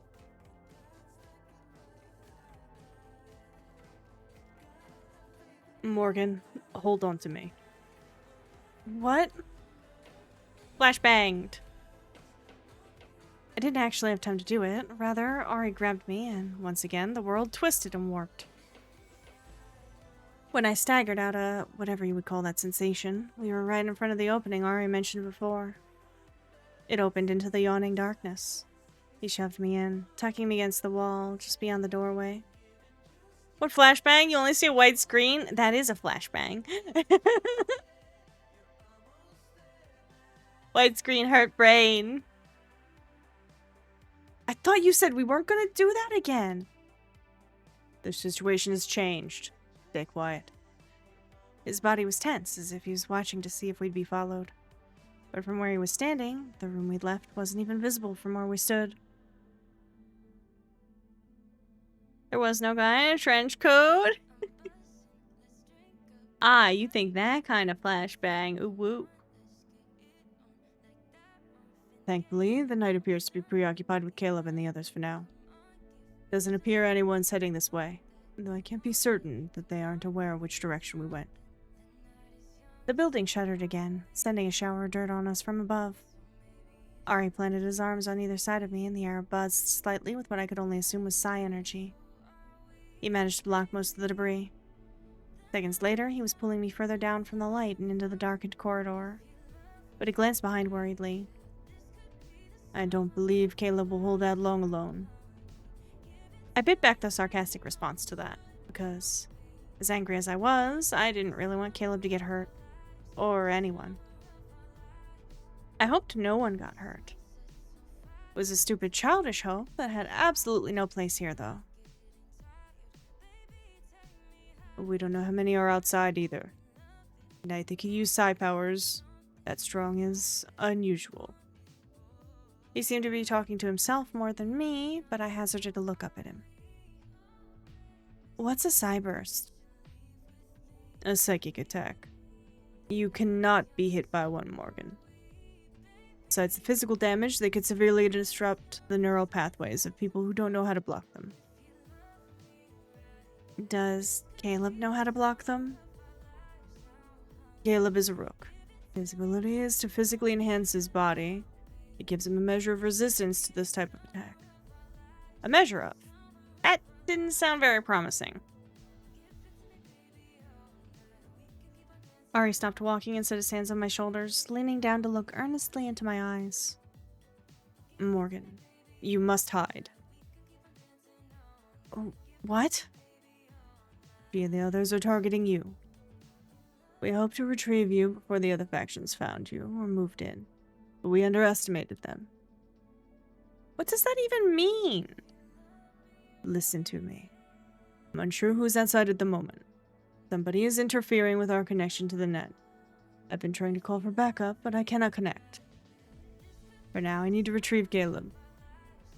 In the worst case, I'll get the three of us out of here to safety. Better for them to know who we are than for you to fall into their hands. Find a place to hide until we come for you. He turned away, but I grabbed his sleeve. You're wrong. All of you. You're wrong about me. You're the one who's wrong. Then tell me who you are. Are you... I'll explain everything soon. You have my word. Be safe, Morgan. With that, the space in front of me distorted slightly, and he vanished. I sagged against the wall, unsure if I should be relieved or terrified now that I was alone. From the sound of it, fighting was intensifying on all sides. I didn't know what to do. Whether it was because we didn't go far, or because I had already done it once, the effects of the second jump hadn't been as bad as the first. I felt shaky, but that was more from being shot at than teleporting again. But I was glad for a few seconds to stop and collect my thoughts. Where do I go now? I didn't want to hide, only to be caught by Ari and Caleb later. But because the other people searching for me were also terrifying, didn't mean I would choose to go with them quietly. You're back? Welcome back, welcome back. I clenched my jaw and continued down the corridor the way Ari and I had been going. There was very little light filtering in, and it was creepy as hell. I wouldn't have a chance like this again. While they were occupied, I needed to get as far away as I could. I couldn't afford to be cautious now. If I could make it outside, I could figure out how to get away from it all. I would get home again. Somehow.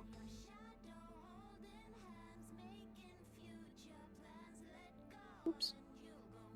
Broken glass crunched under my feet as I walked, but the sounds of fighting faded a bit as I went deeper into the building.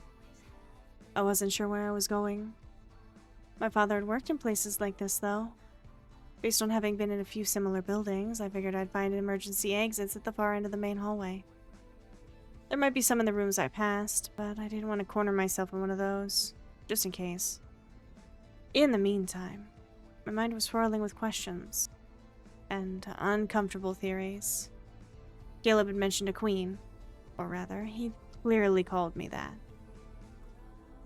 A queen, huh? That they somehow thought I was a queen-ranked Esper might explain their actions. Somewhat. Espers were rare, less than 2% of the population. And of those, even fewer hit the upper ranks of the EA scale. Queens and kings were the two rarest ability types. Less than 1% of Espers held those ranks. Far less. But I never once demonstrated telekinesis on the level of something like a queen rank. Based on the skills I'd exhibited, I always assumed I was on the lowest rungs. Kept them thinking I was a queen. What would cause them to assume that? Mountain thing? It couldn't have been that. Neither Caleb nor Ari had even been around for that. Unless... Jack? Were they working with him? There shouldn't have been a way to know that I caused the fountain thing. But if they'd already been watching me at that point, then they had some other reason to suspect I was an Esper. That couldn't be it. A broken fountain wasn't queen-level telekinesis. There's no way Jack, or anyone else, would have seen that and immediately thought I was a queen. That brought me back to the previous point. They should have had no reason to be watching me in the first place. Besides, Jack had a Delphian accent while Caleb and Ari didn't. That could mean nothing. But at a very surface level, they could show that they had nothing to do with each other. I didn't know. How could I come up with any solid answers based on the limited information I had? Couldn't. So for now, getting away from this madness was my priority. With knights who could pop in and out of the shadows, or wormholes. And who even knows what other abilities. I wouldn't feel safe until I was hidden somewhere none of them would find me. And even then, maybe not. They literally kidnapped me off the street in broad daylight and no one noticed? What could you do to fight against something like that? And Ari had mentioned some kind of interference with the net? I hadn't even tried to call for help since we arrived. Too much happened all at once. But sure enough, when I went to pull up my interface and connect to the safety department, there was nothing. One of the factions out there had enough clout to put up some kind of widespread interference with the nanosystem. That was insane.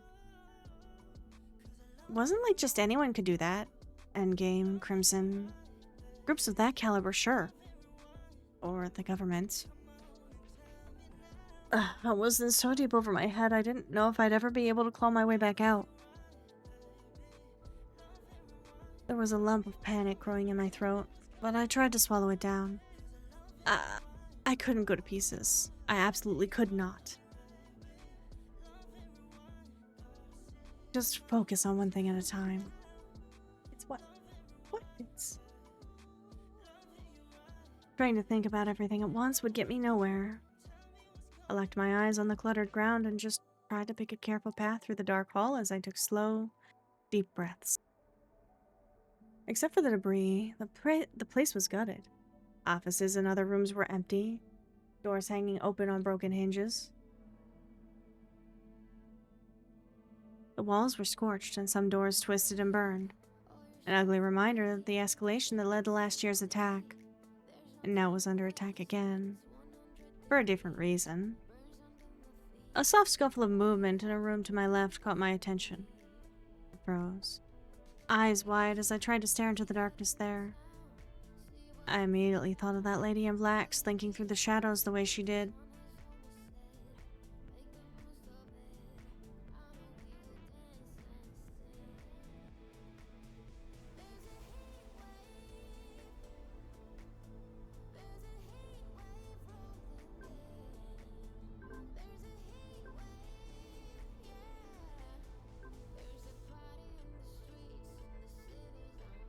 This says to take the confident choice, but that's also going to lead me to bonk. And we're not doing that.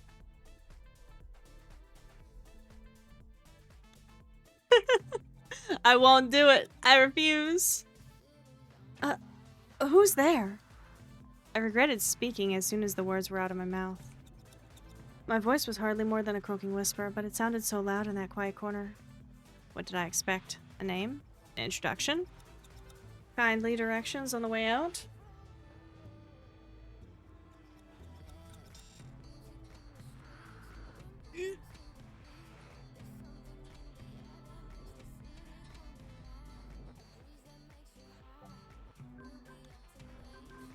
I'm pretty sure that's where I wanted to go.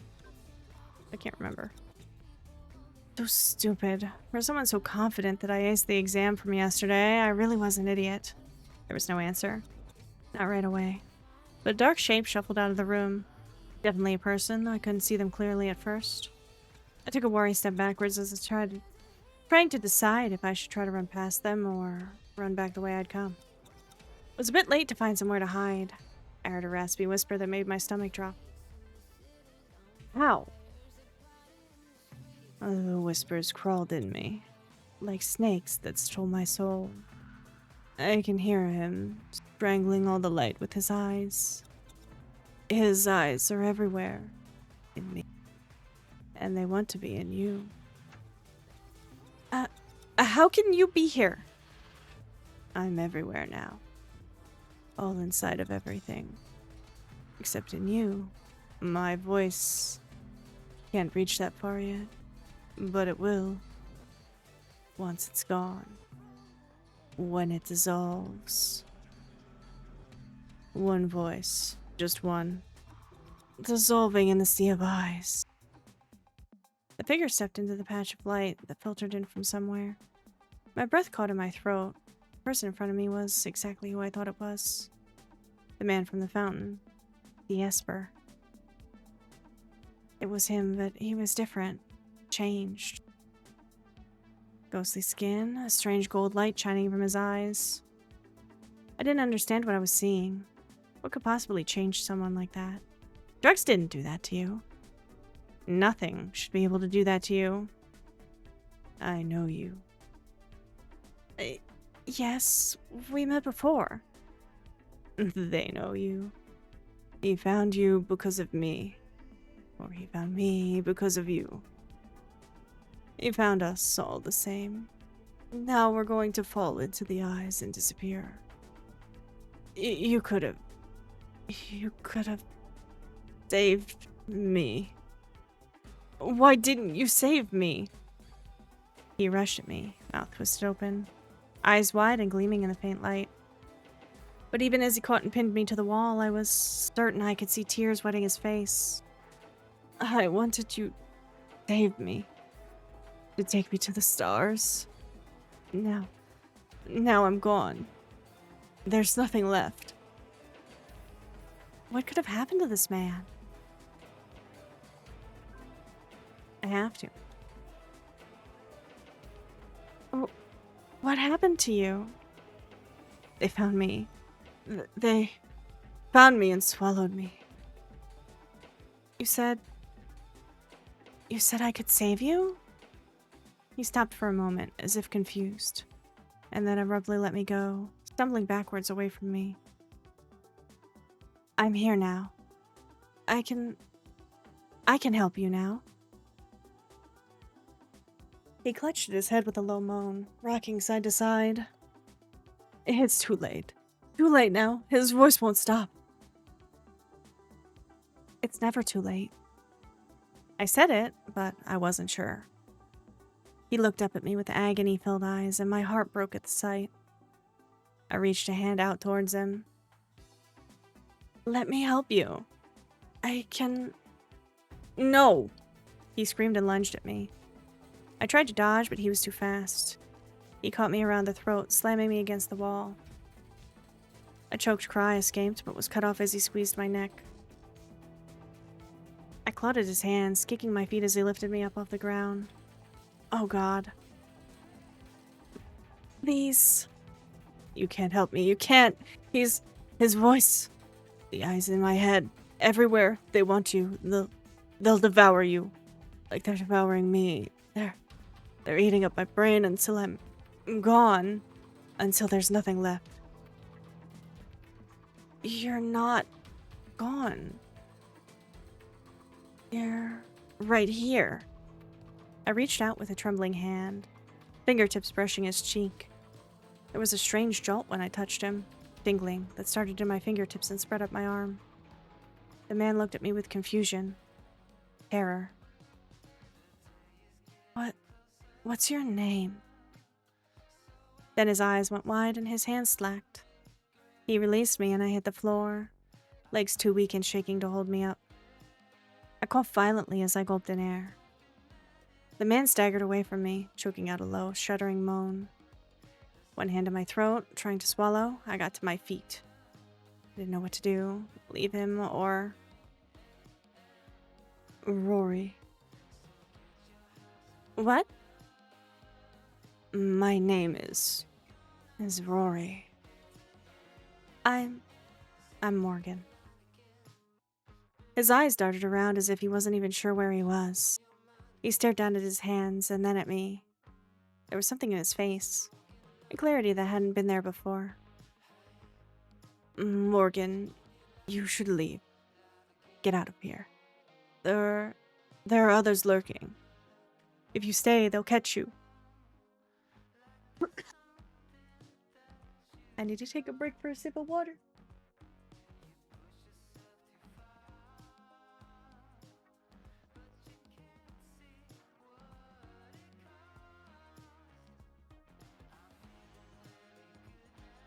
And that, chat, is the only right choice for Rory. Please be nice to my poor boy.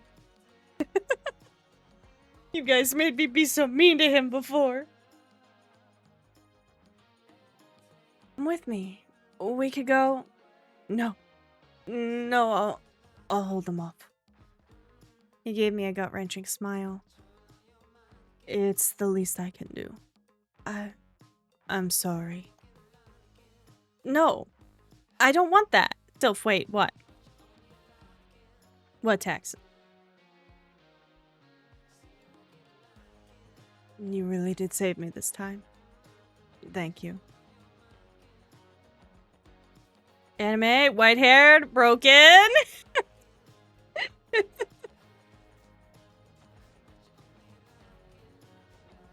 It's my type, okay? He's actually not white-haired. He has red hair when he's not being eaten alive by another person's mental powers. But yes, right now, my type. Down pat.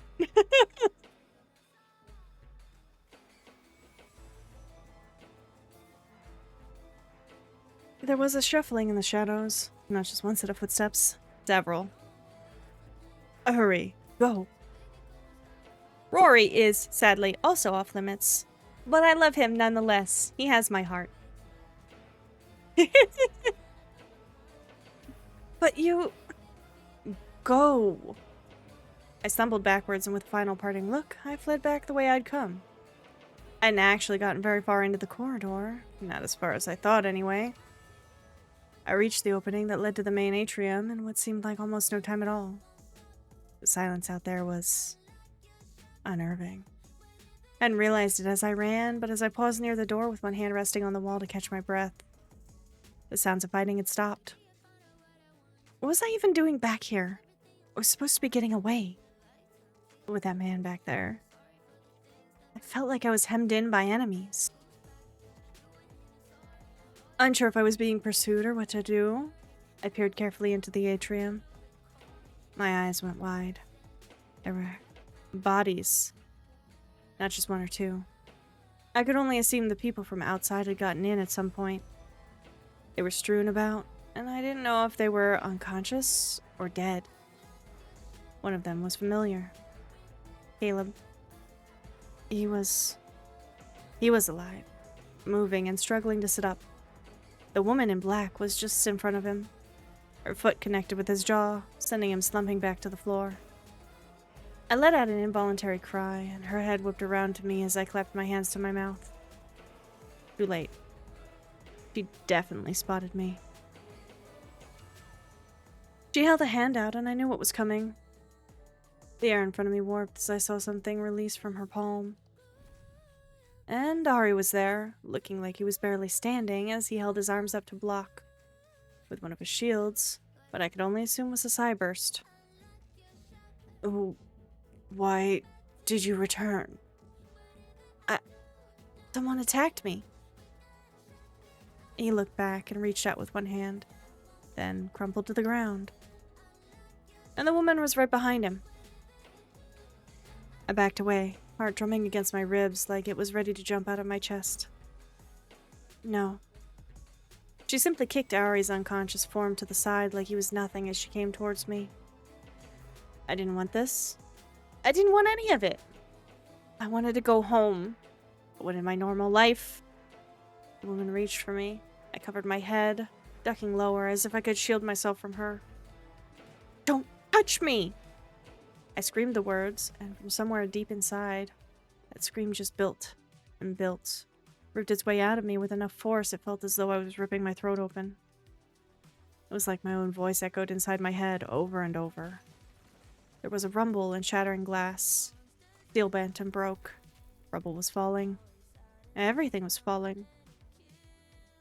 And then reality twisted.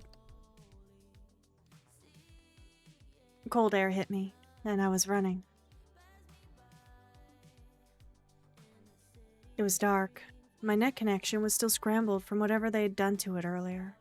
So I had no way of knowing where I was, what time it was, or anything. I did know there was a rain event planned for this area, given it had started raining on me at some point. That was about how far my knowledge extended. It was cold and miserable. I'd been running in a disoriented haze before the first drops of water hit me. The shower helped wash some of that away, but only some of it. There was still a fog draped over my mind, and it just wouldn't leave. So I ran and ran. My feet splashed through countless puddles. I went through dozens of unfamiliar streets, alleys. Somewhere along the way, I realized my shoes were gone. My toes were freezing, and stinging pain shot up into my calves each time my heel slammed into the ground. It wasn't until much later that it occurred to me to wonder why I was barefoot. Even then, I could only assume I must have lost them when I got out of the building from before. I spent what felt like hours alternating between running down deserted streets and cowering in doorways to catch my breath as I shivered in the rain. At first, I thought I was in the same sector as before. It was abandoned, but there was no blast damage. I just couldn't say for sure. I could have teleported myself a kilometer away from the previous place, or 100 kilometers. I had no way to know. And that had already been hours ago. I hadn't seen anyone else in the entire time, though I'd been on the move for most of it. There might have been people squatting in the empty buildings. In fact, it would be more surprising if there weren't.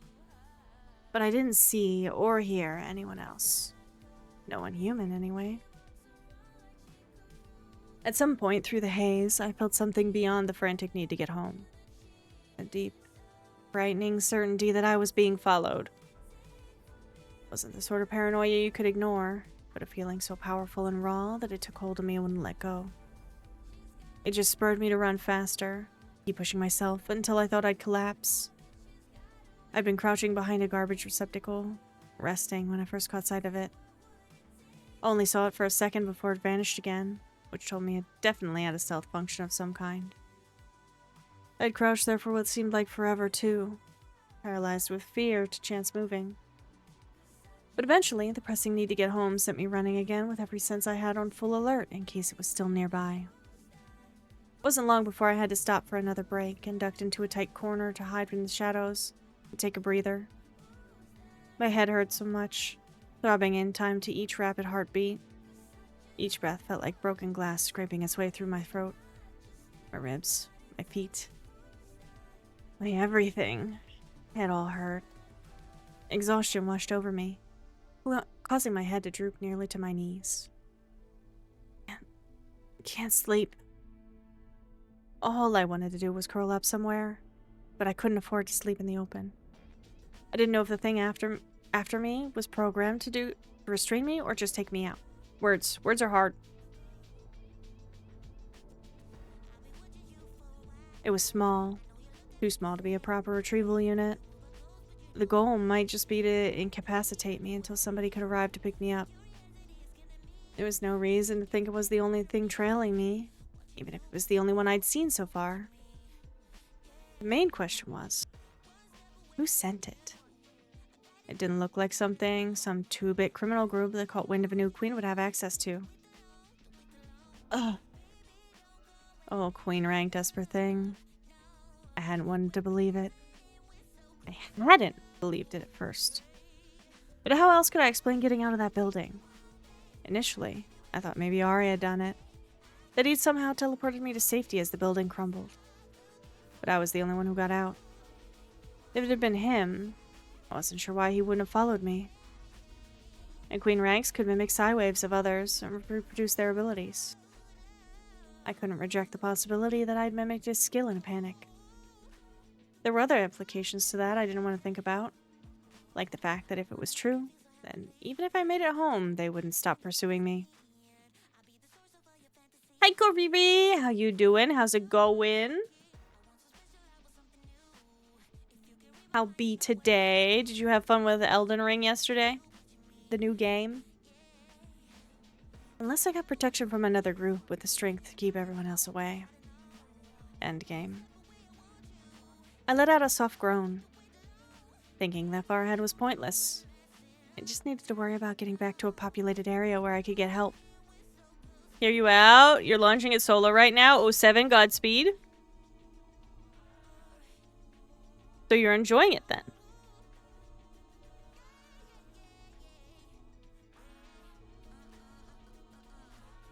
With eyes burning and ears ringing, I forced myself to my feet.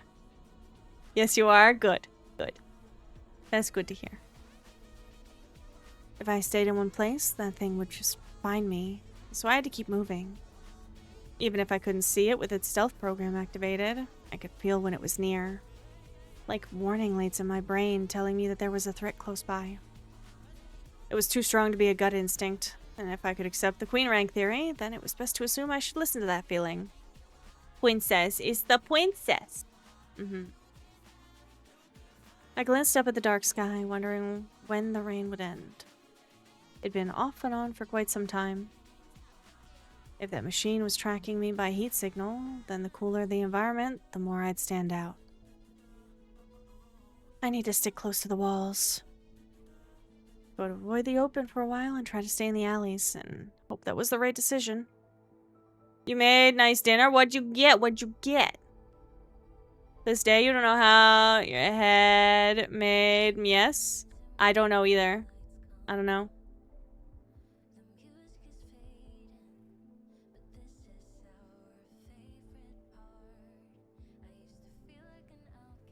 When I get home, I'm going to take the hottest shower. Cover myself in blankets. I'm going to never leave my apartment again. Until I get my test results.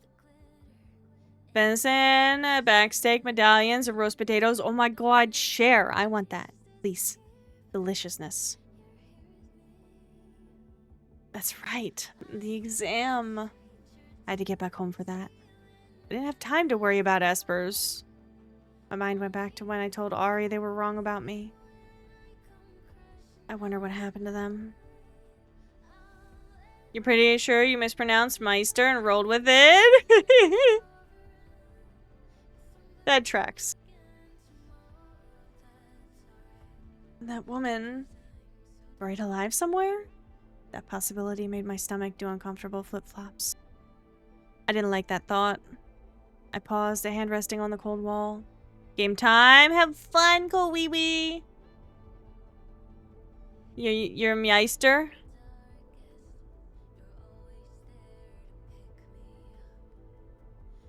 I paused, a hand resting against the cold wall. They probably got out, right? What could we were gaming? The new Elden Ring Night Rain that they were playing yesterday. The little warning light in my brain went off, and that deep feeling of panic and fear hit me again.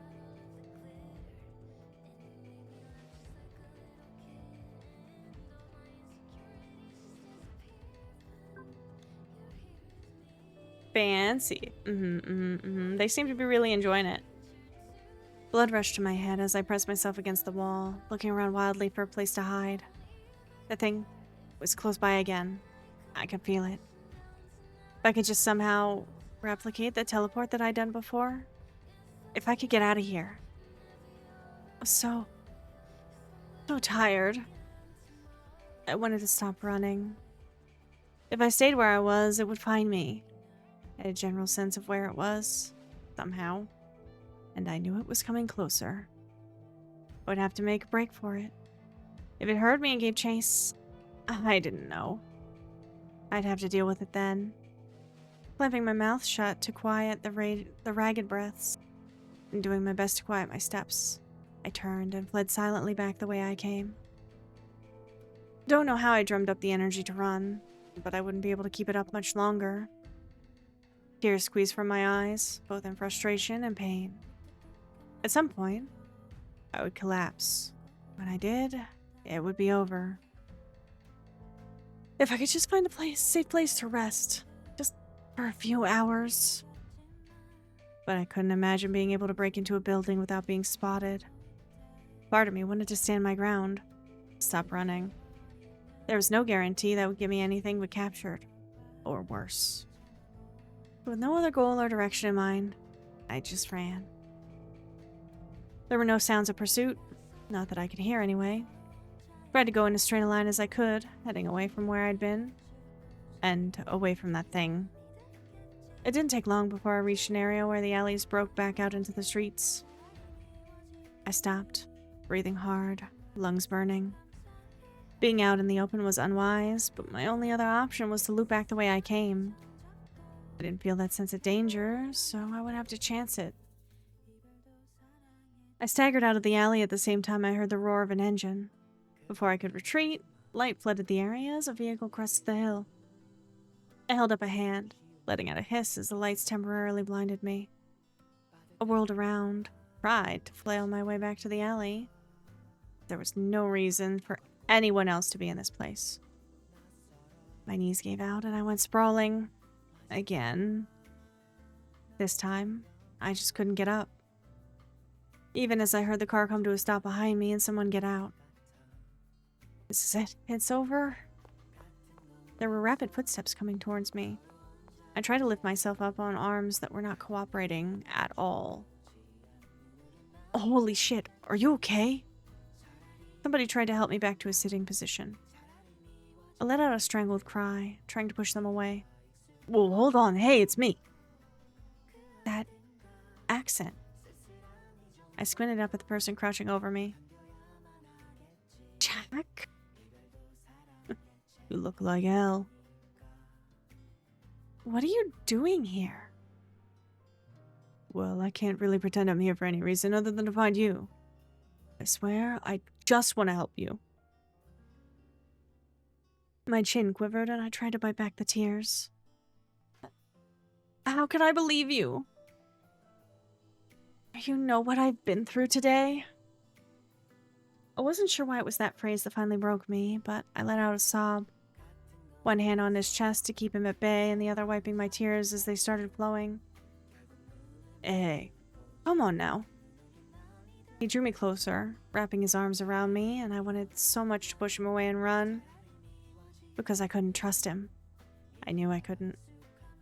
But I still clung to him and cried. I dissolved into a shaking mess, and he just patted my back and let me cry into his chest. After a few moments, he spoke again. Morgan, I'm sorry. We have to get you out of here. Being tracked. I know that. You know where it is? I shook my head, trying to speak around the ache in my throat. I don't think it's close. He pulled away and looked down at me with a serious look on his face. If we don't leave soon, it won't be long before it finds us. Or someone else does. He stood up and offered me his hand. And we have to trust him, correct? Guide? Yeah, we trust Jack. That Jack was here was kinda shady, and even he admitted he was looking for me. I wasn't stupid enough to believe some stranger I met by chance the night before had somehow gone on a vigilante rescue mission. He was another person after me for being queen rank. He hadn't yanked me off the street and shoved me in a car. He hadn't shot at me. He hadn't attacked me in a dark hall. But if I was being practical, he had a car. I desperately needed to get away from this place. I hesitated a split second, then reached for his hand, pulling myself to my feet. I wasn't sure my legs wouldn't give out, but even as I wobbled, Jack caught me. You're in pretty bad shape, aren't you? His voice was soft, the tone gentle and comforting enough to make me cry again. He must have taken that as a hidden message. He scooped me up into his arms, which hurt because my entire body did. But was also a relief because I didn't think I could walk anymore. Let's get the hell out of here before that thing finds us. Safe. I'll give you some of the answers I know you want. Need. What was that, butterfly? You'll give me the answers I need. He smiled faintly as he carried me to his vehicle and placed me inside, just like a child. Yes, I'll give you the answers you need. I feel terrible. You look it too. Seems like they put you through hell. And then some. He hopped into the front, slammed the door. For one moment, that panicky sense of danger spiked, and I nearly bolted upright to figure out where the thing was. But then we were speeding away, and the feeling faded as we left the deserted sector behind. I don't know how long we drove. I'd been so determined to not let my guard down, but I dozed off pretty fast. Even if I was still cold and wet, the car was warm, and Jack didn't make small talk. The hum of the power cell lulled me to sleep, broken up by the dreams of gunfire and fractured rainbow light. At some point, I woke up, sort of slouched down in the seat with Jack's coat draped over me. Took a moment to realize where I was, much less remember how I got there. Still groggy, I sat up. The pain in my head had faded to a dull throb at the back of my skull. My eyes were weirdly sore for some reason. I rubbed at them as I squinted at the passing scenery in the windows. We'd made it to a habitable area. Area. The words don't want to words, guys. You awake back there? I'll take that as a sort of. Where are we? My voice was hoarse and my words a little slurred. I felt like I had the worst hangover imaginable. Looks like we're somewhere in area. Airily. I keep saying the wrong word.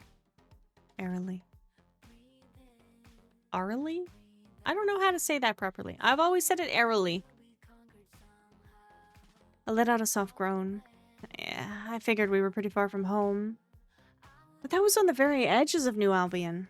Practically in CERN at this point. I was going to stop somewhere soon. Late night cafe or something.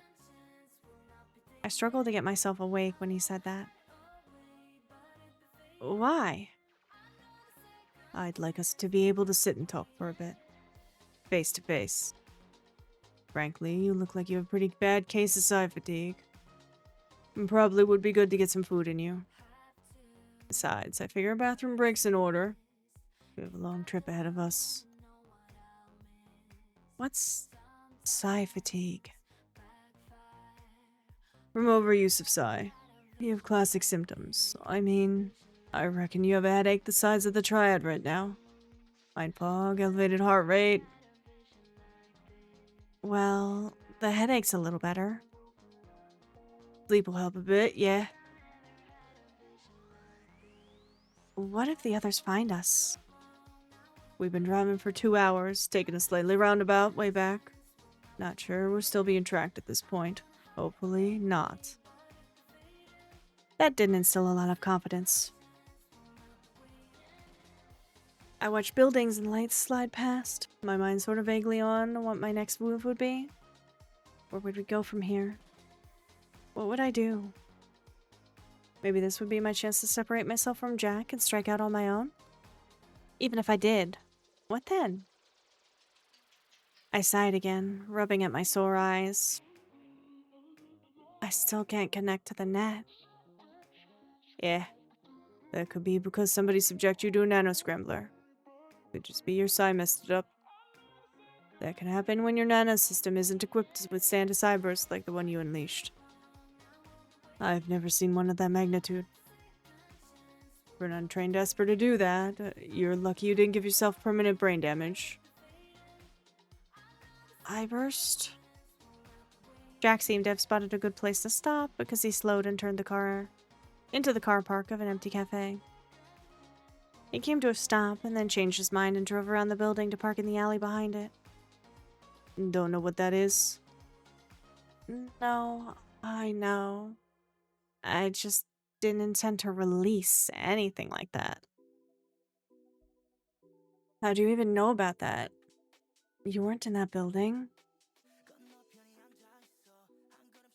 I tracked you there and was outside when it collapsed. Saw the distortion trail you left behind when you teleported. That's how I managed to find you later on. Jack hadn't hidden it from me when he'd been looking for me, but it was still unnerving to hear all that. Oh, how long have you been following me around like this? Let's head inside, Morgan. Promise I'll explain everything. He opened the door and got out, brushing the kinks out of his back. I followed suit, wincing as soon as my feet hit the ground. My knees felt less than steady and I grabbed at the car, which wobbled uncertainly under the sudden weight. Watch out! He reached for us both. I instinctively jerked away from him, the air crackling with energy. Every light, horn, and alarm in his two-seater lit up like crazy. I clapped my hands to my ears as Jack fiddled with the controls desperately to shut it off. Stop it! I don't know how! Jack let out a growl of frustration and grabbed my shoulders, squeezing just enough to get my attention. Come on, deep breaths. You release this much energy, even that asshole Magnus is gonna lock onto this location. If he doesn't, the bishops will. They really will track us down. You have to get a hold of yourself. I took several slow, wheezing breaths as I squeezed my eyes shut and tried to not do what I was doing to set off the car.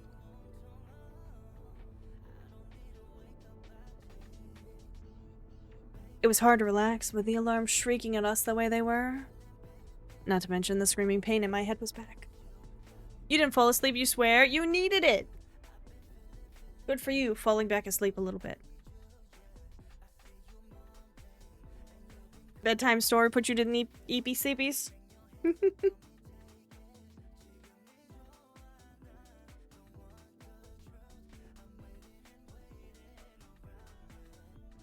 But the instruments began to die down, one by one. Good job. Just keep breathing slowly and focus on my voice. Easier said than done. But I did my best until finally the noise stopped and I could open my eyes again without feeling like I would inadvertently blow something up. You okay? Feel really dizzy. I'll bet. Let's get you inside, Butterfly. He wrapped an arm around me, and this time I didn't pull away, if only because I needed the extra support to stay upright. As the automatic door slid open, we stepped into the warm cafe. Jack gave me a half-worried, half-amused glance. Well, I've been wondering this for a while now, but where the hell are your shoes? No idea. I think I lost them when I teleported. I lowered my voice even though no one was around. It looked like a place with an actual kitchen in the back. Whatever staff were on shift must have been back there. There weren't any other customers. Maybe we can do something about them later on. Don't have any extras on me, though. It's fine. It's not like I'm expecting to have my wardrobe needs taken care of. For now, it was enough that he got me out of that place. Jack navigated us to a table. I sat and tucked my feet out of view. Mood, though. Bare feet, tuck them away.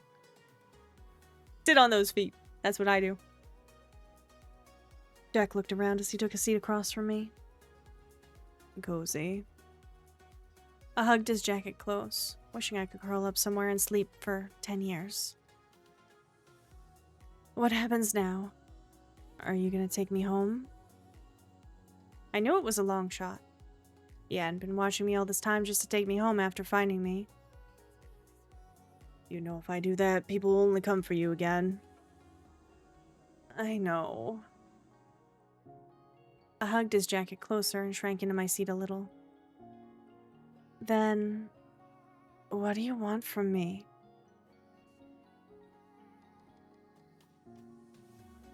Well, that's obvious, isn't it? I want you to come with me. Where? Who are you with? He seemed surprised by that phrasing, as if he hadn't expected me to have already divided the people looking for me into groups. I was going to take you to the court. The court? That... I lowered my voice as somebody came out of the kitchen. A curious owner, perhaps? Jack waved that way and called out to him, ordering 2 coffees. I watched the older man nod and then retreat. Cults? Jack's lips curved up into a smirk. They're not a cult. I've no idea how that rumor got started, but they're just a community of espers living together and keeping each other safe. Living together where? Delphine. It's really the only place for them. The court, huh? I'd never heard a single complimentary thing about them. And the concept of them as an innocent community of espers didn't feel right. So you're with them? It's not completely correct to say I'm with them. Not like an organization. Just a group of people trying to keep from being noticed.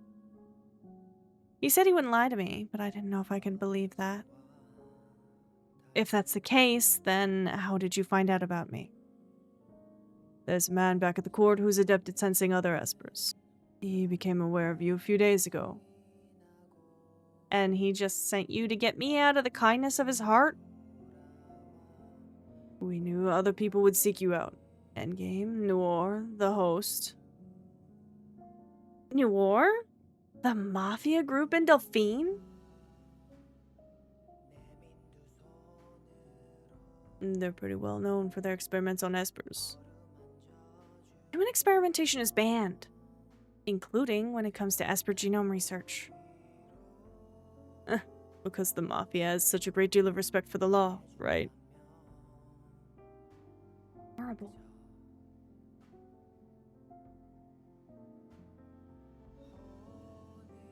I know this may come as a shock to you. Even your own government doesn't respect those kinds of bans. There are more than a few rumors about the work the Triad's doing in that regard as well. Those people looking for you don't have your best interests at heart. I guarantee that. But you and the court do? Why?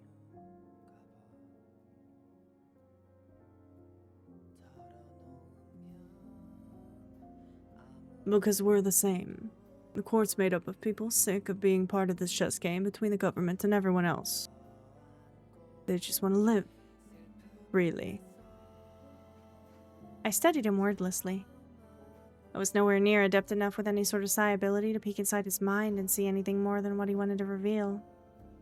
Assuming that was a thing that Espers could do. When we met yesterday, at the fountain, I arrived in Cecilis yesterday and spent the better part of the day tracking you down. Why didn't you tell me any of this then?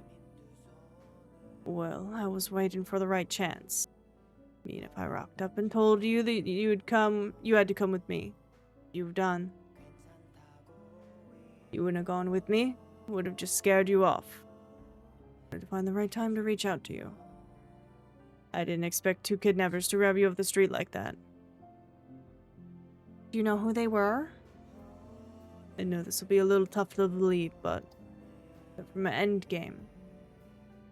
Endgame, huh? Is that really true? You don't seem surprised to hear that. I'd considered the possibility. I just don't understand why they'd kidnap me. First of all, someone from the court will sit down and talk. Why would Endgame yank me off the sidewalk and shove me in a car? Hey, Beans! Is the sound alert? There it goes! The sound alert was a little delayed, but it's there. Hi, Vince. How you doing? How's it going? Good evening to you as well. Nice and cozy. I hope your night's going well. They're supposed to protect people. They're basically law enforcement. More like just above the law entirely. When it comes to Endgame, I can promise you they're not what people think they are. There's a lot of things that go on behind closed doors. And in dark alleys, abandoned districts, sometimes right out in the open. Queen ranked Esper's rare. Probably weren't quite counting on as many groups to know about you. Acquiring a new queen in secret would be a pretty significant trump card. You're saying they manhandled me, terrified me, and risked my life for a trump card? That's how things work on this side. You want to stay on top, you need trump cards to do it. But isn't that because they're always trying to keep groups like Crimson and Noir Bay? Without stepping on the government's toes? Ew, trump cards, I know, right? Imagine. Maybe even the court, too?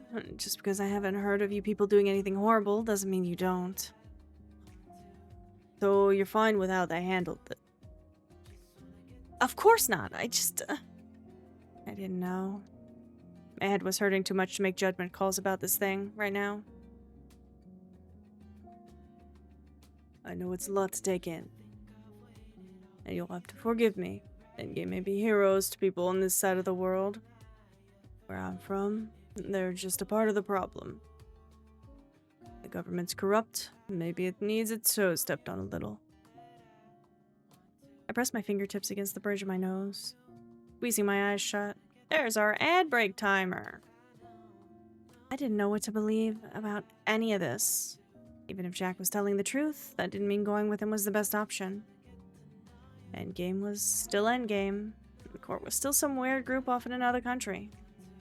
If I said I didn't want to go with Jack, would he even let me go? I had no idea. No, please, not the ad jail again. Guys, we gotta do 3 minutes of ads here. Bear with me while we roll these to keep the pre-rolls off, and it'll give my voice a much-needed break. We're starting to feel it wearing down. This is why I do this on Fridays, because my voice needs the break. But we're gonna take a moment. I'm gonna have some water. We're gonna stop the story. No one's gonna miss anything while you're in ads. Just bear with me for a few while these roll.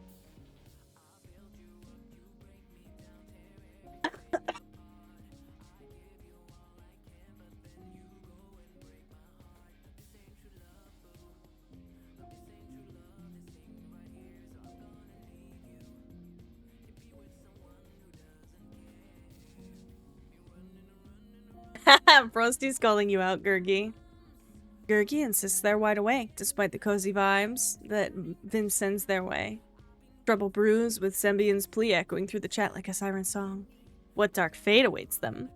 And those trump cards, Harbinger of Chaos, or just a game in the shadows. The plot thickens in this scuffed narrative. Now that you have your purified... Oh my god, Texas is going back on the teaching of the science.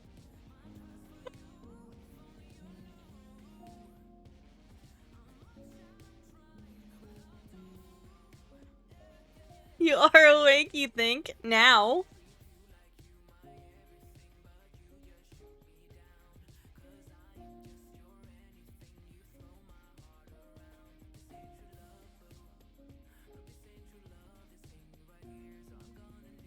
Much needed water. My poor voice gives out from doing the masculine voices for this. It wears on me after a while. If I have a partner who can do the masculine voices, it's not so bad. But I don't like just using the same tone for everyone, because then anybody listening and not watching can't tell if it's different characters speaking or not. But also, it does kill my throat. Absolutely.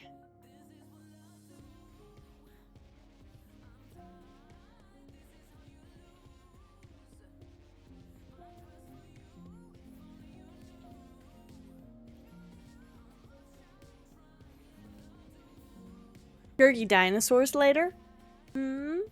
Dinosaurs?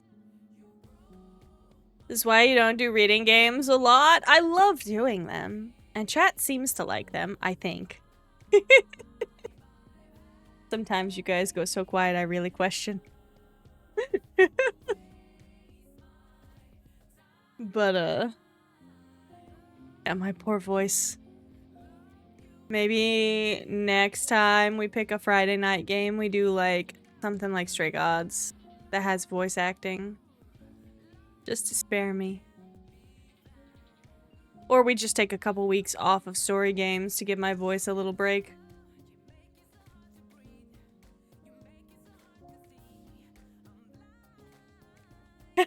Taxes. I love how you're just teaching science during ad breaks taxes. Stray Gods is so good, I love Stray Gods. Dangerous level 21 adventure. A high level dungeon. You had to sneak. Stealth mode.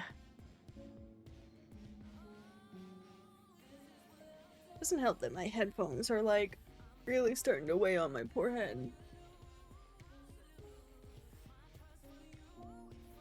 You were getting a weapon from a guildie?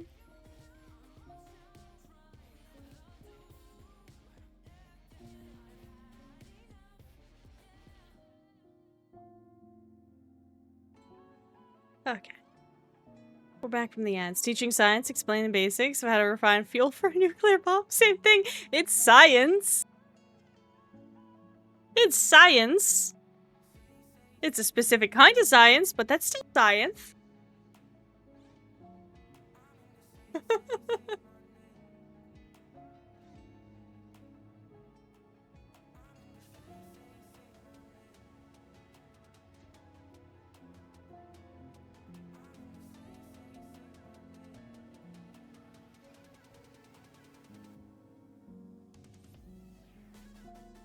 Everything you've said so far is true and real. Amazing. Really beautiful. Look, I'm gonna step away for a few minutes, go to the restroom. Our coffee should be out soon.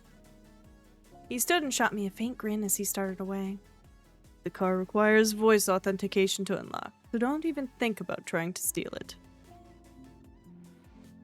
I shot him a scowl as he left me at the table and disappeared through a door on the other side of the restaurant. I laid my head on the table and shut my eyes. What was I supposed to do now? How was I supposed to plan my next move? My head was hurting too much to think about it clearly. I just didn't know if I could trust Jack. The whole bit about the court was both confusing and worrying. They didn't have a good reputation, no matter what he said.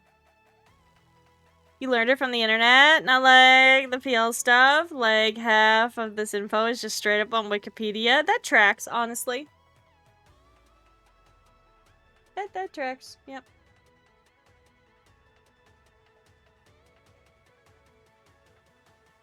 It's true that Cecilis might not get the entire story when it came to news out of Delphine, but I'd heard nothing good about the court. Couldn't imagine myself becoming a part of that group. It's okay, Morgan. Alternate Universe you definitely becomes a part of that group, and it's fine.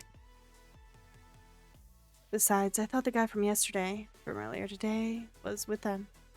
That made me worry about it even more.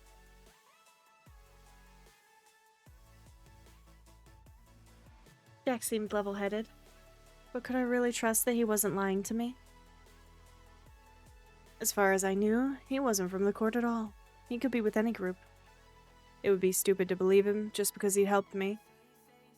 On the other hand, he said Caleb and Ari were from Endgame. I couldn't come up with a single reason to lie about that. Well, maybe to make Endgame look bad, so I wouldn't try to go to them.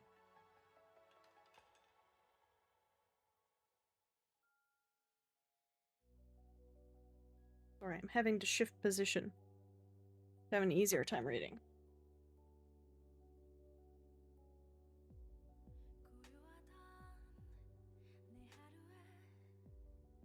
What they'd done seemed unconscionable, but maybe they had a reason. Maybe it was to protect me from people like Jack. Endgame was a group that I knew and could trust.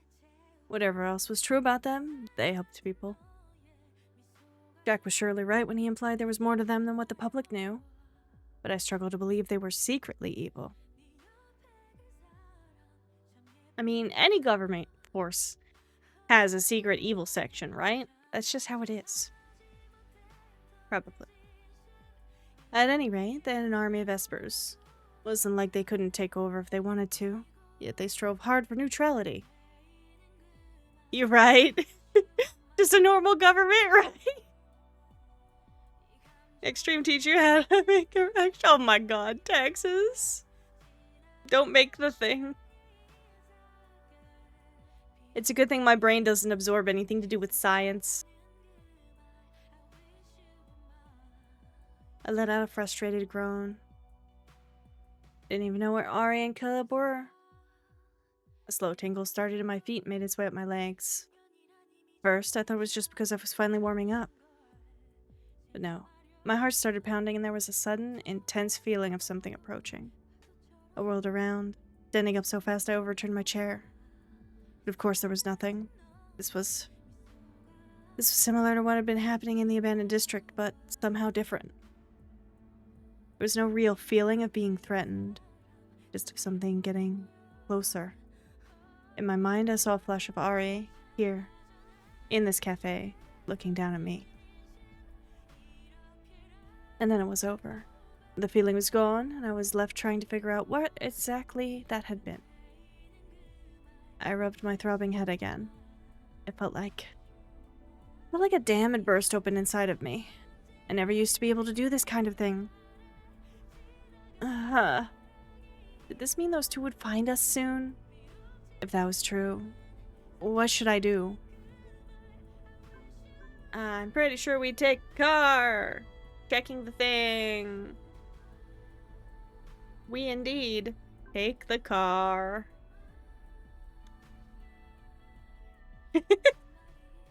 Alright guys, we made it all the way through the common. 2 Lance's route. Let's go. This contains spoilers for Magnus and Kaisa. Amusingly, Magnus and Kaisa, we haven't done their routes yet, but you guys chose Lance, so that's where we're going. I made a split-second decision. I was gonna steal Jack's car. Get out of here on my own. Keeping an eye on the bathroom, I headed for the door. He said his car was voice-activated, but I activated everything in it earlier on accident. No voice needed. Why spoilers? Why ruin what is in the fridge? Don't ruin the fridge! Crazy! Hang on, guys.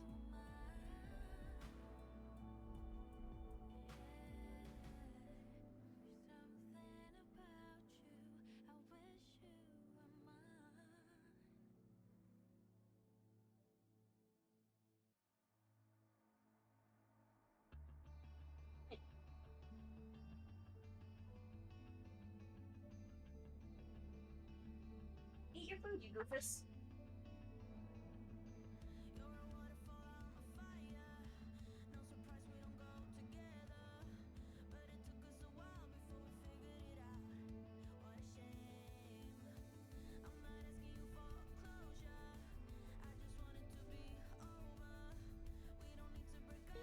Fitzy.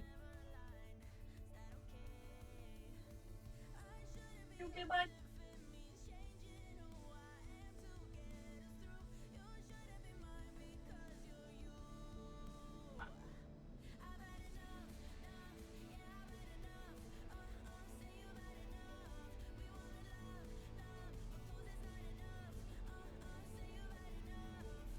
Hi. Good dog. Good now.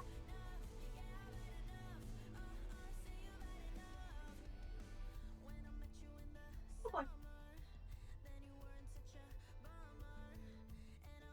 Wanna eat your food?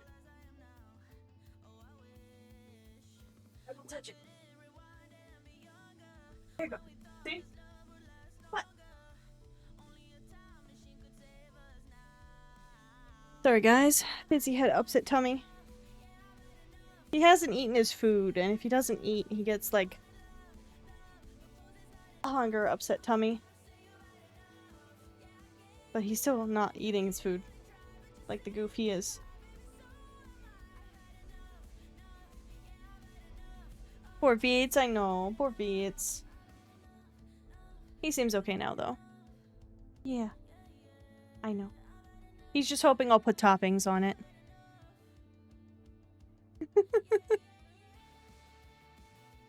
Really wound up? This tea's doing things to you? What kind of tea did you make, Texas? Let me see if I can't get him to eat a little bit for a minute. Here, hang on, guys.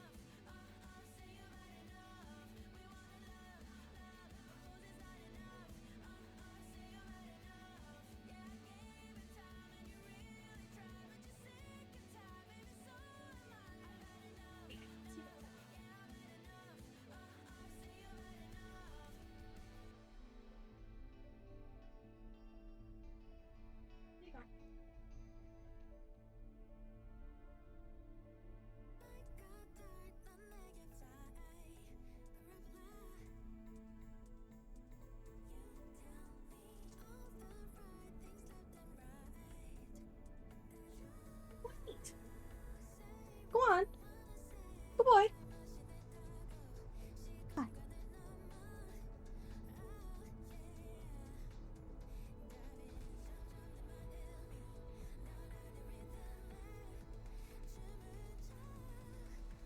Here, go ahead. Remember, if sausages are not programmed for self-preservation? I mean, they kind of are. Especially properly bred ones.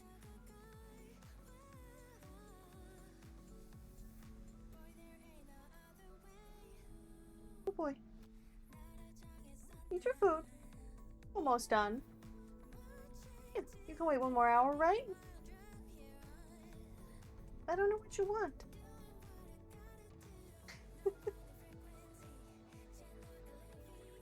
Boy. Yeah, Dobby, go ahead and eat. Oh, Dobby went over and kissed Fitz's nose. Cute. Good dogs. They're settled now. It should be fine. Also, had to convince your sausage to eat. That's not a dog. It has great instincts. Yeah, Fitz doesn't have very good dog instincts. Yeah. He's not like Dobby or like Yona was. Those two. They have good instincts. Fitz, he's a little dumb. Look. Like, if Dobby doesn't eat, it's because he doesn't need to eat. Like, he hasn't used a lot of energy that day, so he's not hungry. But, like, if Fitz doesn't eat, it's usually just because he's being stupid or wants something extra that he's not getting.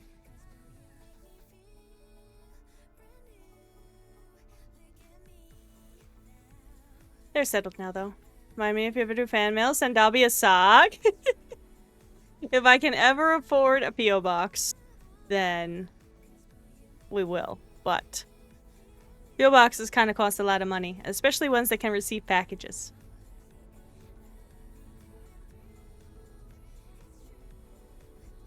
Free the wiener, oh my god. Asta has given Dobby a sock. Oh my god, I knocked everything over trying to fix up Fitz. Hang on.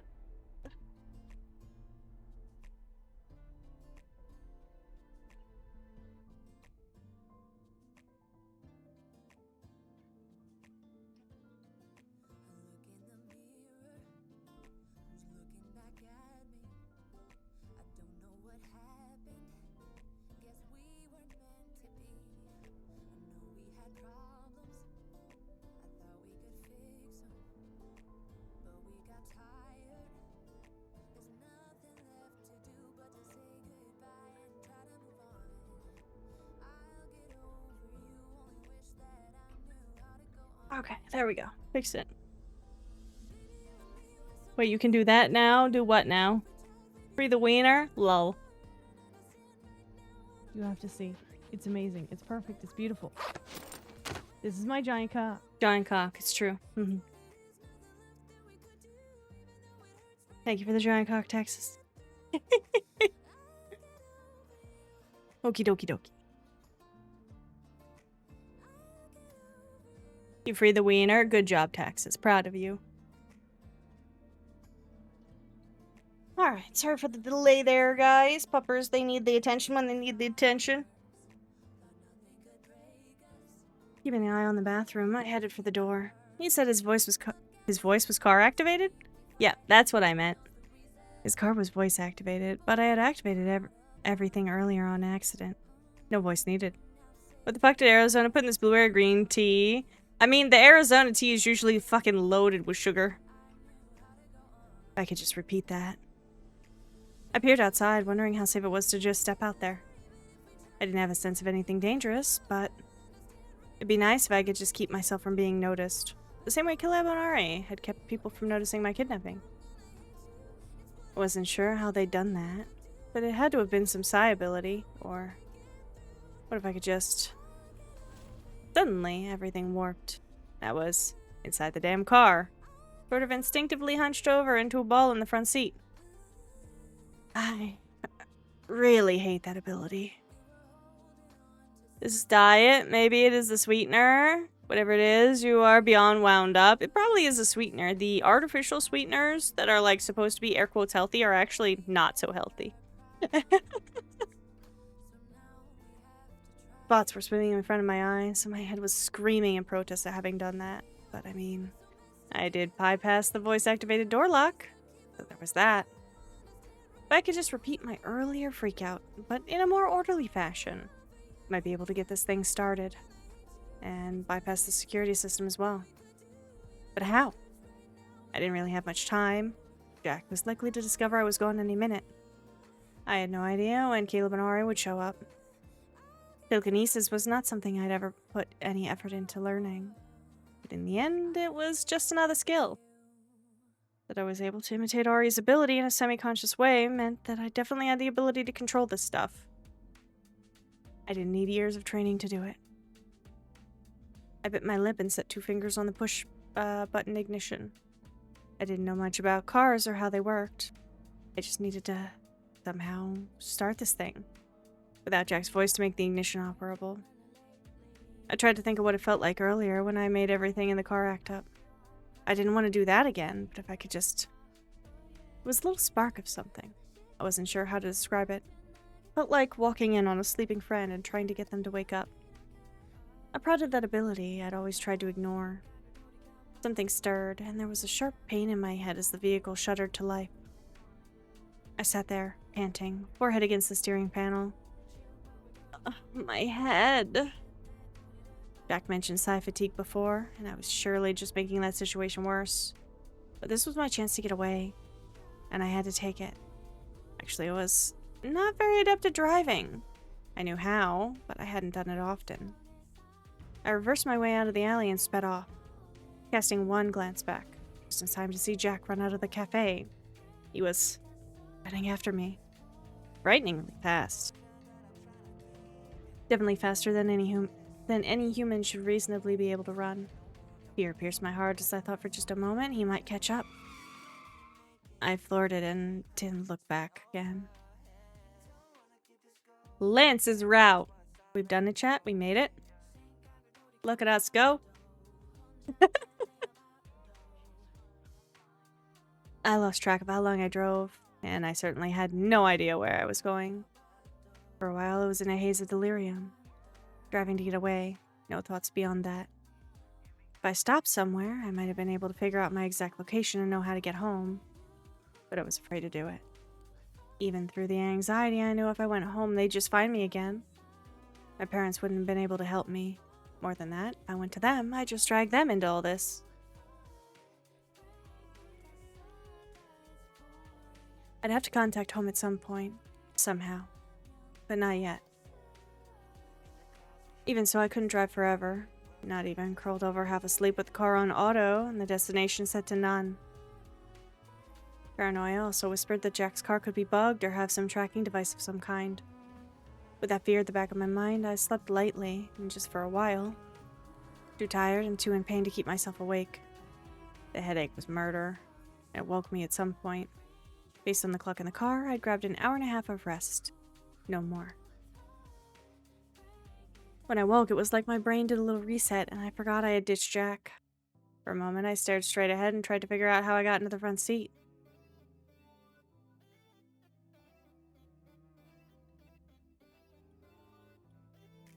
Hey guys, you remember Wednesday when I couldn't find my drawing glove?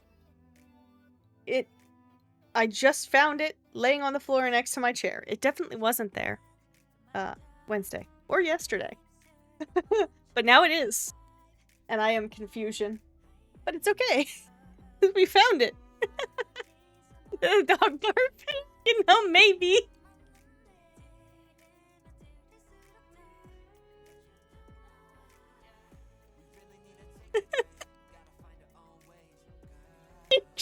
Looked for Fitz and I see the glove. Oh no. Then everything crashed back in, along with a healthy helping of guilt for leaving him behind. A struggle to a more upright position, soft sound somewhere between a yawn and a groan catching the back of my throat. Running a hand down my face, I watched the road ahead, focusing on the growing light outside the window. I didn't know where I was going. I kept looking in the rearview mirrors, as if I'd see some ominous black car giving chase. At a minimum, dog stole it. It's not slobbered on, though. Or in any sort of bad condition. It's perfectly well kept. It's not covered in dog hair. It's acting like it just sat there the whole time.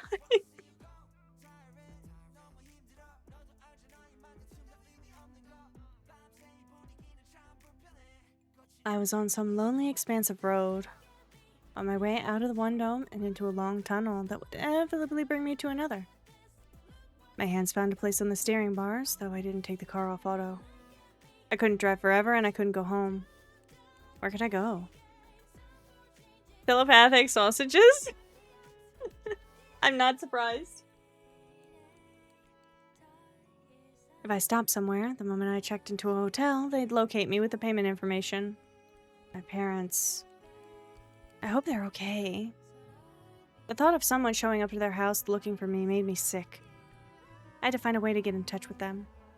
Though how I could do that without being traced, I didn't know.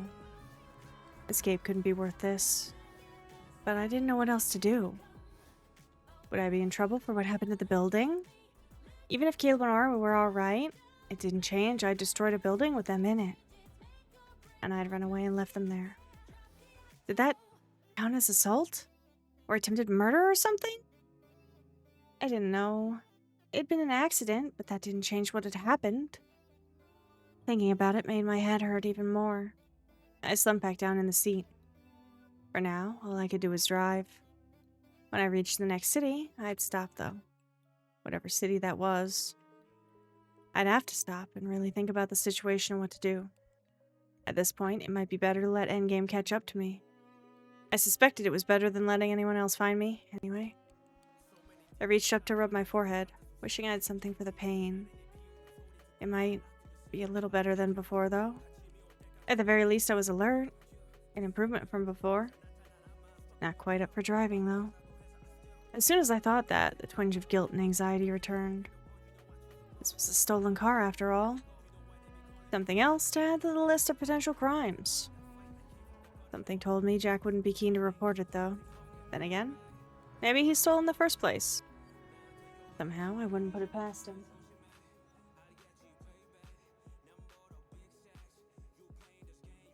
I felt bad for running off on my own like that.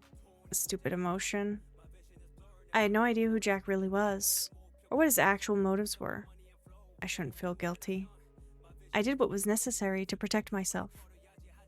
I wish I knew how to get to that detective. If there was anyone I could go to for help, it might be him. Though he might just turn me over to Endgame, even though he hadn't seemed too fond of them. Either way, I imagined I'd be safe. But I was far beyond being able to contact Ruben Kellner to beg for help. What am I doing? How do you even get to this point? I stared at the road ahead, an endless ribbon of tunnel, racing to meet me and then disappearing behind me. There was a sense of inevitability out there. It was unavoidable that the people seeking me would find me. What then? I didn't know. I really didn't know.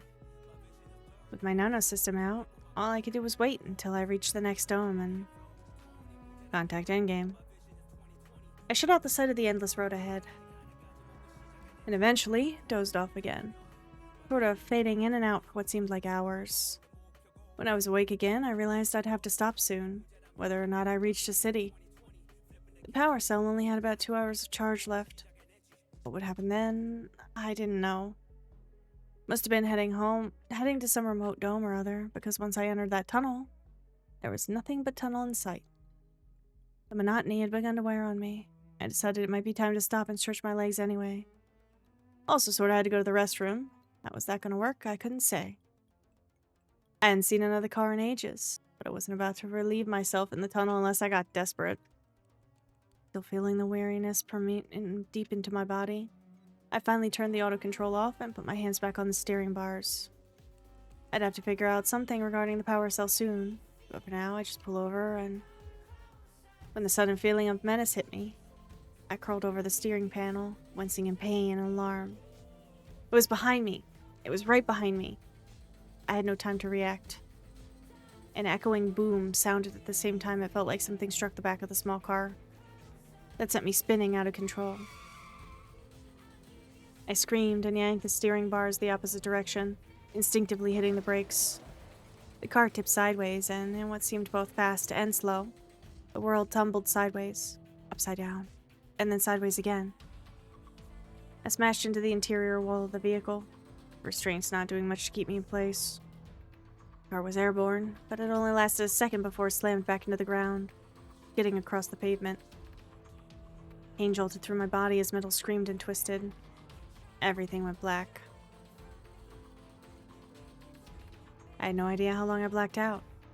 Seconds, probably. When the light faded back in, there was just enough pain to pull me out of the unconsciousness. The smell of smoke made me struggle to free myself.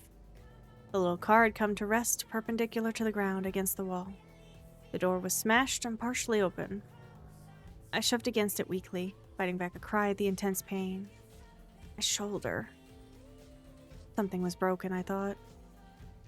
I tasted something coppery. Blood. From my head, I thought? Or maybe from more than one place.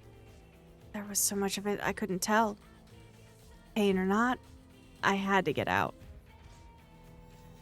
Somewhere, I heard the heavy sound of mechanical footsteps coming closer.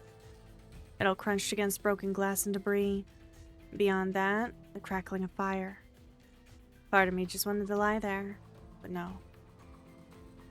Finding the strength somehow, I pulled myself half out of the vehicle, trying to locate the source of the footsteps through blurred vision. I couldn't see it. There was smoke everywhere. The machine was there, a dark, threatening presence in my mind and all around me. If I could just get out, get away. If I could just hide, find a place to rest. Tears stung my eyes, mingling with the blood running down my face. I reached ahead, clawing at the ground to drag myself forward as those footsteps neared. Time dragged out, flowing. Or maybe I was slowing as I fumbled outward with my mind in frantic desperation. It was an alien sensation, like searching with a spotlight that zeroed in on a hiding place. Like before, an image came to mind. A cool place. Dark. Isolated. The footsteps stopped less than a meter away. A soft hum filled the air. A weapon. I have to get there. I reached for that place. And we got flashbanged again.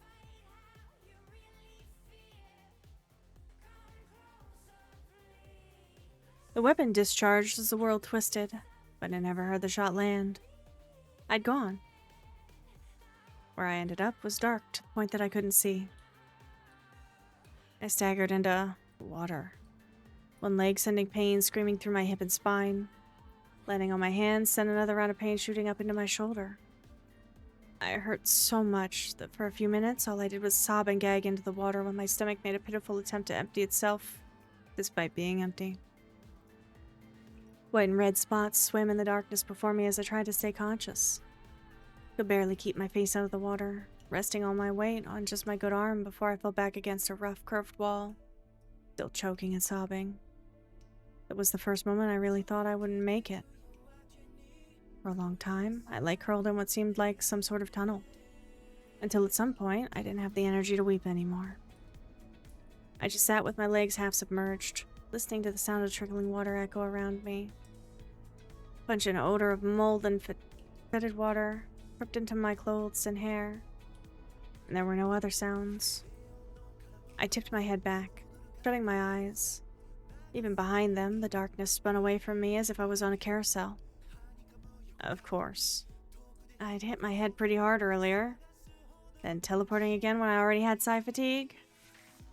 Somehow, I found the strength to reach up and touch the painful spot on the side of my head, only to pull my fingers away when they met a sticky wound. I was alive. That, at least, was something. But I was so tired lying there, my eyelids heavy with sleep. God, I wanted to sleep. But I couldn't. Not here. Not if I wanted to wake up again. I was no doctor, but I knew my condition was bad. As long as I stayed conscious, I could keep moving. I didn't want to die somewhere alone where no one would even find me. My parents couldn't go through that. Morning, Phoenix! How's it going? How you doing? At the very least, they needed to know what happened. The hope of at least giving them a body to mourn over wouldn't be enough to get me home. Nah. I had to get back to them somehow. I couldn't die here. I wouldn't. Very well, how are you? I'm doing alright. We're just hanging out, chilling. Nice quiet story time. I gotta push this button. I've realized that both my lurk tabs have rated.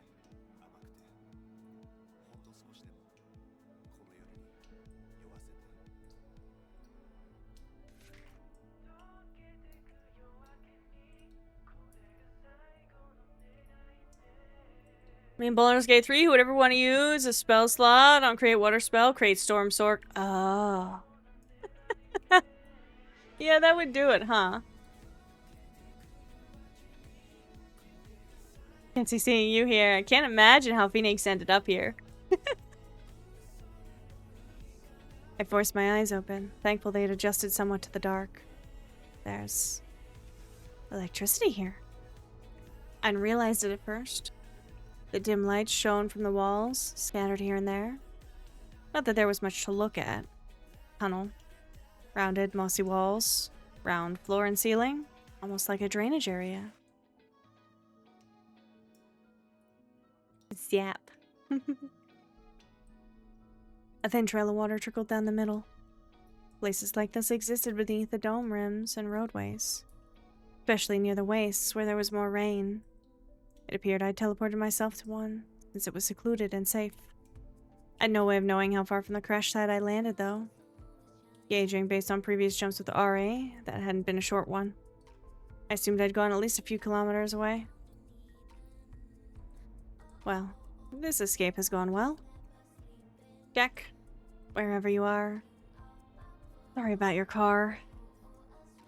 If you'd been a little more trustworthy, maybe I wouldn't have taken it. Yep, it was definitely his fault. And Caleb. I needed to blame him for sure. Though being with either of them would have been better than this. I let out a soft groan, tipping my head back to the rest against the wall. I'm an idiot. Mood, Morgan. Mood. Endgame may not have been my life goal, but I'd be safer if I'd gone with them. Late for that now. Regret won't undo this, Morgan. I could only deal with the situation at hand. Right. I felt like hell. My shoulder was a nightmarish bundle of agony. Scrapes lined my arm, too. My leg. I wasn't sure. It might be broken. The head injury. I doubted the dirty water did my open wounds any favors, though. Even so. Let my fingers hang in to determine which way it flowed, since that would most likely be out. It's brighter than that direction, too. So I should head that way. I couldn't stay where I was. Besides, if I didn't go far and that thing finds me, there's nowhere to hide in here. Realistically, if I encountered that thing again, I was dead no matter what. I might be anyway. Grimacing at the thought, I pulled myself to standing, a gasp escaping my lips at the sharp slice of pain. I didn't want to move, but I had to. I couldn't allow myself to think about the grim possibilities. I would survive. I had to. Okay, right. Deep breaths. Though, those hurt too. Keeping my eyes on the faint light at the end of the tunnel in a very literal way, I took my first step in that direction, keeping my good shoulder glued to the wall for support. Walking. I could do this. But with every agonizing step, I regretted every decision I'd made in this last day. The tunnel was big enough for me to stand comfortably. That, at least, was something. If I'd had to crawl, I don't know if I would have made it. I just clenched my jaw and bore the pain as each excruciating minute crawled past. Regrets. She do have the regrets. She do. Many regrets. The end hadn't looked that far away, not until I started trying to walk the distance. Then it felt like 10 kilometers. Each step, I counted with a hiss through my teeth. Focusing on breathing and keeping my balance kept my mind somewhat off the pain. It was weird because I could almost sense what seemed like a cool draft. Faintly, a noise, almost like wind, reached my ears. A low moan that reverberated around me in an eerie way. Where even am I? I reached the end of the tunnel, pausing just before the turn to catch my breath.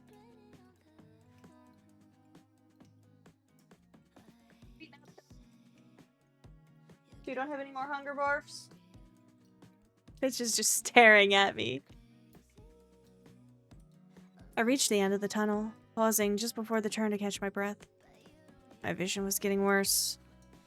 If I didn't find my way out, I would pass out down here. Then, the image of my abandoned corpse curled over here alone, never found, is what spurred me to keep going. I turned the corner and there was another blast of air, warm and bringing with it unfamiliar scents.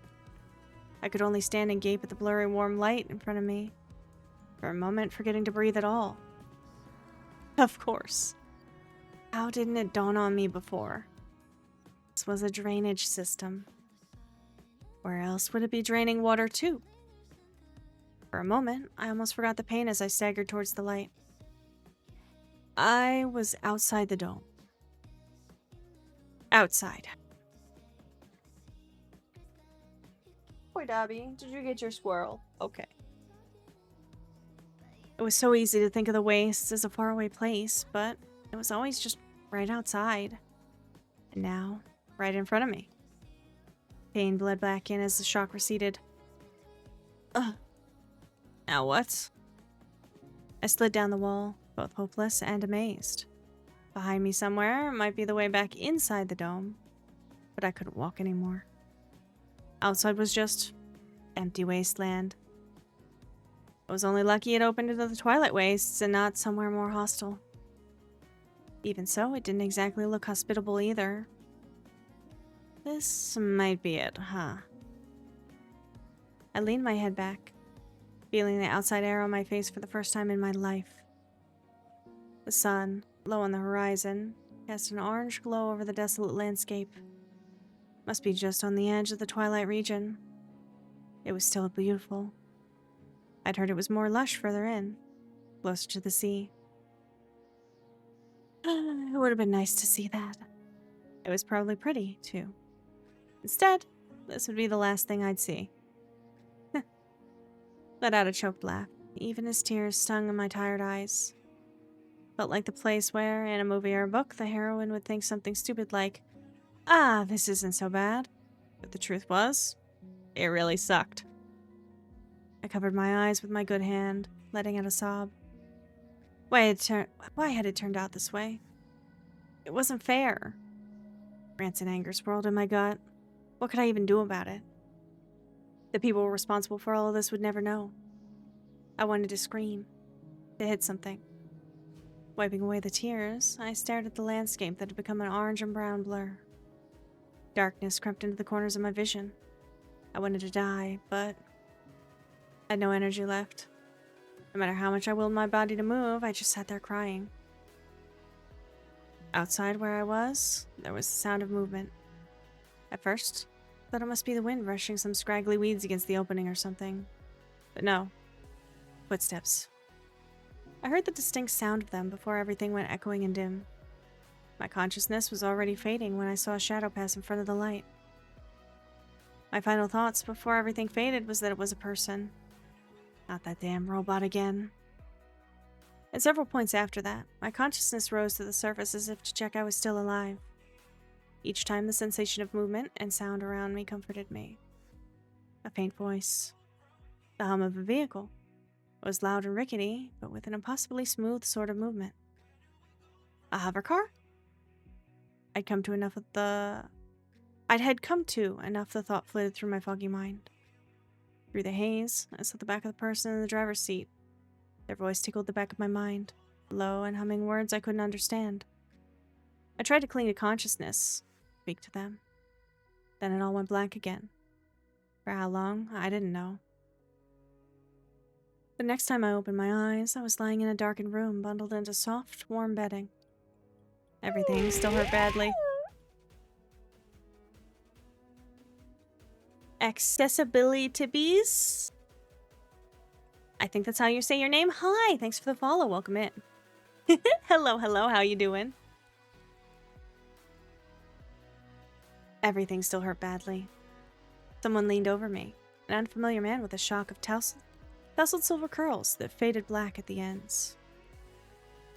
His expression, what I could make out of it, was concerned.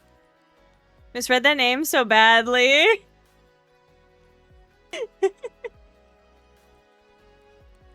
Like accessibility, but accessibility tibbies. Okay, that's what I thought.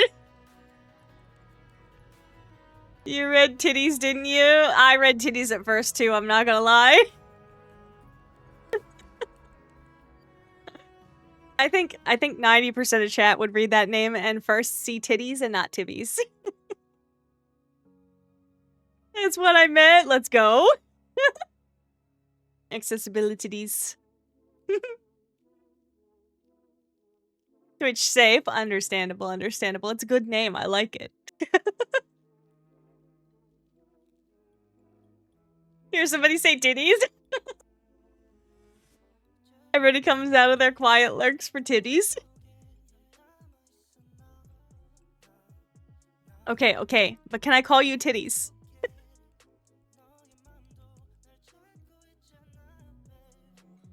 Made a sex dungeon wheelchair accessible. Let's go. That is amazing. You have accessibility titties? Definitely call you titties? Alright. Done deal.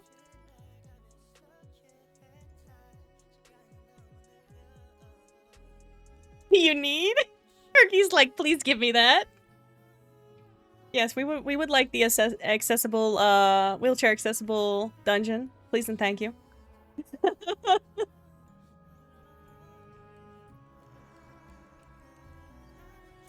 You found your way to the right community. Everybody's here, perk. Oh my god. Does that mean the titties are wheelchair accessible? I mean, titties are everything accessible, right?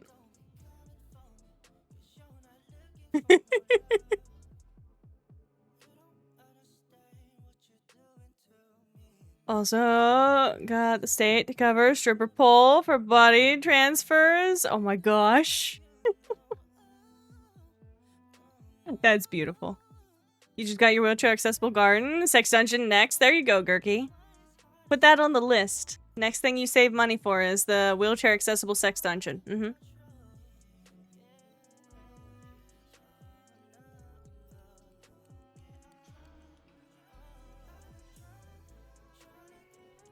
His expression, what I could make out of it, was concerned. Though the rest of his features were a blur, his eyes stood out. Clear, silver, shining in the dark as if luminescent. Teach Shibari for hypermobile joints. Oh my god, that's amazing. You are a godsend to our community. I think we have like 4 or 5 hypermobile people. You show you how to build a sex dungeon. I remember you talking about that one before, Gurgi.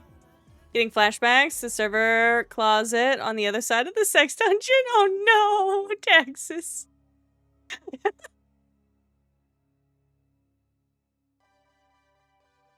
Where would you have a sex dungeon in the house, Gurgi? You're gonna have to like dig a basement, you know? It has to be in the basement, right? Get like a secret bunker underneath the house. But, make it a sex dungeon instead. Have you ever told me that story? I don't think so. It doesn't sound familiar, Taxes. He spoke, but I couldn't understand the words. I tried to respond, my hoarse voice a little more than a croak of pain. It felt so hot. My face was burning and my eyes wouldn't focus. You accidentally doing a home safety assessment and turned out to be an 80-year-old couple's sex room? It was a whole thing. You made sure it was safe though. Let's go. That's amazing. I mean, good on them. Keeping it spicy. Sure the council won't notice if you dig a basement for a sex dungeon. Just need a lift or a slide. Ooh, a slide would be fun. But you have to get out too. So a lift and a slide. Make sure there's lube. Hey, that's what the like 80-gallon container of lube that you can get online is for that slide specifically. Hurt your arm, you can't dig, and ask the builders worked your garden if they can do it. Hey guys, could you dig down a bunker? Yeah, definitely a bunker. Just a bunker. Nuclear bunker, exactly. Diddy's gets it. I'm sure if you want to have the ex-neighbor dig you a sex dungeon. That's beautiful. I love it. His features cleared for just a moment, and I could hear his words over the ringing in my ears. You need more rest. Please stop trying to move. What are tie-downs for? Zombies. Definitely zombies. Yep, Just in case, you know. It's fine. Don't worry about it. Like, we have a greyhound, so, like, we need a place to anchor her in case we need to keep her steady and we have to have our hands busy, you know? You're fixing a client's audio system. I've run from a media server. For some ungodly reason, the closet was on the other side of the sex dungeon. They had one of the big drums of lube and it was only half full. Oh my god, Texas, it's amazing. Texas, you end up in the wildest situations, I swear. Titties, have you just joined our Discord? I see somebody just joined the Discord. Yes, okay, I see the name. I see it. You get a tag. There you go. We verify that people are actually people that hang out here when we let them in the Discord. Because spammers and scammers be abound in the VTuber communities. But I saw that you had the same name there as on here, so. You have tags for access now.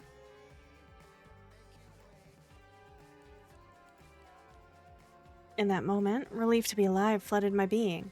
You must have saved me at the last moment. The worst part, there was no drain in that room. Oh no, how were they disposing of the lube? Oh, 7 Texas. Oh no. I don't want to know. I don't want to know. I wanted to say thank you, to ask his name. The words wouldn't come out. When O caused all this, what caused all this? He set a cool hand on my forehead. The gentle gesture, enough to keep me in place, weak as I was. You're safe now. Just rest. I shut my eyes again and slept. When I finally awoke again, it was sudden.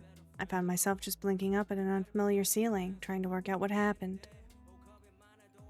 I bolted upright, letting out a soft groan and flopping over when I remembered I almost died in a horrific car accident, thus was in a lot of pain.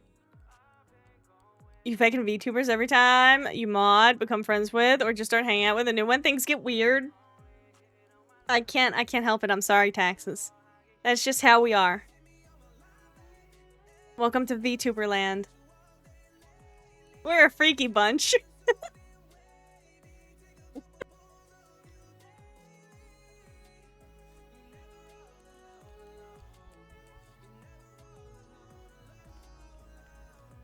It never gets better, I'm sorry. It only gets worse. The more you get to know us, the worse it gets.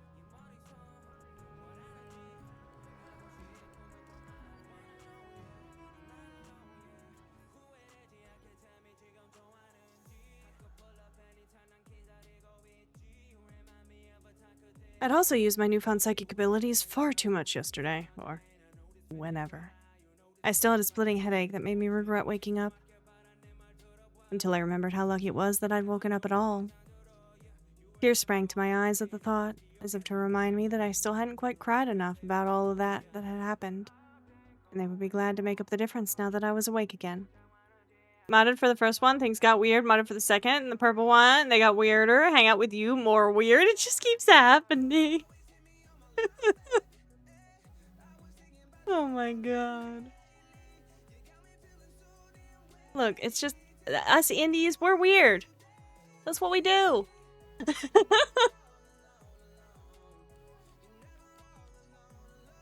If we could, like, contain our weird more, then we'd probably be in agencies instead. Because the agency VTubers contain their weird so the public doesn't see it. At least for a while.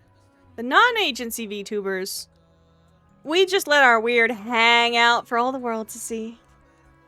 Oh, the VTuber curse? Is it a curse, though? I think you like it, because you keep finding new VTubers, you know? So, that, like, you have to enjoy it at least a little. Not weird, you're normal for a neuroresponse. You know, whoops is normal.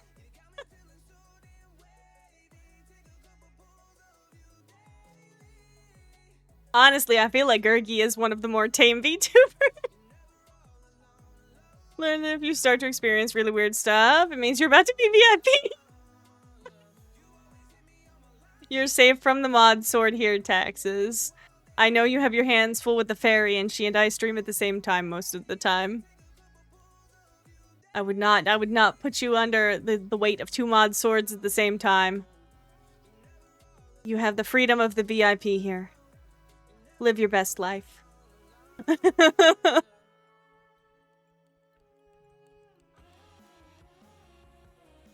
I rolled to my back, a muffled sob escaping as I stared mournfully at the ceiling.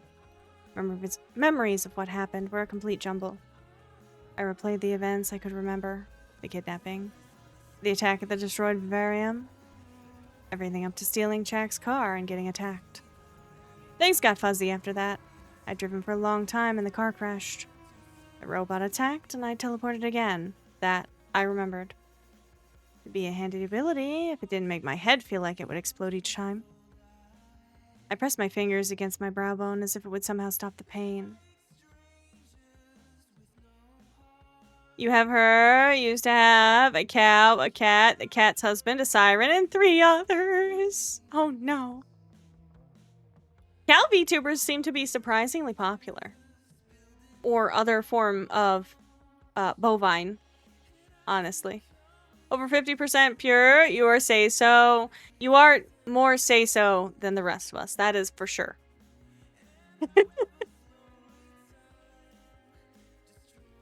I am not say-so.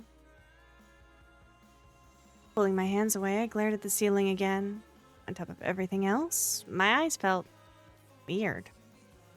With everything I'd been through, I'd be lucky if that was the only thing wrong with my head at this point. The biggest question in my mind at the moment, though, where am I? I think Lance's bed is so cool. Like, it's round and looks like faux leather. Hey, Champman, how you doing? Good evening to you. Just cow consumes some of us. We're so lucky to began her great awakening into a panda. I see, I see.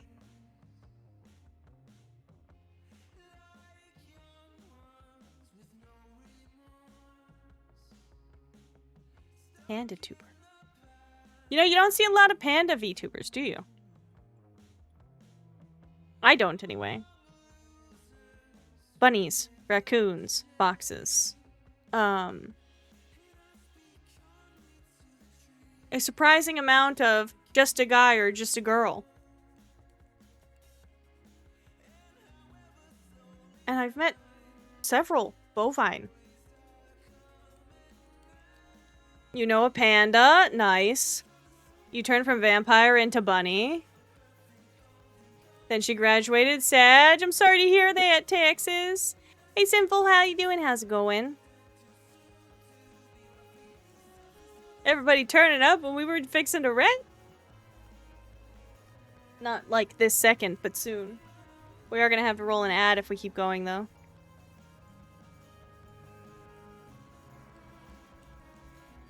There'd been someone. A man. I twisted my head around, trying to glimpse around the room. There was no one with me. The architecture of the bedroom was unusual. Not like anything I'd seen before. More than that, there were so many plants. What is this place? A part of me wanted to get up and look around. The part of me that felt like I was imploding wanted to lie in bed and not move. I believe we get up here, but I am double checking the guide. Yeah. We are going to start saving, though, on choices. Because I feel like that's important. Point.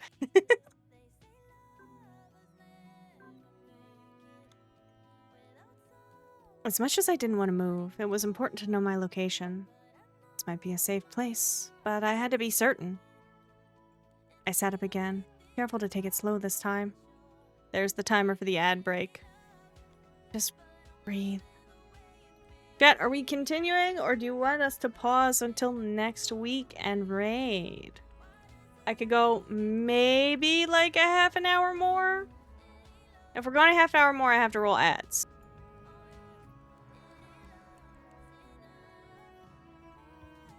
Because pre-rolls are stinky.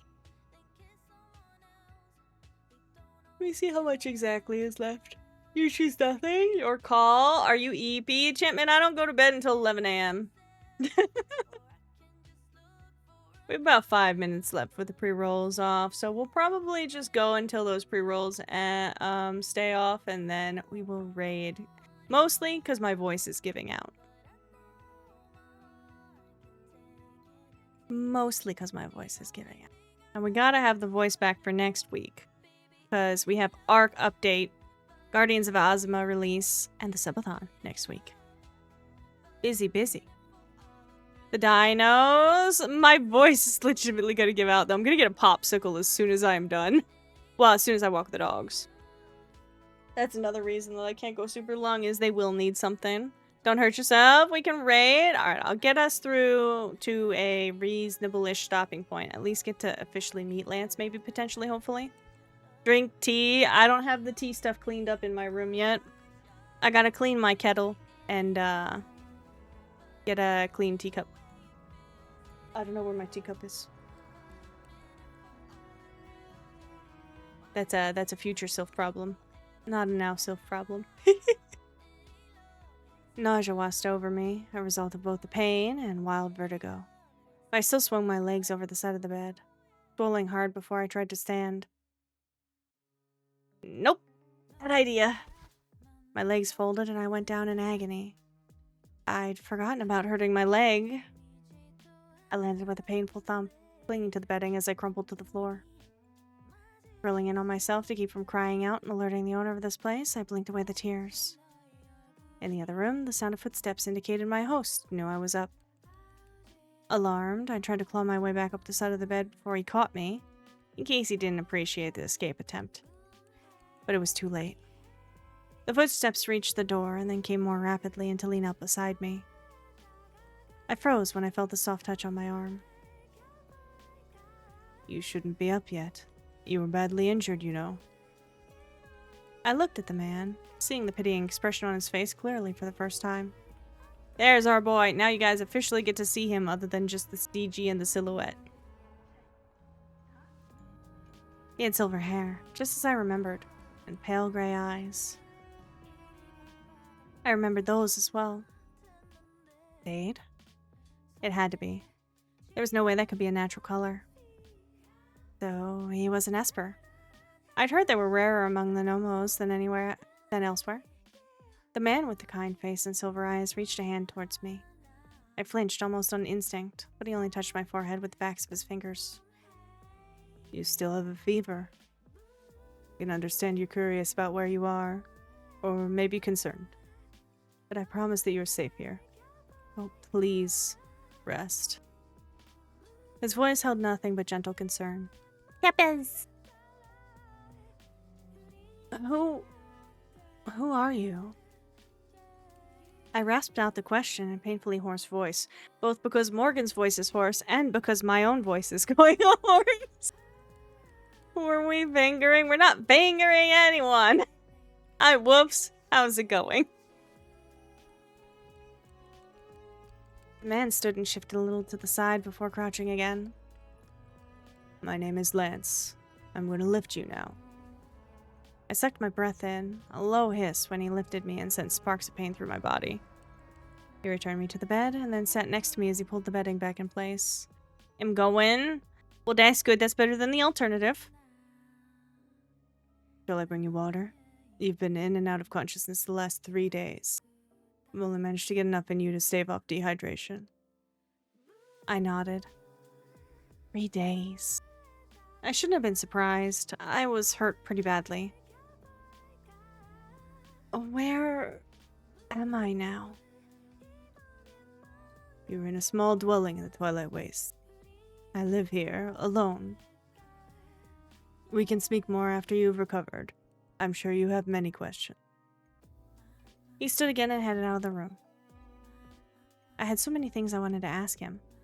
How he'd found me, why I was still alive. Maybe I was being dramatic, but I really thought my injuries were bad enough to kill me. I wanted to thank him for saving me.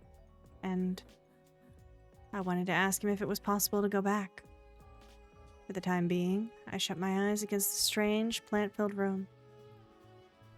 And we'll save and pause there for the week. And pick back up sometime next week. Maybe Saturday? I think it really depends on if Asthma actually comes out on Thursday or Friday, because conflicting things on the different release websites.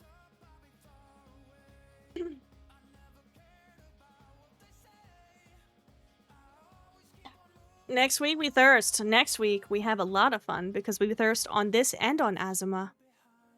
Because Guardians of Azuma is coming out, and I am so looking forward to that. We are dating the male main character as the female main character, since that's an option.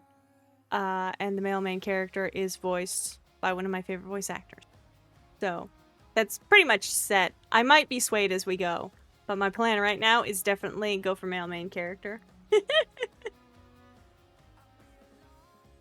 I think I'm gonna take you guys to some Elden Ring Night Rain. Because, well, everybody's playing that right now. We have so many people on my follow list playing that. And we will raid out dating men. Hey. Okay. I go for the boys first. The women are looking very tasty, but the male main character is one of my favorite VAs, and you know how that goes. You've seen the Leon obsession. It's just gonna be the Leon obsession again. We'll get to the ladies. One day. I don't know how much longer the streamer is gonna go. They've been going about 5 hours. They should be going a little while yet. They seem to be enjoying the game. At the very least, they will also take you somewhere nice and cozy. They are a great streamer. And one among a community of streamers that are always very cozy, comfy, and welcoming and accepting. We're gonna start this raid here. Thanks for hanging with me tonight. Tut-tut. Why are we tut-tutting? Over dating the girls after the first the male? But say hi to Medi. He's awesome. He's playing Night Rain. Ladies first, please. Well, I guess you guys will have to get the game for yourselves and play it to date the ladies, I appreciate everybody being here. This is the last stream of the week. We will be back on Monday. We are going to be playing Ark and Guardians of Azima only next week. Very little variety compared to the usual weeks. Ark and Guardians of Azima. That's it. And art, of course. I will have the schedule out sometime on late Sunday night, early Monday morning, and we will be doing the usual Monday night 9 p.m. start. Thanks for being here, everybody, and copy animated emotes. There we go. If you do have a sub, the non-animated. If you don't, show Medi some love, and I will see you guys later. Have a great weekend. Take care of yourselves. Bye. Sweet talking like you mean it, but you're making it so complicated. I fucking hate it. Every time I get too close, you push me away. Don't wanna stick, telling me you don't want any obligations. And how you hate them. Don't call me just cause you're lonely. You know you're killing me slowly. No, maybe I'm yours, maybe I'm not. I think about it way too much, and every single thought is making me